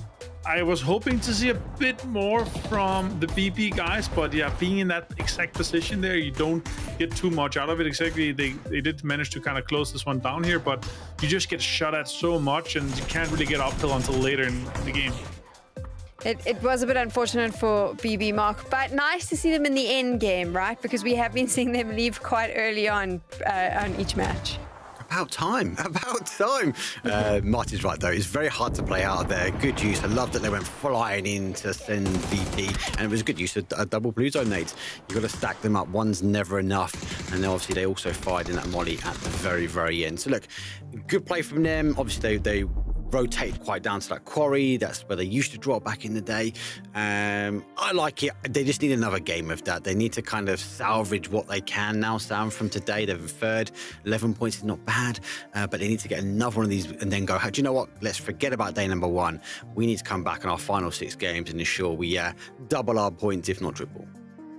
11 kills is going to be really nice for Eternal Fire. They're going to be very happy about the points that they're going to get. BB team as well. Like Mark said, they're finally getting some points on the board, so they'll be happy.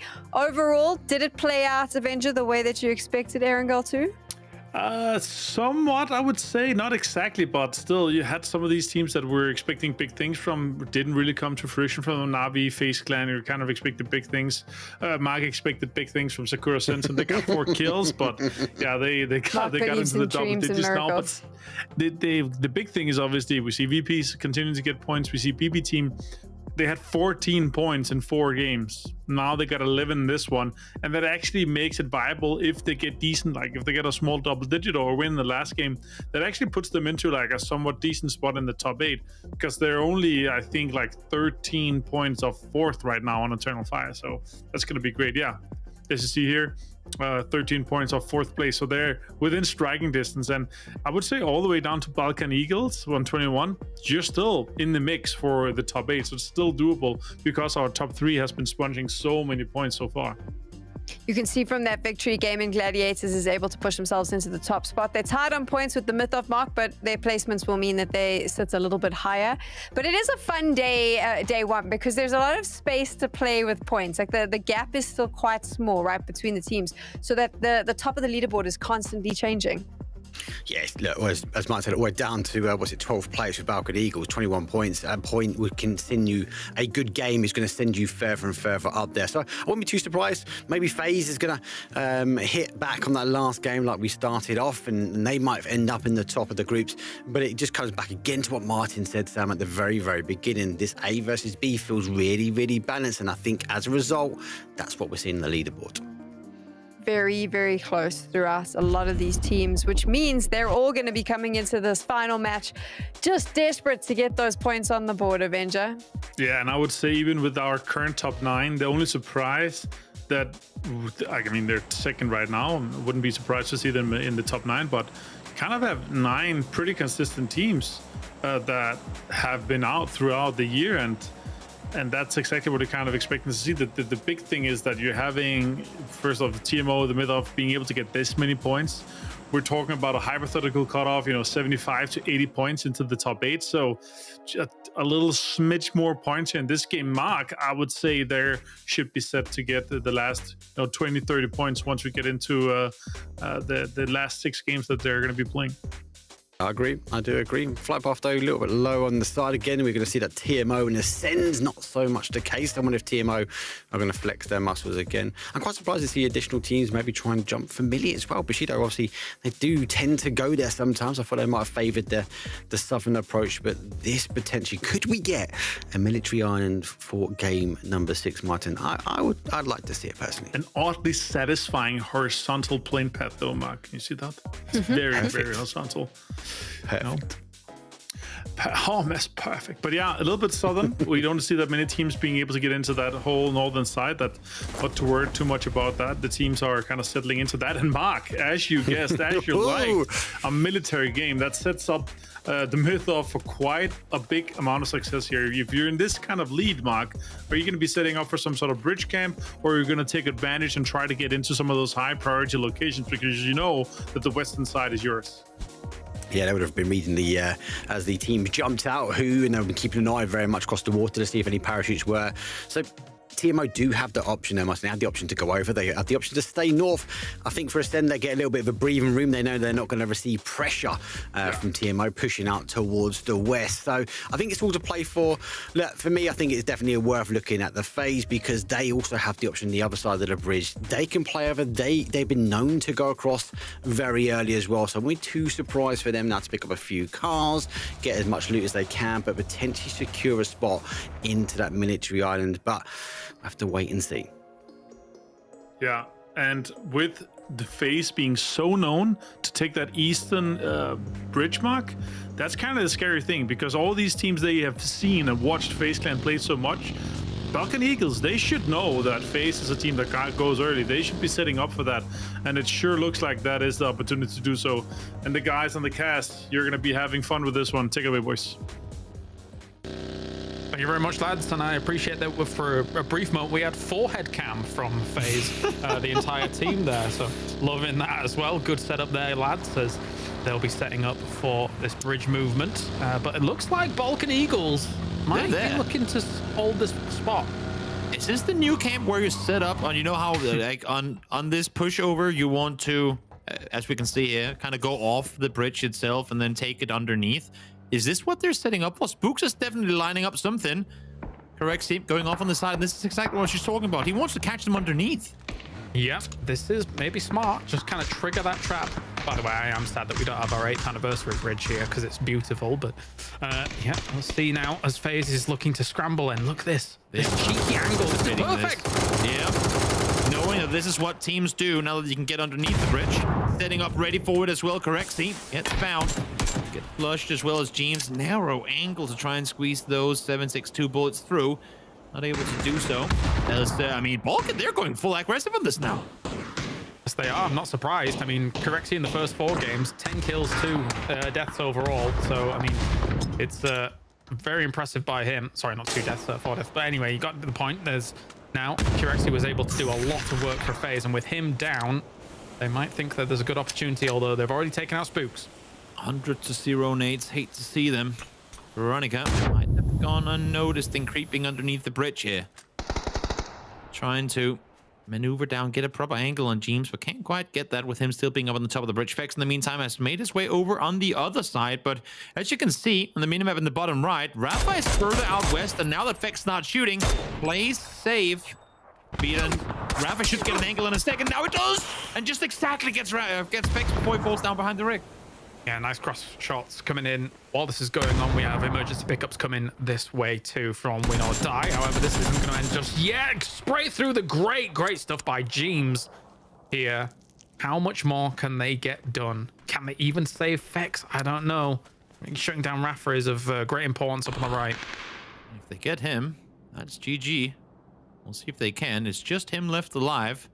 Vex, just exactly outside that bluestone nade, but Gustav don't want to commit to it yet. They know that, I mean, having the numbers advantage, they want to get James over on the other side. They want to get him over there helping. Issue is that more time they're taking doing this, the bigger the risk of other people getting involved here as well. Balkan Eagles was voracious for this, considering that they were not in a great spot points-wise. So maybe they can get at least another point off of this. But other than that, it's looking dire. It's looking a bit dicey. Gustav's going for the res. Yeah, now they know where they have him. James getting the flush. Don't want to allow for your opponent to give any info across. And now it's up to James. Sees him to deny this potential flush. You'd have to imagine that Rafa is out of lethal util. He would have thrown it already. For sure. But now 3v1. This looks very doable for FaZe. Yeah, good recovery on that bridge camp. Very well done by them. Goes for the final blow. Rafa is done. That will be Balkan Eagles done for the day. Meanwhile, we have a lot of teams making landfall. Already BB made landfall on Novo. After all, is going for a massive wrap on that east side. Another fight going down as, well, the myth of they've done what they need to do for the day, I think. Yeah, Eternal Fire continuing to do what they've been doing all day long, it feels like. Able off of a good game in the previous one. Would have wanted to get the win, of course, but not quite the case. Able to continue this as we go all the way up to Yasnaya, because why not see what's happening up here with Krafton versus Pro? This definitely wasn't the location I thought we were going to have a fight in this game, but here we are. As Nixie will... Oh, how is he not down? How is he not gone? No way! The timing! What just happened? You know what? Kudos to Daquil for Spider-Manning his way through that video. I just need Steve Carell to yell parkour while that battle is going on, and then we got ourselves a clip. Like, how didn't he get in with that first spray? That's so unfortunate for Nixie. I don't know. Oh wow. He was evasive. And you know what? I kind of like this. I mean, VP, they were setting up to take out Krif on Everest in the previous game. Now they come fighting them here. There's something to be said. I mean, we've been talking about Ascent and the myth of, but I think there's some beef between these two teams as well. This shouldn't just be coincidence. I hate when people fall out that window. It's like your body turns into a perfect cylinder and just slides out. It's ridiculous. Love to see what? It. Also, Presenti clearly not aware that there was half a team inside the building over on the other side. No, well, you know, it's last game. It's what we do. You know, it shouldn't be like that. They got more games to play tomorrow. Let's get the replay in here as we see the ever so evasive. Watch this spray. He should get him. He should get him with this. Not this one. Ah! Yep, that's the limb shot. And the hip fire there. And that's the issue. You see him when you're halfway through that vault and you go, oh no. Oh, no, I didn't. But yes, he did. Nixie got bamboozled, taken out, and now Win or Die. We'll try and see if they can get themselves some more of these Eternal Fire players taken down. Yeah, gotta get a few more on the board for Win or Die. And they're currently on the cusp a little bit, and now FaZe are feeling the wrath of Yepa, who came in kind of north side of them. Jeems is kind of exiting stage left. Fex is also exiting stage left. They're all running away from this. Just get as many points on the board. But again, 46 points on the day. Still already a great day for FaZe. FaZe usually not a team that gets contested in crossing on over. They are, as a matter of fact, one of the teams that likes to set up these bridge camps themselves. So getting a little taste of their own medicine in this match is Fex now up close here. I think realizing maybe that he has a one-on-one opportunity, but I'm not sure how much you commit to it. I mean, yes, you got 46 points in the day, but how much do you do? Taste of their own medicine, you say, yeah, but at the same time, right, it's always great to see how that team is going to react on the opposite side of it, on the opposite, when the shoe's on the other foot. And fair to say that FaZe definitely did very well, only walking away with one casualty. Definitely. Definitely. Fex found. Get the hell out of there, mate. There's an entire team coming for you. And here they go. 3 guys in a car.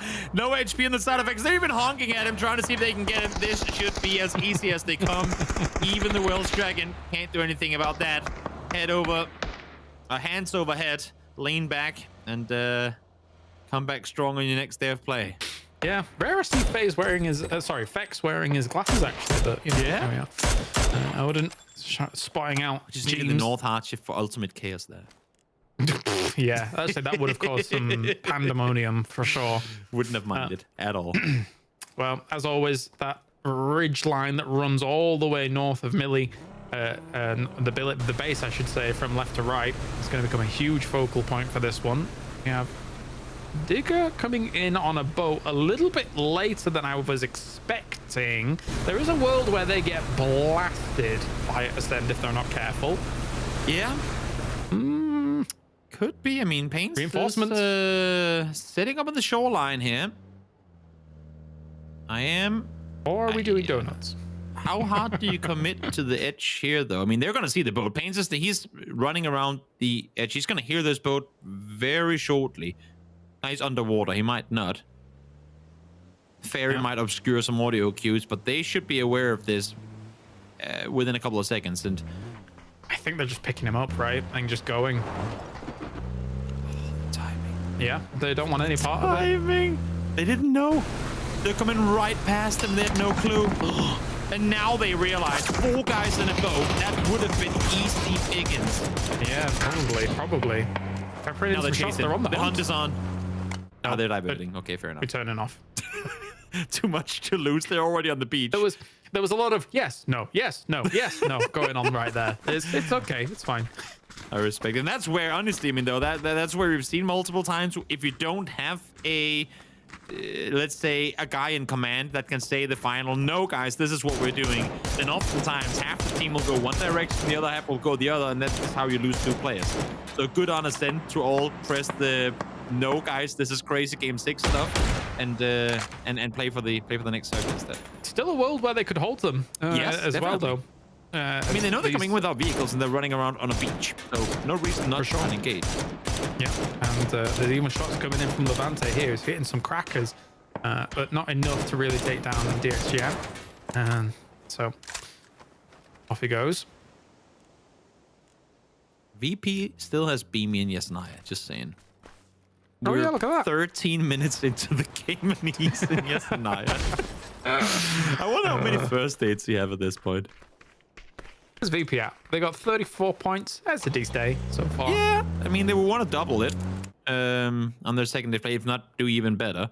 But we'll see exactly where the cutoff is going to be. Heard Martin talk about 70 into 80 potentially for the top 8. But we'll see what that's going to end up being by the end of Sunday. Let's see what these teams on the edge can do. A team like After Alt, who it's definitely not too bad as well. 33 points on the day so far with good old Pokemon. Actually, there's a world where they also start holding out teams trying to get across the bridge still.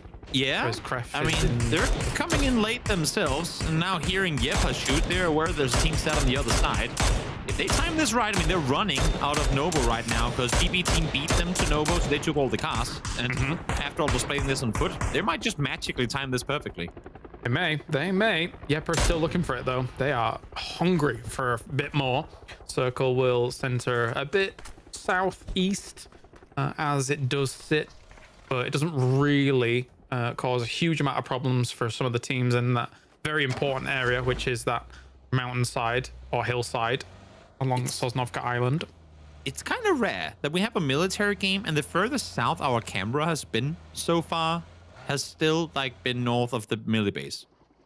We have not seen any action south of the like Sosnovka sign outside of the I mean pseudo shoreline fight between Diga and Ascent a bit ago. Everything's been happening on the north coast, which I guess makes sense, but normally you see more teams try and do the full wraparound, but everyone's been crashing in, you know, to the west coast there and towards Novo. No one really opted to hard commit south in this. Outside of considering Afteralt's initial trajectory, I thought they were going to come in from the south side, but they decided to double back on themselves a little bit from the boat that they were in and come in via Novo. So yeah, that is a bit surprising because I expected there to be something going on, but it's Ascend, who's as south can be for this circle for the moment. I think, as you say though, Virtus Pro might just try and go as south as they can to try and scramble for a car or two if something's left.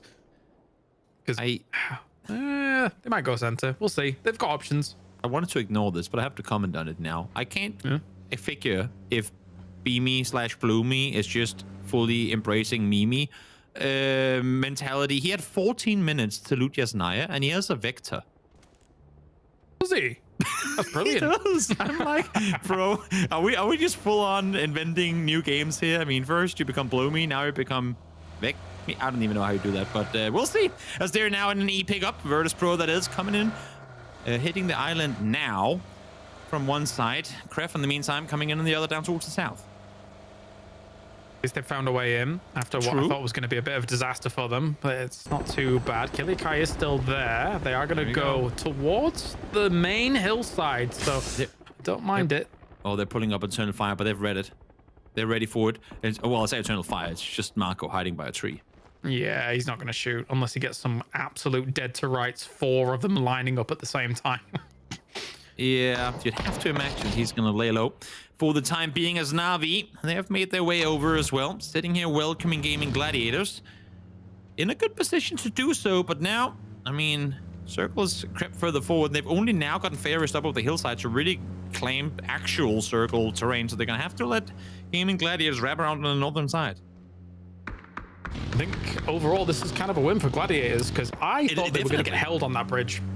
Well, I mean, depending on when they opt to go south, right? Because if they go straight into Bushido, that's going to be a fight that they're definitely going to get third party down. I think that's what Na'Vi is hoping for, that they had something they could backfill. Issue now is with this circle swinging hard east, Na'Vi is like, well, that's another team we just let go past us that we're going to have to find our way through.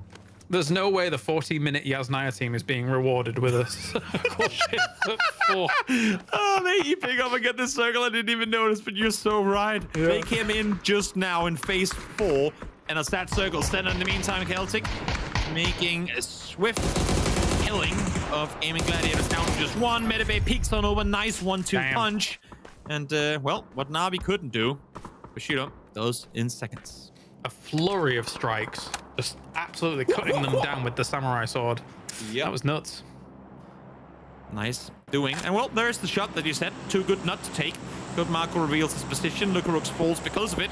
VP once again, I mean, taking casualties to solos, but in this case, in a situation where I can't really fault them for not taking the one guy in the rock, and there's the need. Because why push with your bet?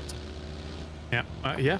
If you got the nades, we'll take it. We'll take it. Okay, where are you off to? What's your choice? Okay, big wide wrap makes sense. I appreciate it, considering that they thought there'd be barrier teams moving in. Pokemoldo taking a lot of damage. He's gonna have to heal up. Yepa has no good angles on him actually. From there. So it's the other teams like Win or Die that are trying to pepper him. Yeah, but how the hell do you cross here? I mean, you can see Win or Die, as you say, on one side, Red on the other side, trying to make easy killing of him. Forge will get the double. as part of his name. Gets himself the 2K. Agatori. Ooh, arm in hand. Almost gets one here. Na'Vi, knowing there's a lot of players between them and Circle to try and find their way forward. I feel like the bullet went through his legs. Yeah, kind of. Gotta be careful. Gotta be careful. Sakura Sensen. I mean, given the form that they've had today, I don't know if they want to be taking that 5 versus Na'Vi, but I think they're going to be, they're going to have no options, to be perfectly honest, with the way that high ground works and then how you eventually come off of that high ground. One team has to go. Yeah, you're not wrong.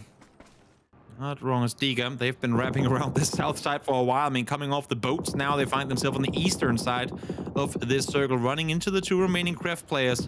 Over here, east side. Na'Vi, in the meantime, hurt Sakura Sanson, wrapping their way in on the north, and now find themselves kind of entangled with them out on the western side of the circle. Yeah, they do. Reinforcements from the south, from the north. Sakura Sensen on the way. I don't think you're not Hitman's position. He goes for a spray. Doesn't quite finish it off. Yes, he will get it in the end, though. Did take Mika, so it's 1-for-1 kinda. With the knock at least, Hitman will retreat to find himself a better position to attack. Always gets awkward when you get the instant 1-for-1s. Now finally though, Soset able to peek around the side, gets him and down as well. As fights are happening on both edges of the circle, east and west that is. Shro trying to fend off. No, they have a play on the backside of the rock. Nice nade placed there by the newcomer to Sakura Sanson, taking up the newcomer of Na'Vi. Yeah, I think neither team really wanted to be entangled the way they were, and it will be Shroud finishing things off there against all of that. So Na'Vi, and unfortunately for them, getting the short end of the stick there against Sakura Sensen. That is a big scalp to take for Sakura Sensen. It will give them some confidence going into the second day of their groups. Definitely a needed one at that. Still a hard rotation to make, knowing the BP team is set right in front of them. Win or die up towards the north. You can't really thread the needle in this and just run straight through the middle. I mean, you can certainly try, but there's probably going to be a lot of death coming through if you do attempt to play like that. Such panicked entanglement between the two teams there in the end. But anyway, down towards the south we go, as looks like Kref. They know there's one here, but yeah, they do. How did Kursant manage to get across the road and not be seen by them? I don't know. I don't think he planted smokes, right? Because they would have seen that, reacted to that. So he's. I mean, they saw his teammate and took him out. So like, there's got to be one more because it was only a knock. But I think he might have crossed just before they got a glimpse that one had already made it. Now, the Mythoff might reveal his position though if they do end up shooting at him. Don't shoot, Kursant. Don't you shoot. Use him as bait. Just he's one deep into blue. Yeah, I mean, phase 5, doable, I suppose, if you have the first aids forward. But they're both running north now. They might have given this up. That could be the opportunity for Kursant to try and make a play. Justus, no first aids for him. He's dead. Oh well. Oh well. And Hitman trying to find a little bit of damage on from Win or Die, who they do have to dislodge if they want to make anything more of this, really. They do not have vehicles by the looks of things. There's going to be BB team holding them from the south side as well. This looks like the end of the road for Sakura Sensen unless they can do something magical. Yeah, I mean, they need effectively one knock on each team and then pick their poison because they know full well they're going to get third-party regardless of which direction they go. Is this just a full deny? Well, Marslik is going to go down to blue. Hitman's going to try and drive forward, but he's going to fall to blue in a second. Nope, never mind. Players get your point off that, and that's going to be Sakura Sensen dealt with. James lurking. Been through the walls in this game. 31 bandages. 31 bandages is interesting. Yeah. You never know when you need 31 bandages. Yeah. How long would it take to use 31 bandages? A long time. Oh my days. Oh, he lobbed the nade over. You had to, Kursant, didn't you? You simply could not resist the temptation. Goes forward, gets the better of him, and that's going to be him down and out. Phase 5, 19 players left alive now, as James is trying to wrap the entirety of Yepa, and, well, for now, with his 30 first aids, it's actually doable. They're not paying any attention to it, and for good reason, because they got all these players in front of them. Oh, he lies down at just the worst moment. Odin will take advantage of that as well. Kraft, it's been a rough little game this for them. Every single way they go, there's always someone lurking around waiting for them. And Ascend is eventually going to be facing up against Yepa here. James will probably fall here, but he could just, I mean, pull the rug out under Yepa and deny them a potential win. Because I love the fact that they're falling back now. Issue is they're being too late in doing so. Brax was already up close. Escaption taken down. As Brax peeks the other way, but James fully committed to healing duties. Can't really engage in this fight just yet. I mean, if he realizes which players are connected to which, you're right. He could be the nail in the coffin for Yepa. Yeah, and he could take a point himself. He is moving forwards alongside this whilst doing this healing. And Ascend is really helping James in his campaign. James is so close to one player, and he goes for the spray. Perfect timing on Forge 2K. Yeah, just exactly gets inside the circle, gets the knock and the instant flush to follow. Now he can smoke forward, try to wrap for the forward, but no info of where the remaining players are makes it practically impossible for him. Got himself a point though, a few placement points for staying alive as well. I think FaZe overall with a 47-point day can see themselves pretty satisfied. I see this boiling down to a win or die versus BB 4v4 if things keep going this way. As nades will be lobbed forwards, and Yepa is gone. Win or Die is going to try and continue to sweep around that east side. A BB team is pushing against Ascend. Ascend is going to get caught between the two teams here if they're not careful. Yeah, they need to kill your kind to 180. Look the other direction, my man, because you got an entire team of BB players looking your way. They need to somehow try and make space, but they just don't have the manpower to know the position. Or the util for that matter. They're pretty screwed, some might argue. Yes, that's the scientific way to describe the scenario. Yeah, that's correct. The only thing they have going for them is, as you can see, there's a bit of a plateau in between them and BB team, so they can't really fully commit to the push on through. Pains now spots one, but Killick has already fallen. And again, with them already being down in numbers, now they're sat down to just Chris left alive. Yeah, there's no way Ascend gets out of this. It's going to be calamitous. There is going to be nades raining down this position. BB team is just sweeping as they do. Chris, sorry, mate. Yeah, there's also because it's BB team, there's no way they should let him go unnoticed. They're going to take this fight full on now, pushing over the ridge line. Layers trying to back off, trying to stay alive as long as can be. Ascend, as predicted, will be found. This BB team finally getting things going here. It's not really been the most phenomenal of days for the BB boys, but here they are, trying to claim their silver win to finish off the day with. When they get rolling, they can do it. I mean, Definitely. again, as you say, it's not been the biggest day, but as soon as they got a knock on Win or Die here, there's no delay on this push. They are going to be hunting them down. They know that there's a little bit of disjointedness from their positions at the moment, as much as there will be cross angles. They know there's only 2 left to go, so blue zone nade. Will it weed him out? I don't think so. He has a jammer pack as well. Okay, that's fine. And now there's a molly as well, just because. Oh wait, never mind. I got baited by the pixels. No. There's no way. I mean, Leos, you need to do the bait of a century in order to allow for percentage to really get anything done here. Because yes, a knock might come through, but as you can see, BB, they're sat together. They know that. I mean, you know what? I saw 3 nades on Percenti. That might become dangerous. So because there was no like audio cue from him doing anything because of that blue and probably the jammer pack as well, I think they think to themselves, okay, well, he's not there. We'll go elsewhere. So they might have completely lost his position. That's the thing. What do you do now? I mean, I think if you're Percenti, you backfill. Because what would be the last place BB team expects the players where they just were, right? Yeah, maybe. Leo should do something to bait the attention, allow for Percenti to swing in from the east. He has 2 nades, get a knock, lob a nade immediately to follow. I think sitting here waiting for a 4-man swing is the best way to make sure you do not win a game.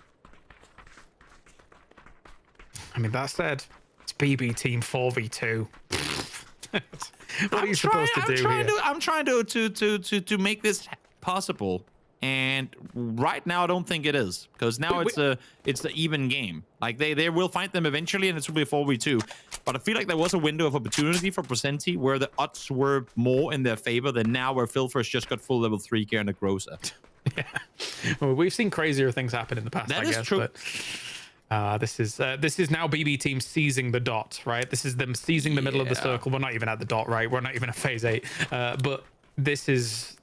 They will take full control of the middle. It probably will afford them some of the higher land here, and then they can start eliminating positions in terms of their scouting. They swung the entire circle. Now they know, great, we're playing ring around the rosy. Let's just sit on the dot.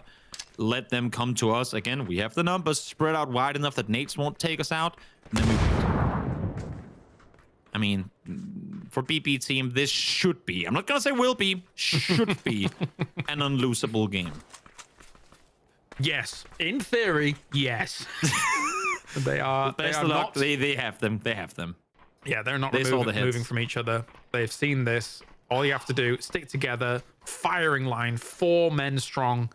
I will say, against other teams, you know what? There could have been a world where waiting, then grouping up, even as a duo, could have gotten you things. Because teams get impatient. It's game 6. It's late in the evening. More for some in other time zones than where I am right now. But even then, teams do get greedy in the end. Yeah, it's the final day. You know, we're feeling good. We got a lot of kills today in this match in particular. Let's go out and get the win. You catch one slipping. Then you get the first knock. Maybe you get a second one off of that. And all of a sudden, it's a somewhat even 2v2. But still, it's... I don't think that Winner Die is going to win this. No, yeah, you're hoping for them to afford you a few 1v1s extra. BB has to give you the win at this point. Yeah, they know exactly where they have the opponents. But if there's teams that are not going to give you constant 1v1s in this situation, it's teams like BB team, right? They're going to listen to a doozy. They're very regimented. They're very disciplined. And then from there, they should be able to round it out. There you go. That's the info in the second as well. Headshot connected. Now they know where they have them both. Now they can sweep if they want to. I mean, make an end of this game. Phil first. I love this reaction. You saw that. I mean, you know that you had a headshot. Nice. That's layers down. First one connected to the nowhere. They have Presenti now as well. And now it's a 4-man brawl. You don't have enough ammo in one gun to take out 4 players. Just run it down. May as well. Very even points between the two teams overall, but Presenti here is going to just drop down as many nades as possible, see if he can get something lucky. Will hit the dirt. Does get Molotov actually, but yeah, we're in the blue. I was going to say, you don't get to sit out 7 minutes of waiting to then just go deny. That'd be toxic. Well, yeah, I mean, BB team here with the clinical sweeping once again and being able to shut this down. I think that what was very instrumental about this win is the fact that, yes, when it is win or die, when it's Ascend, when it's BB team, they're not just focusing all of their attention on just Ascend. They're also thinking to themselves, okay, yes, another team's coming into Pincer, but how can we also put the boot in against them while shutting down Ascend fully? Yeah, and keep in mind, I mean, BB team, they played out of military base proper. Usually not an easy rap to make out on the eastern side, but again, I mean, as you've been saying all day long, they're so good at sweeping the edges, making sure they're not leaving any opponents behind to potentially backfill and ruin a good game for them. Just overall, great execution on the side of BB. Yep, happy to see them get a victory, especially with Molotov added to the roster as well. 3 kills go his way. It is done from us. It's time to head over to the desk here to wrap up the day and talk about BB. Thanks, gents, and we'll obviously see you tomorrow. We had to wait the whole day for BB, but they finally delivered and they got their win. We heard the casters talking a little bit about their particular match, but what I want to do is take a look at that final fight. Mark, can you break it down for us from the analytical point of view, how BB was able to get that victory? I think we saw it a little bit earlier on as they sort of pushed in on the south side, Sam, and the guy said they knew where Ascend was, so it was like push them into win or die, just push them and squeeze them out. And it was really key, though. They didn't continue moving themselves around. Obviously, they laid low. They didn't know where the final player was. They threw the blue zone there to go. I think he's behind the rock. And look, fair play. Lay still, lay low, got the jammer pack, got away with it. But it was very key then. It's very dangerous. Some teams at that point can maybe just spread out. Okay, let's try and conquer as much space as we physically can. Let's try and find these last couple of players. BB, no, they stay together. They pack the way they can because they know it's clear. They're just double checking no one's backfield. Once they've gone back to the other side, lucky enough they picked up a Groza. You just saw them sweep through until they found someone trying to shoot back at them. Avenger, for you, what did you think of our final Erangel for the day? I mean, a military island is always a spicy one to end things on, right? And it's hard when you have teams, first of all, bridge camping. You know, there's one bridge that's 50% of your passing gone. And you have to swim, get a boat, get an EP, stuff like this. And as you see here, Falcon Eagles, we talked about it, the potential of, FaZe going early. And FaZe is such a known team that Falcon Eagles, they had to think, okay, they're going to be coming through. Unfortunately for them, they didn't get much out of it. Falcon Eagle did. But for me, in this situation here, when it's the last game, it's been a rough and kind of draining day already. here for VP. A little rough as well, Mark. So rough. It was so rough. Do you know what I mentioned about the about FaZe and Balcus? The Balcus on the right thing. I think they moved over to try and take that because they knew FaZe come over. But it's also worth noting when people see FaZe in the kill feed, it's like that East Bridge is like locked out. No go. Right. No one play here. FaZe have got respect drawn that actually they're let to sort of fight out. But you do notice, especially later on, from Yepa, they've been reading the kill feed. They knew, Martin, that FaZe were down some numbers, and they took advantage of it. Yeah, and I mean, they got 6 kills, 5 or 6 kills, right? They got placement points. It was a decent salvage game from having to fight early on. So now we take a look at the final 4 fight. I mean, we can focus in on this, but I do have a burning question that's been bugging me for the last 2-3 maps. So I feel like I need to ask it. Mark, what happened to Sakura Sensen? You were so positive about them at the start. Terrible. You two are going up on me now. Oh, I was so hoping they were going to get this one. They positioned themselves so nice. The zone could have come back to them. They could have had that 2-2 split. But no, the zone yet again, guys, moved away from them. And look, they got a couple of points. They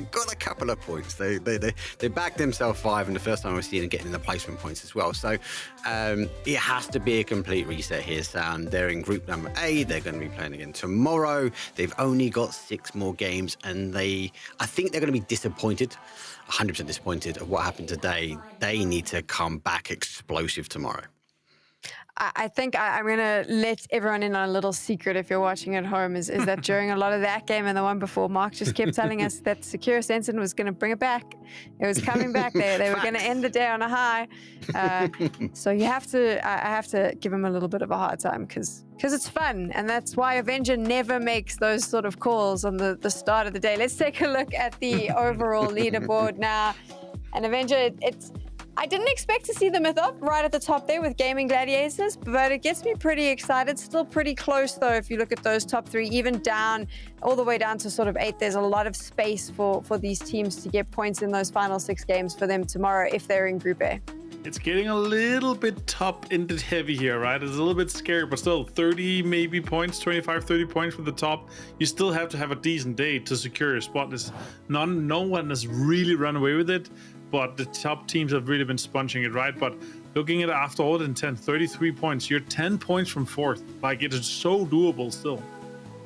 So doable. Remember, obviously, there's some teams that you saw today that you won't see play tomorrow because we do have 3 groups. Tomorrow, we go to Group A and C, so everything changes. And when I say everything changes, what gets a little bit scary is you have the sort of... I'm trying to think of the best way to describe Twisted Minds when it comes to the EMEA region. They are the kings. They're the next level, Mark. They're the team that everyone wants to beat. They're going to be coming into the server. That gets very scary. And they're going to be happy with that as well, Sam. They're going to be happy that this group has been quite condensed. It is top heavy.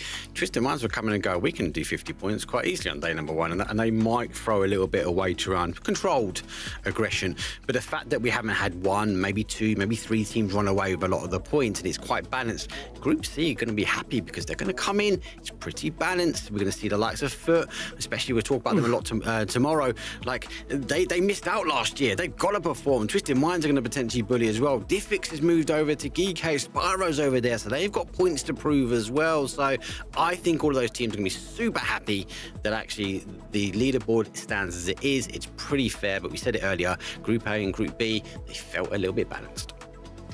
Avenger, does it get messy tomorrow? I know you said this at the start, that the Group A and C is where the real clash is going to come in. Are you expecting some messy PUBG? Yeah, I'm excited for tomorrow. Honestly, it's going to be such a banger day. You have so many fantastic players and teams coming in. There's also the prospect of, new teams that have a point to prove coming in with that many points. That is their time to shine, to put the pressure on the teams that are so established, right? You're coming in with, 40, 50 points. And you have teams that are coming in their first 6 games.